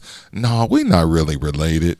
We just called each other cousins, and we grew up together. So they grew up and they moved to Milwaukee, and we moved to Milwaukee. And I was like, get the fuck out of here. So I got cousins I still call cousins, but we not even officially related. Wow. Yeah, so that's mine. Okay, mine is from the world of ridiculous. And it's funny because I give my dad props for this because I actually took that and I can't remember the exact. I have to bring my daughter up here because she'll probably share a story that I told her. I don't have to rehash it somewhere, but my dad was super ridiculous with this. So, 1983. I am watching the original Clash of the Titans. One of those movies that when you first got cable, Clash of the Titans, that shit was on every single day. The Kraken, all that shit, Calibus, the Clash of the Titans was always on. Okay, there's a scene in that movie where Perseus goes to see the Stygian witches because he's trying to figure out how to defeat the Kraken. And the Stygian witches are these three blind witches, and they see through sharing this glass ball, which they call the eye, and it's the big thing, like, let me see the eye. So that's how they would look to see who was coming into their lair and, you know, how to communicate with them. This glass thing that they call the eye. So one day I'm watching Clash of the Titans and I'm doing the whole eye, give me the eye is all powerful things. And my dad makes a reference and been like, you know, glass eyes are real. And I'm like, they are? Like, yeah. You know who has a glass eye? Sammy Davis Jr. He's got a glass eye. I'm like, the guy we were watching on TV the other day? She's like, yeah, he's got a glass eye. So I'm a little kid. I said, so what happened? He wasn't born with an eye, or was it an accident? He was like, well, Sammy Davis Jr. was at a baseball game and they hit a foul ball. And it hit Sammy Davis Jr. in the eye, and it damaged his eye. And that's how he ended up getting his glass eye. Okay, so I'm 1983. I'm what, 12, 11? I'm thinking, oh, Pops, okay, that's a real story. Really? Because I've gone to baseball games, foul balls fly in the stands all the time. That's possible, right? My young brain, I'm thinking about it. It's got to be right. Okay, I held on to that shit until I was about 22 years old, where somehow I got into a conversation and Sammy Davis Jr. came up, and I'm sitting around with a bunch of the crew, and I said, oh, yeah, you know, shoot, that's why, because Sammy Davis got his eye knocked out from baseball. And they looked at me like, Negro, what did you say? And I'm like, yeah, that's what he was in a baseball accident. They were like, who the hell told you that Sammy Davis Jr. lost his eye in a baseball accident? I was like, my dad. He did like, well, your dad lied to you because he did not lose his eye in a baseball accident. Hilarious. It was either glaucoma or whatever it was. Right. But the fact that my dad said it so nonchalant. Oh, yeah, he meant that shit. He just rolled it off the top of his head like, yeah, I'm about to lie to my kid and just screw up the next 20 years of his life by telling him some bullshit. And here I'm sitting in a room with a bunch of grown people thinking I'm putting them up on some shit. And they looked at me like, are you fucking crazy? Like, that is not true. Who the hell told you that? So, again, parents will tell you a lie as a kid, and sometimes you don't find out till many years later, but that was one of those moments for me. So I have to kind of think back to figure out what I've told my daughter when she was like 9 and 10 years old, and she'll probably rehash the story as she gets older, but that's one of those things. Let's not lie to our kids. But what we can do is remind them that it's Tuesday, and before Tuesday was Taco Tuesday. It was Garbage Day. GCI, what up? Man, I got a story to tell y'all. Uh-oh. That happened over here by my house. All right. The police was beat up my mom today. Could be a crackhead. Hoffman State police beat up my man. For what? She was somebody got evicted down the street from our house. It was garbage day today, man. It was garbage day. It was garbage day today. Today is garbage day, sir. And my wife, I was at work. I work for the Marriott right off 59. You know, and it was garbage day today. Right. And my wife thought that the stuff that was outside was garbage. Wasn't no signs around, wasn't anything around, none of that, sir. You understand? And so she went down there, you know, she got 6 children. We trying to provide for them. She see chairs that go to a table, she gonna go get them. You know what I'm saying? If it's garbage, right? If there ain't no signs on them that says not hers. Could be a crackhead. All right, so in other words, somebody was getting evicted. And she went down and started taking the stuff. No, it was garbage day. She didn't know that someone was getting evicted. But someone did get evicted. Could be a crackhead. Okay. And she saw people picking up the stuff, so she assumed that it was garbage. Because it's garbage day today. Today is Tuesday. I guessed it was garbage day. You told us like 100 times. Man, I'm at work. I'm salty, man. I'm African American. I'm out here with all these people, man. So why did she get beat up? Because he told her to come outside, and she had on a tank top, and you know it's cold outside. And she told him to wait a minute. I'm hearing it over the phone at my job. I got the recording at my job. And I'm hearing her tell him, hold up, let me get another T-shirt. Oh, you're not f***ing getting nothing. I told you to f***ing bring it. And I heard he snatched the phone out of here and slammed the phone down. And that's when I told my boss, I'm finna go to my house. And I left my job and came to my house. And they tasered her 3 times. 3. You know? It's called resisting arrest, man. You know? Your wife didn't resist arrest, it wouldn't be a problem. No, listen to what I'm saying. It was garbage day. She didn't know that someone was getting evicted. And it was garbage day today. It was garbage day today. Today is garbage day. Because it's garbage day today. Today is Tuesday. Could be a crackhead. That's why we have Monday garbage day, Wednesday, Thursday, Friday, Saturday, Sunday here on Chicago Famous, because Tuesday is always garbage day. Now, Mike, you know what you need to do? Because I saw this in the comments the last couple weeks. Okay. You need to go to YouTube and you need to pull up the Leprechaun, because the Could Be a Crackhead is from the Leprechaun, and people are asking, where is the Could Be a Crackhead from? Okay. And that came from the TV, the Leprechaun in a tree. Yes. And if you have not seen the viral video from way back when the people down in Alabama or Mississippi thought there was a leprechaun in a tree, it was part of an actual newscast. Now, again, see, we're spoiled. We live in Chicago. We live in the biggest media market in the country. So therefore, when we watch news, we think that all news looks like Channel 7, looks like Fox, looks like Channel 9 with Michael Matera and crew. There it is. But when you go to these little these little outback cities and stuff, they have their own newscast, and sometimes they don't get the news stories that we get here in the big city. So they have to find content to fill up their newscast, and this is how the whole thing unfolded. So if everybody back in the control room back there, we're going to show this video, so just make sure that the volume and all that is up. So this is actually where the Could Be a Crackhead came from.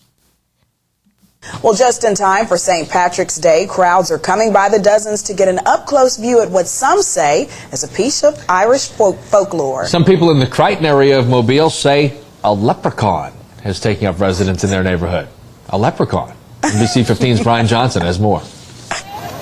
Curiosity leads to large crowds in Mobile's Crichton community. Many of you bring binoculars, camcorders, even camera phones to take pictures. To me, it look like a leprechaun to me. All you gotta do is look up in the tree. Who else seen the leprechaun? Say yeah! Shit. Eyewitnesses say the leprechaun only comes out at night. If you shine a light in its direction, it suddenly disappears. This amateur sketch resembles what many of you say the leprechaun looks like. Others find it hard to believe and have come up with their own theories and explanations for the image. My theory is it's casting a shadow from the other limb. Could be a crackhead that got hold to the wrong stuff. And it told him to get up in a tree and play a leprechaun. We're going to get down to the bottom of this. Yeah, it's still on there, guy. Don't be afraid. Don't be afraid, man. This guy helping to direct traffic says he's prepared for his encounter with the leprechaun. He's suited up from head to toe. This wars off smells right here. This is a special leprechaun flute, which has been passed down from thousands of years ago from my great-great-grandfather who was Irish. Crack. And I just came to help out. Others just came to get lucky in hopes a pot of gold may be buried under this tree. I'm gonna run a backhoe and uproot that tree. I want to know where the gold at. I want the gold. Give me the gold. I want the gold. I remember This they did is a Brian remix Johnson, of this. NBC 15 News. People will do anything for a pot of gold. I mean, anything. You know what I like? I like the amateur sketch of the leprechaun. It Yeah, looks like somebody got a really good look at it and got that good drawing out Who there. did that? I want to know who sketched I that. don't know. Maybe Brian sketched it. That was a good. We are so spoiled. We live in Chicago. We get real news. And like you go to these little small cities, Crichton area, this is what they got to fill their newscast with. Right. Incredible. That was an actual newscast. Right. That was an actual newscast. The real shit. That was a real story. Real fucking story. 2 million views on that, man. It's 2 crazy. million views. I know every St. Patrick's Day I watch it. That shit is hilarious. Do you have Leprechaun in your Oh, come on now. You don't even have to ask that question. One of the best horror quotes of all times. Fuck you, Lucky Charms. Oh, are you serious? The original Leprechaun? Dude, that is must watch on St. Patrick's Day. I don't give a shit. Every St. Patrick's Day rolls around, I watch The Fugitive and I watch Leprechaun. There you go. All right, so we have a we definitely had a throwback. Last thing we expected when we walked in the studio today was to see our guy E from Precise from back in the day, and it was like, wow, like this dude really was a part of the beginning of what we did. Yeah, like all of the parodies. Oh shit, my snapback snapped. A big head. I'm trying to think. He mentioned the club on the west side. What was the club we were at on the west side? Mr. Lee's. Mr. Lee's over there on Lee's. Madison Avenue. Come in the studio, man. Come in the studio and hit his mic. Yeah, hit his mic. Mr. Lee's. Get right there. That was Come and have a crazy. seat. Yeah, have a seat, bro. Have a seat, man. Have a seat, man. Oh my goodness. To interview you on Chicago Famous. Let's see if we can get this. See if we can get the situation with the cameras right.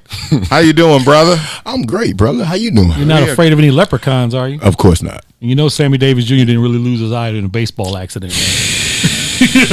It is. I really wanted to knock on the window and be like, "Hey, bro." Man. Hey, Pops got to tripping. Pops was tripping. Yeah. So E, we just randomly what are you doing here, man? Like, what are you doing here? So I'm here in the production capacity now, working with Sonia behind the boards and everything like that. Okay. I reached out and just came aboard. You know? Right. And this guy just randomly, so we saw him. So he was a member of Precise, the group that did all of our parodies in the 90s. Yeah. All of them. Oh, man. And No we Rats, Jive. Which one of these, like, so we've been playing them, and there's one, like, you would be snapping. So I sang the Jobs one, and I did the No Rats. Okay. What about Half on a Pizza? I did Half on the Pizza too. I thought that was you on Half on Pizza too. So I'm gonna play Half on the Pizza just as a reminder. I actually wrote that too. Like you was really into it, bro. Because tell us because Kales was into it, so I was, I had to trying to mimic that. Like I was really channeled my inner. Your inner Kales? No, not my inner Kales, but my inner Weird Al.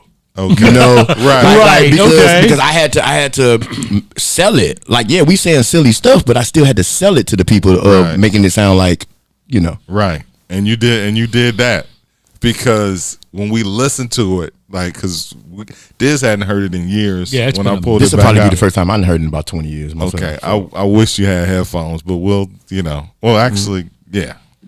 There was some headphones around here somewhere. They're somewhere. Could you hear it when you were in the production studio over there? Okay, you can run back over there behind the glass so you can hear it. And then when it's over, you run back over here. Because you got to hear it. Okay. All right. So this is a Bad Boys throwback. Half on a Pizza, Precise. with our guy E. I'm still trying to figure out which camera he's on. Haven't figured that out yet, so y'all can see him. But until then.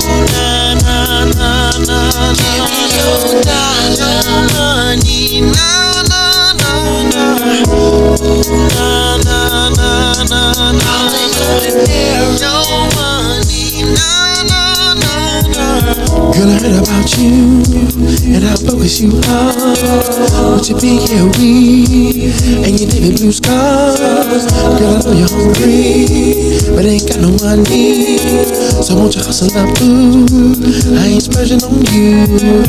Girl, I know I got you up, I know you're ready to eat, but like you once told me, let's keep it real and go half on the pizza. Here we go. All I need is your money, queen. I'm singing you. Give me your money, half on the pizza. We going half. Meant that shit. I'm singing you. When they start naming the pizza joints. Oh, this is my favorite part. Selena, Luigi's for pizza, McDonald's, baby. Can we go half on? Can we go Pizza Hut, Domino's, and some peppers, oregano. Let me ask you, Quita, don't you be cheap, don't be cheap.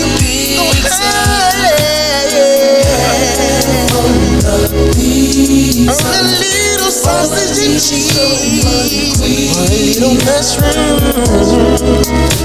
I'm singing you. Give me your dollar. Half on the pizza. A little green peppers and onions. Just give me your money. Yeah.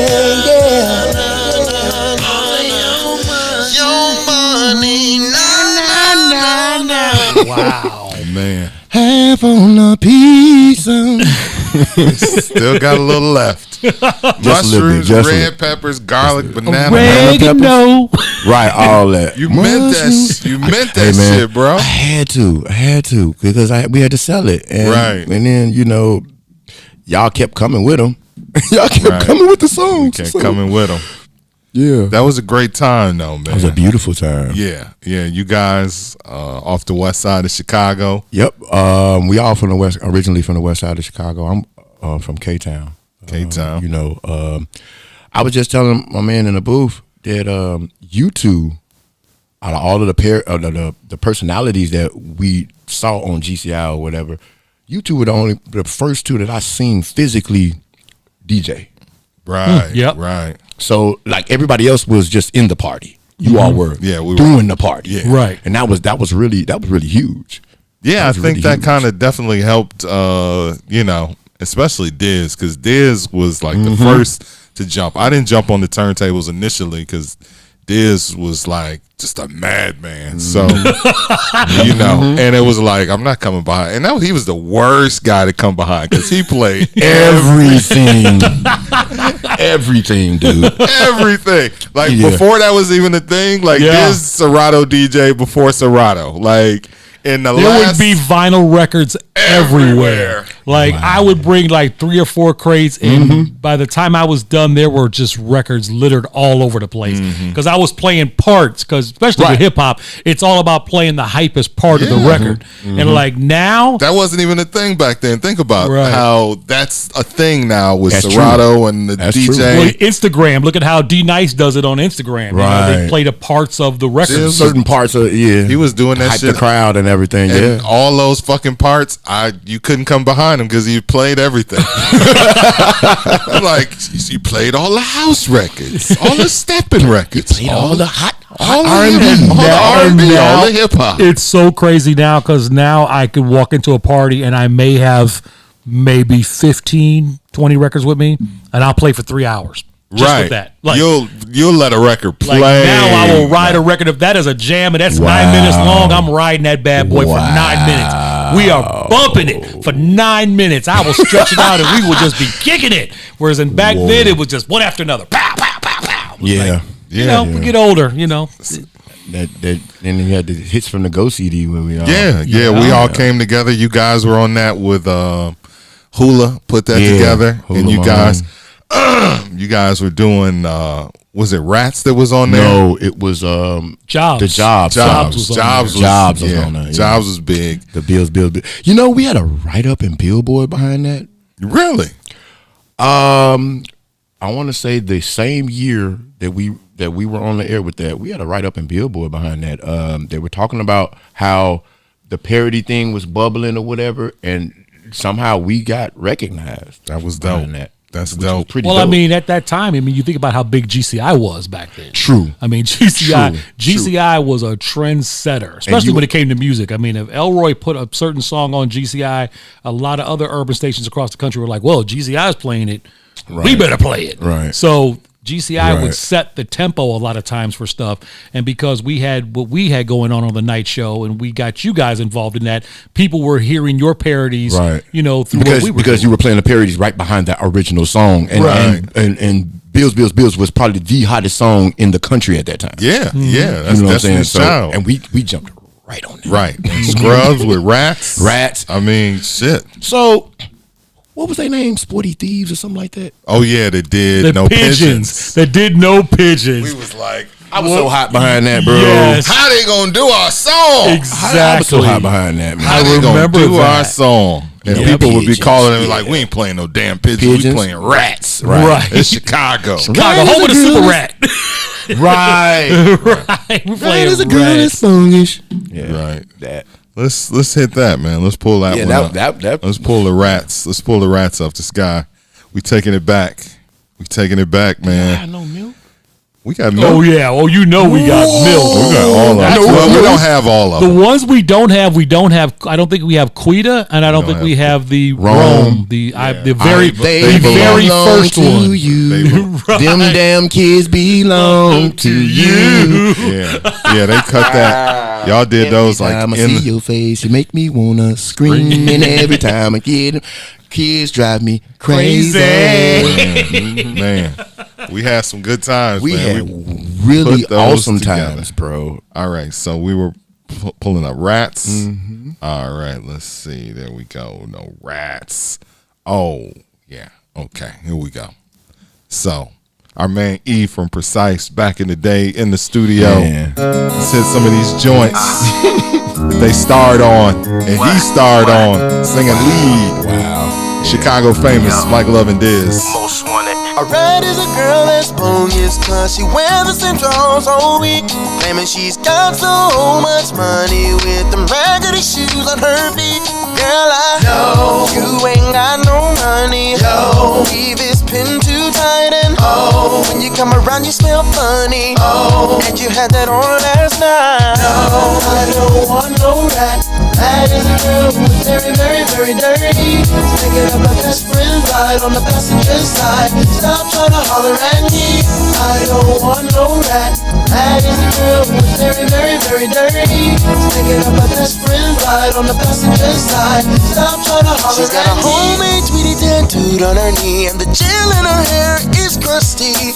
Her hair and her nails, they've been done in some weeks, and the shit really looks tacky. Girl, I know you ain't got no money. Yo, leave this pin too tight, and when you come around you smell funny. And you had that on last night. No, I don't want no rat. That is a girl who's very, very, very dirty. Thinking of her best friend right on the passenger side. Stop trying to holler at me. I don't want no rat.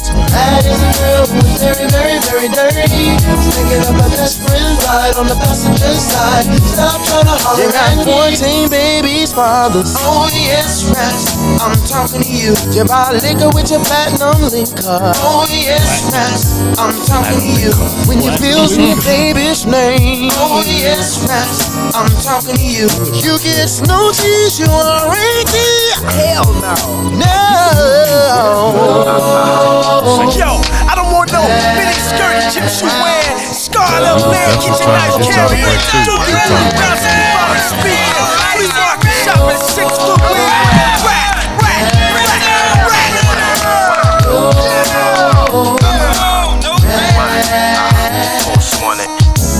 I don't want no rat. That is a girl who is very, very, very dirty. Taking up my best friend's ride on the passenger side. Stop trying to holler at me. I don't want no rat. That is a girl who is very, very, very dirty. Taking up my best friend's ride on the passenger side. Stop trying to holler at me. Now what's the deal, mommy? Is it you that smell funny? Trying to leech for my money? You be Cher, I be Sunny. I bet you like that, honey. Nope, I can't take it. Your weed's falling out. Check your track, cause it's breaking. The players that roast them are ATs. Throw your hands in the air and repeat after me. Don't want no, don't need no, can't have no. Get the trap ready, what? Get the trap ready. Get the trap before get the strap. Right. Oh, it's before 50. Get the trap. Get the trap. Precise. No rats. No rizzats.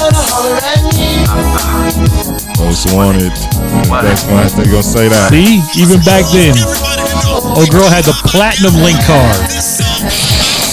What? Platinum. What is sold to black folks? Man.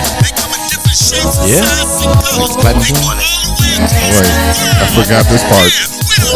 We're talking at the end. Oh man, respect to TLC. Right, sure. After that, after all of that. Hey, we didn't want pebbles coming down on us. All right, so I just got a call because I guess one of the guys from the group is watching the feed. It's Anton. Come bring. Yo. Hey. What up, bro?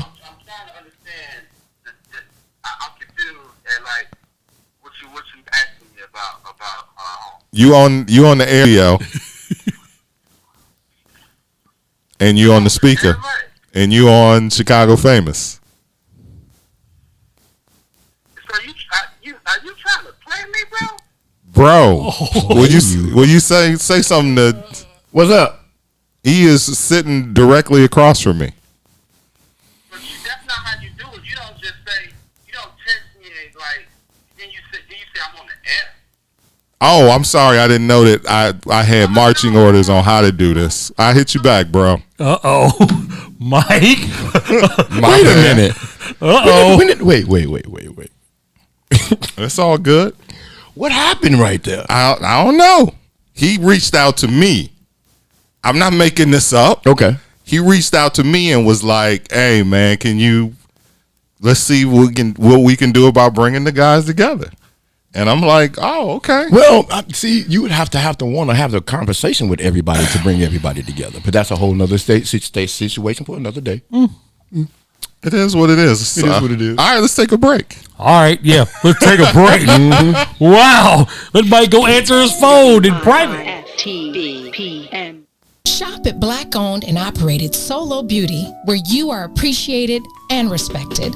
Located at 8158 South Cottage Grove, Solo Beauty can supply all of your black hair care needs. Solo Beauty is open from 11 a.m. to 8 p.m., Tuesday through Saturday, or you can find them online at solobeauty.com. I was going to ask you, so growing up, did you ever have an old racist family in your neighborhood? Did you have one live next to you or one down the street? Just somebody's house that you know on the block you didn't want to go nowhere near that house. The neighbor who was directly behind us had a real problem coming outside seeing my white mother and my black father. We got us the gun line. This dude built an 8-foot fence, more like 10 foot. He put up the Huck Finn joint. Exactly. That shit looked like a castle. You know, my dad, he's a big guy, football player guy. My dad guy who walks over there. Old school and black. He's like, yo, I don't appreciate these apples in my yard. He's like, motherfucker, we don't even have an apple tree. These are your apples. Do you like apples? Your kids are throwing apples over here. Okay, there's that little space, but there's still a fence. So they're right there looking at each other. Tell them about the gun line, boss. And I said something like, yeah, Dad. And that dude said, shut up, you little monkey. Leroy stuck his hand over the fence. You're gonna die, clown! Grabbed dude by the neck. Run. and proceeded to pull him halfway over this thick, like, Finish him. Mrs. Wheeler comes running out. Oh, Leroy, don't do that. It's not worth it. Blah, blah, blah. My dad was getting ready to kill this dude. And within 6 months, that guy moved away. Don't cross the gun line, boss. Right, the gun line, boss. Chicago Famous, 3 to 6, Monday through Friday, right here on What's in It for the Black People Media. WIIFTVPN. Welcome back.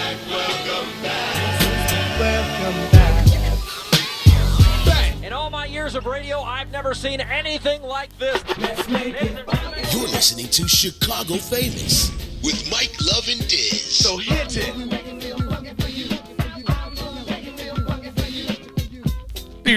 Chicago Famous. Really, bro? That's how you feel? I thought it's only appropriate. Shout out to everybody checking us out on YouTube Live, Facebook Live, and once again, we appreciate all the comments.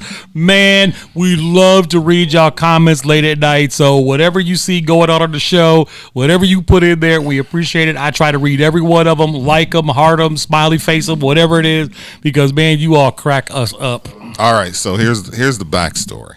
So Precise as a group was the group that, put together those parodies. And the group was made of Naki, the beat man, who went on to be of Trey and Naki, E, who's sitting here in the studio with us, Anton Genius, who went by Anton Genius, Anton Jiggy at the time, and one other guy. E was, who else? Can we get E's mic? Get E's mic. Yo, yeah, my homie. It was my homie Trey, and yeah. Okay, was it, yeah. So after we got together, we being me and Diz, Anton, who I have been in contact with for most of the time, he actually did a intro for me for my morning show. We've just been in contact over the years, and he reached out after he saw that. And we weren't even doing this yet. We were doing the podcast. But it was a big deal that Diz and I had gotten back together. So he got with me. He reached out and he was like, "Man, low key, I've seeing you guys get back together. I've had some issues with my guys in Precise over the years, but I was wondering if you could be the person that could kind of sit down and iron things out and bring everybody back together." And he broke down what issues that he had with different members of the group, which I won't get into because that's y'all and what y'all went through personally. I get it. But, he reached out to me. So I'm texting him right now like, yo, your man is up here at the radio station right now, at the studio, I should say. Your man E from the group.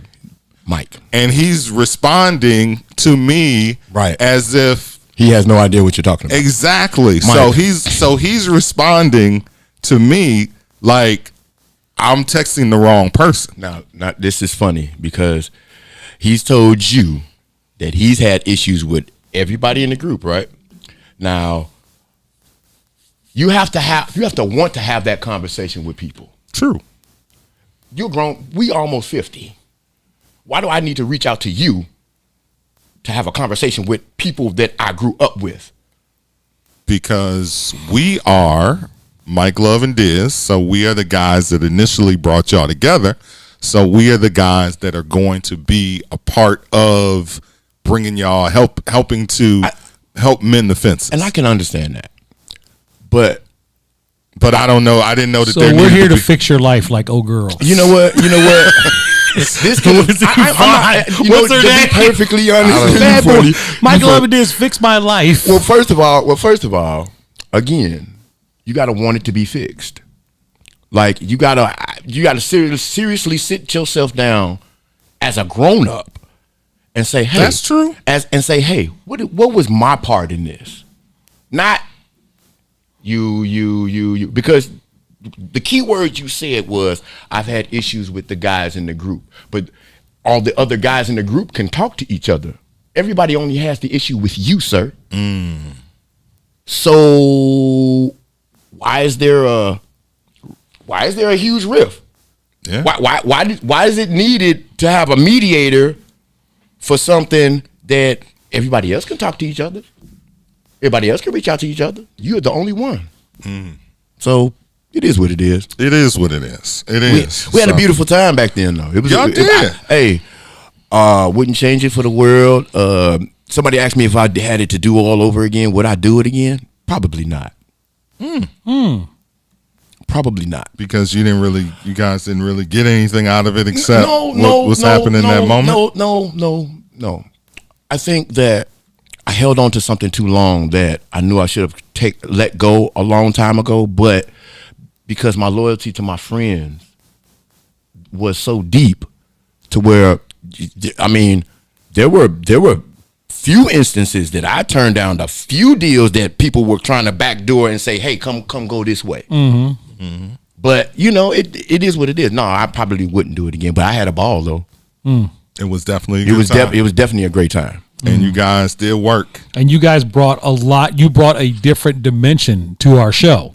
I mean, that was something, again, we and Mike were always trying to go out and get things off the street that weren't on the main stage, which was radio. That's why we went out and took the juke art form and took it from the street and brought it onto the radio station. It was always there. Yeah. We just brought it to the radio station. And now all of a sudden, everybody was getting down with it. Just not people who lived in Chicago, but people in Waukegan, people in Gary, people in Kankakee, because the signal could reach out so far. So, when you started doing the parodies for us, it was like that was different. I mean, it's not something that wasn't done before. I mean, Joyner and them did parodies back in the day. Yeah, but Doug Banks but for the night show to do it with the current hits that were playing at the time, and I think that's what hit it off too, which was with the hits that we that's already what had. made it click. Right.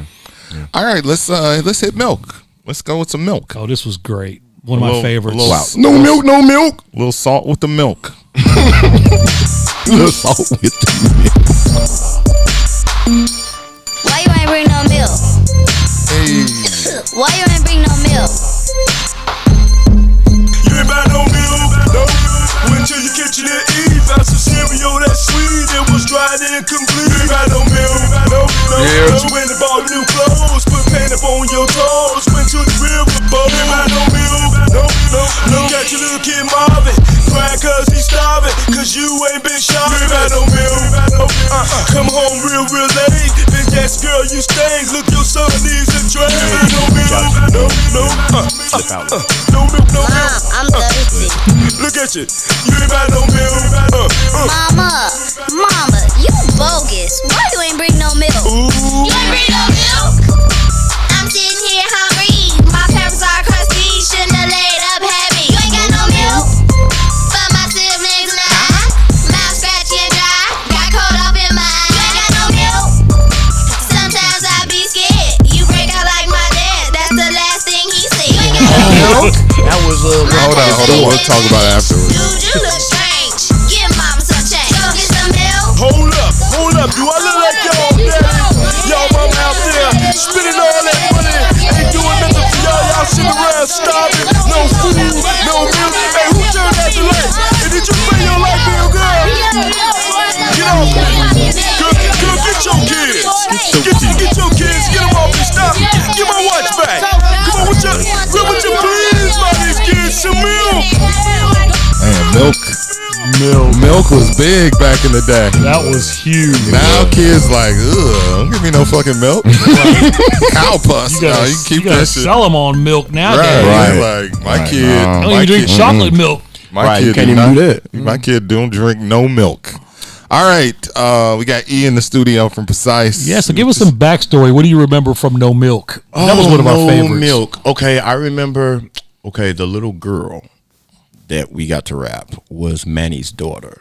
Okay, Most Morning. Okay, that was his youngest daughter. Okay, and I remember them sitting down there writing it, and we were like in tears, cracking up, coming up with some of this material. Like a lot of these sessions that we did with these parodies, crying by the end of the night because we just sitting around being dumb. Right. Just doing what we do. I will say though, hindsight is always 20/20. Had I known that I could get paid for writing that stuff, yeah, I probably, but we live and learn. We always live and learn, right? And those songs were huge, right. And the thing about it was, as a group, you guys ended up feeling like it didn't really do anything for you because people knew you for that, but not for your original music. True, but also, like, because you guys were a group putting out CDs, like we had a CD. We had a single actually out prior to we even touching y'all was called a single called Slide. Now a lot of people may in the street. I remember that. See, we had that, and then we would try and get it played on GCI, but the political everything or all that how political game, how that was. We weren't part of the network, so.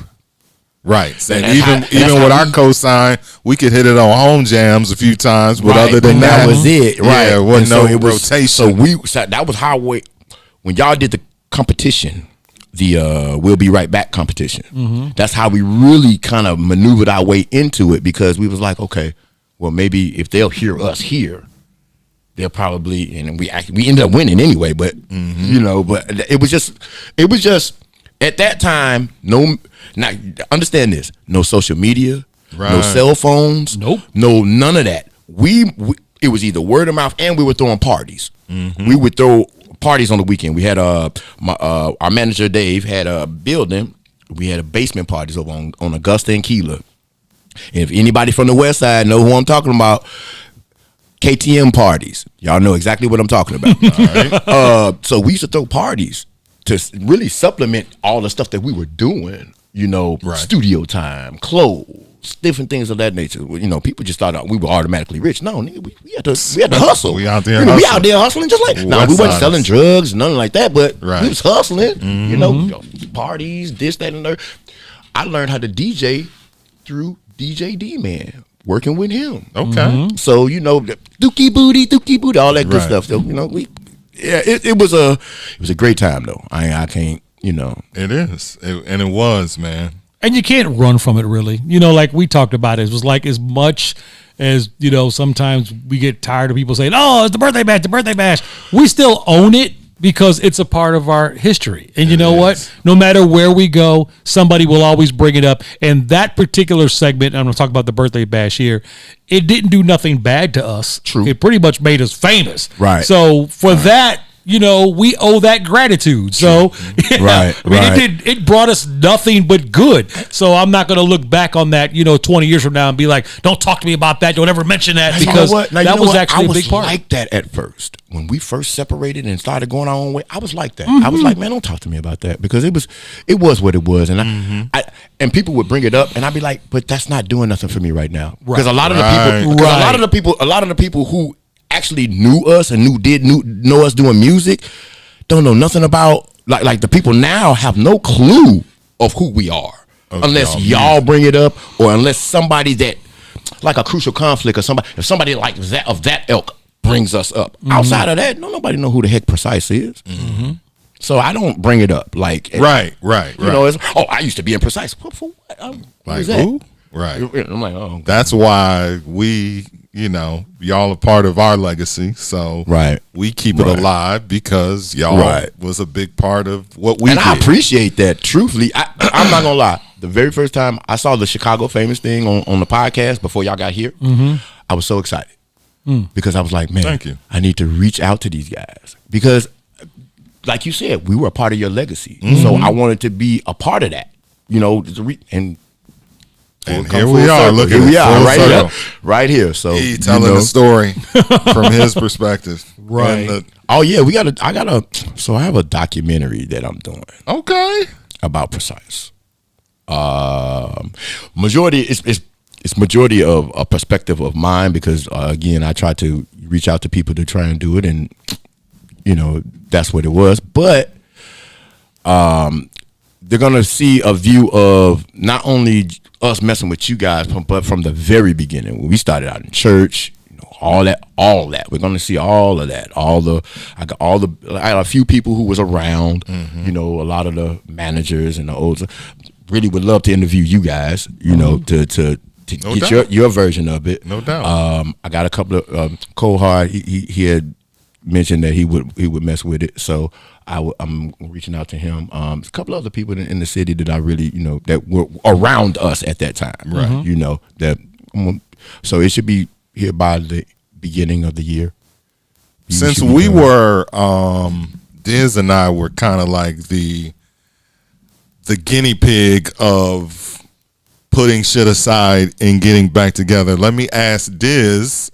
Another one. I got two in one show. Two Ask Diz in one show. Here we go. Let me ask Diz, what are the steps that someone should take if a relationship is a little off and people need and somebody wants to take the first steps to making amends in that relationship? Okay. If you do not have the person's phone number yourself to reach out to them, it's good to reach out to somebody that they respect. Like in your case, you didn't have my number, but you reached out to Rick Party. And I have the utmost respect for Rick Party. And if Rick Party says, you know, dude, he's trying to reach out for you, if he calls, pick up the phone.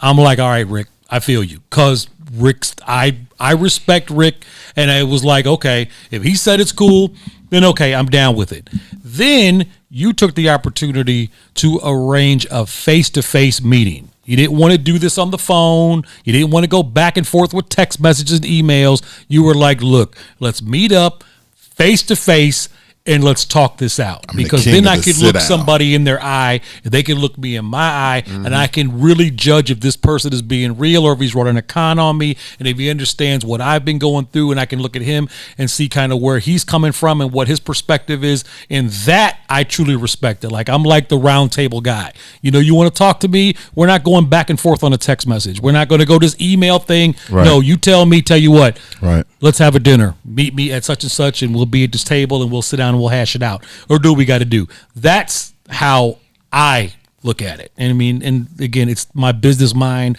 and what I read and what I've done in my life over the last few years, the way I see things.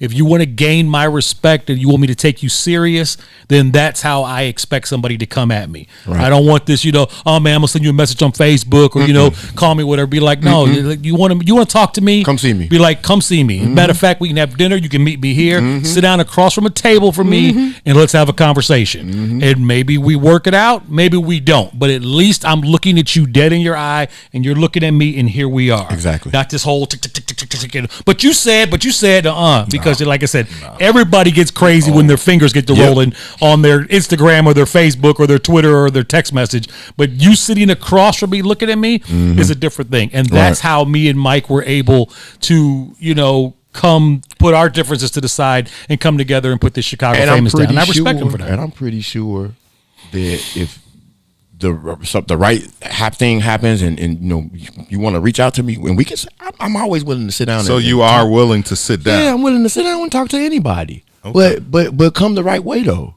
Don't. So what's, like you said, what's the right way? Like you said. So for you, all right. So we know what Diz is looking for. So if someone wanted to make amends or sit down or extend an olive branch to you or within your group, what would you want? Same thing as Diz. If you can't call me or you don't have my number or whatever, reach out to somebody that I totally respect, that I'll be like, okay, well, like you said, if he calls, man, answer the phone. Okay, all right, man. All right, whatever. But again, I need to sit down and look you dead in your face. All this old thumb texting and all that, no. Messaging. For what? For what? Because if that's the case, then we can get on Facebook and do this all night. Right, and nothing will ever get resolved by that. And I think we just old school guys, you know. I think that that's true. I mean, I said before that I'm gonna sit down, you know. I've literally been dragged into actual sit downs. Like, if you don't sit down, like, there might be violence. Like, you know, I always say Chicago is a city of gangsters, and people handle things like gangsters do. True. So if somebody is asking you to sit down It's really because you got one person from one side and another person from, you represent your side of the story and somebody's representing the other side, and that other person is the mediator that don't want to see no bloodshed. Am I saying that there's actual blood that could have been shed of mine? I don't know. It never got to that point because I did the sit downs, because that's what you do in a fucking city of gangsters. So when it came to getting back with the Diz, it was only a text to be like, it's time. But when it was time to like sit down, I picked up the phone and was like, hey, once I got my courage. That's right. We didn't go back and forth at all on the text. He pretty much said, hey, I'd like to sit down with you. We'll arrange a time and let's sit down and do this. And like I said, it's an old school mentality. It's a respect factor. And with any business that I've ever conducted, probably in the last 10 years, I've always made it a point to be like, all right, well, what are you doing Friday? Well, Friday's open. Tell you what, let's go to dinner, 7:00. Meet me at this restaurant. We'll sit down and we'll talk about it, because I want you to know how serious I am here. I'm not about to do this text shit. I'm not to be like, man, you come through DJ my party, man. I'll put you. If you are interested in wanting me to be a part of your organization, then I need to know that I can trust you, and I need to see a representation of your organization. And if your organization hides behind your keyboard all day, then I'm not trying to hear you. You sit me down, you treat me to a dinner, we tap a wine or two and sit here and talk about it. There you go. Maybe I'll be like, all right, okay, we're serious. Let's see what we can do. We'll work it out. There you go. All right. So what is the other one that you're singing on that we haven't played? Jobs. All right. Let me pull that up. We got time. Got time for one more. Jobs. Which is the Bills. Jobs. This is another one that he snapped on. Wow. Taking you back. Chicago famous. Bad boys. Precise. Most wanted. Make sure he said that. What makes you think that I'm a fool? I took you places that you never been, but then you started tripping, asking me for money every day, wanting me to pay away. Thought you had a job, or so you say. Don't you even think about the car? I'm the one who spent the most this part, saying that I drove out your cash when I'm the one who filled it last. You need to get up off your and give me my keys so I can go. You try to live another type of system. Silly me, why haven't I found another? A woman, bring time to work, she can pull her own way. Instead of alright, like you can't even count to 8. You need a job, good paying job, a beneficial job. Begging needs to stop. What you do? You asking me? Is why do I want to do?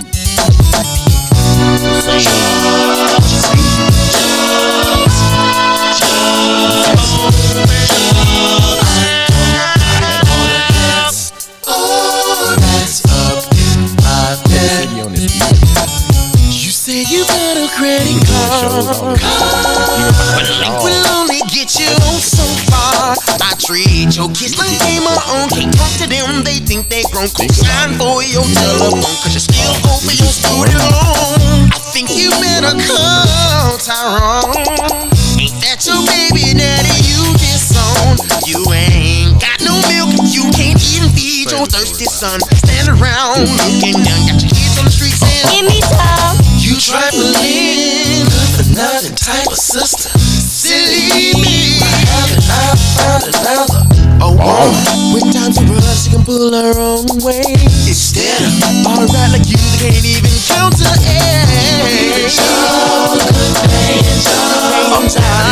Meant that shit, boy. Man. I told you I had to sell it. I had to sell it. I had to sell it, bitch. This dude was selling it. You need a job. And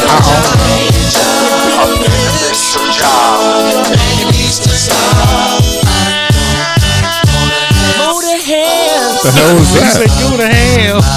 Not in my bed, girl.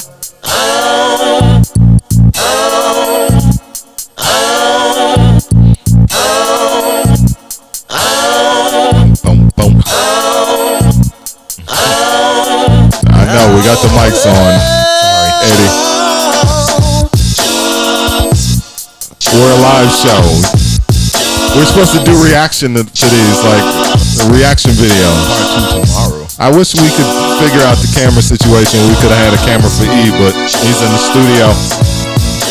E, formerly the group Precise, so we're going back in the crate. It's the hour, 5 o'clock hour we would normally do this. Part 2 tomorrow. Part 2 of what? Well, you're going to be up here. Yeah, I'll be here, so yeah, I guess so. Learning to run the board. And yeah, everything. well, you know, so yeah. I guess we can do part 2. Well, you was a little sloppy on that one segue. I don't know what happened on that one. I had a little mishap on the. Had you ever run a board before? Yeah. Okay. Yeah. Okay. So it's just a new. It's just a new board. Yeah. Just getting to it. Right, That's all. I'm done. Trying to find out where everything is and all that. You were saying during the song that you guys were out performing and you were somewhere. We were in the suburbs somewhere. This white couple actually had us come out and perform those songs for her kids because her kids loved those parodies. I was like, what? How did that reach? But GCI, right? GCI just reached everybody. I didn't reach them, but yeah. All right, well, we got to wrap it up. Well, tell you what, we have an email address, which is mikeloveanddiz@gmail.com. That's mikeloveanddiz with 2 Z's @gmail.com.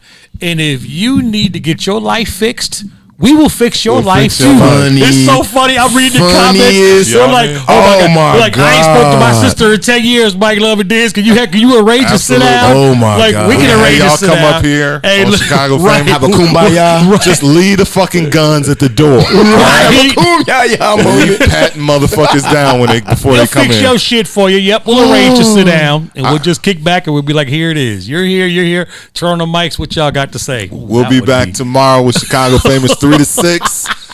Oh, with a brand new show. Who knew? Wow. Who knows where these shows are gonna go when we start doing them? Wow. You know, we really don't know, but we appreciate everybody for sharing the video. Yes. All the comments. You can, like I said, leave as many comments as you can because we love checking them at the end of the night. And don't forget, we're gonna be back on tomorrow, beginning at 3 o'clock in the afternoon. We'll take you all the way up to 6, and who knows what might jump off tomorrow. As always, we'll be digging in the crates. I'll have another Halloween movie for you. And as always, we just appreciate the love. E, thank you for everything that you did involving us and Precise with our days and as the Bad Boys. And I appreciate you. Welcome to the team on Chicago Famous and the What's in It for the Black People Network. Right. I appreciate y'all, man. Y'all really put us in play. For real. As far as the city is concerned, y'all really put us in play. So I appreciate y'all. Y'all two huge pioneers in this game right here. Thank you, man. We appreciate it. Yeah. The Chicago Famous. WIFTBPN.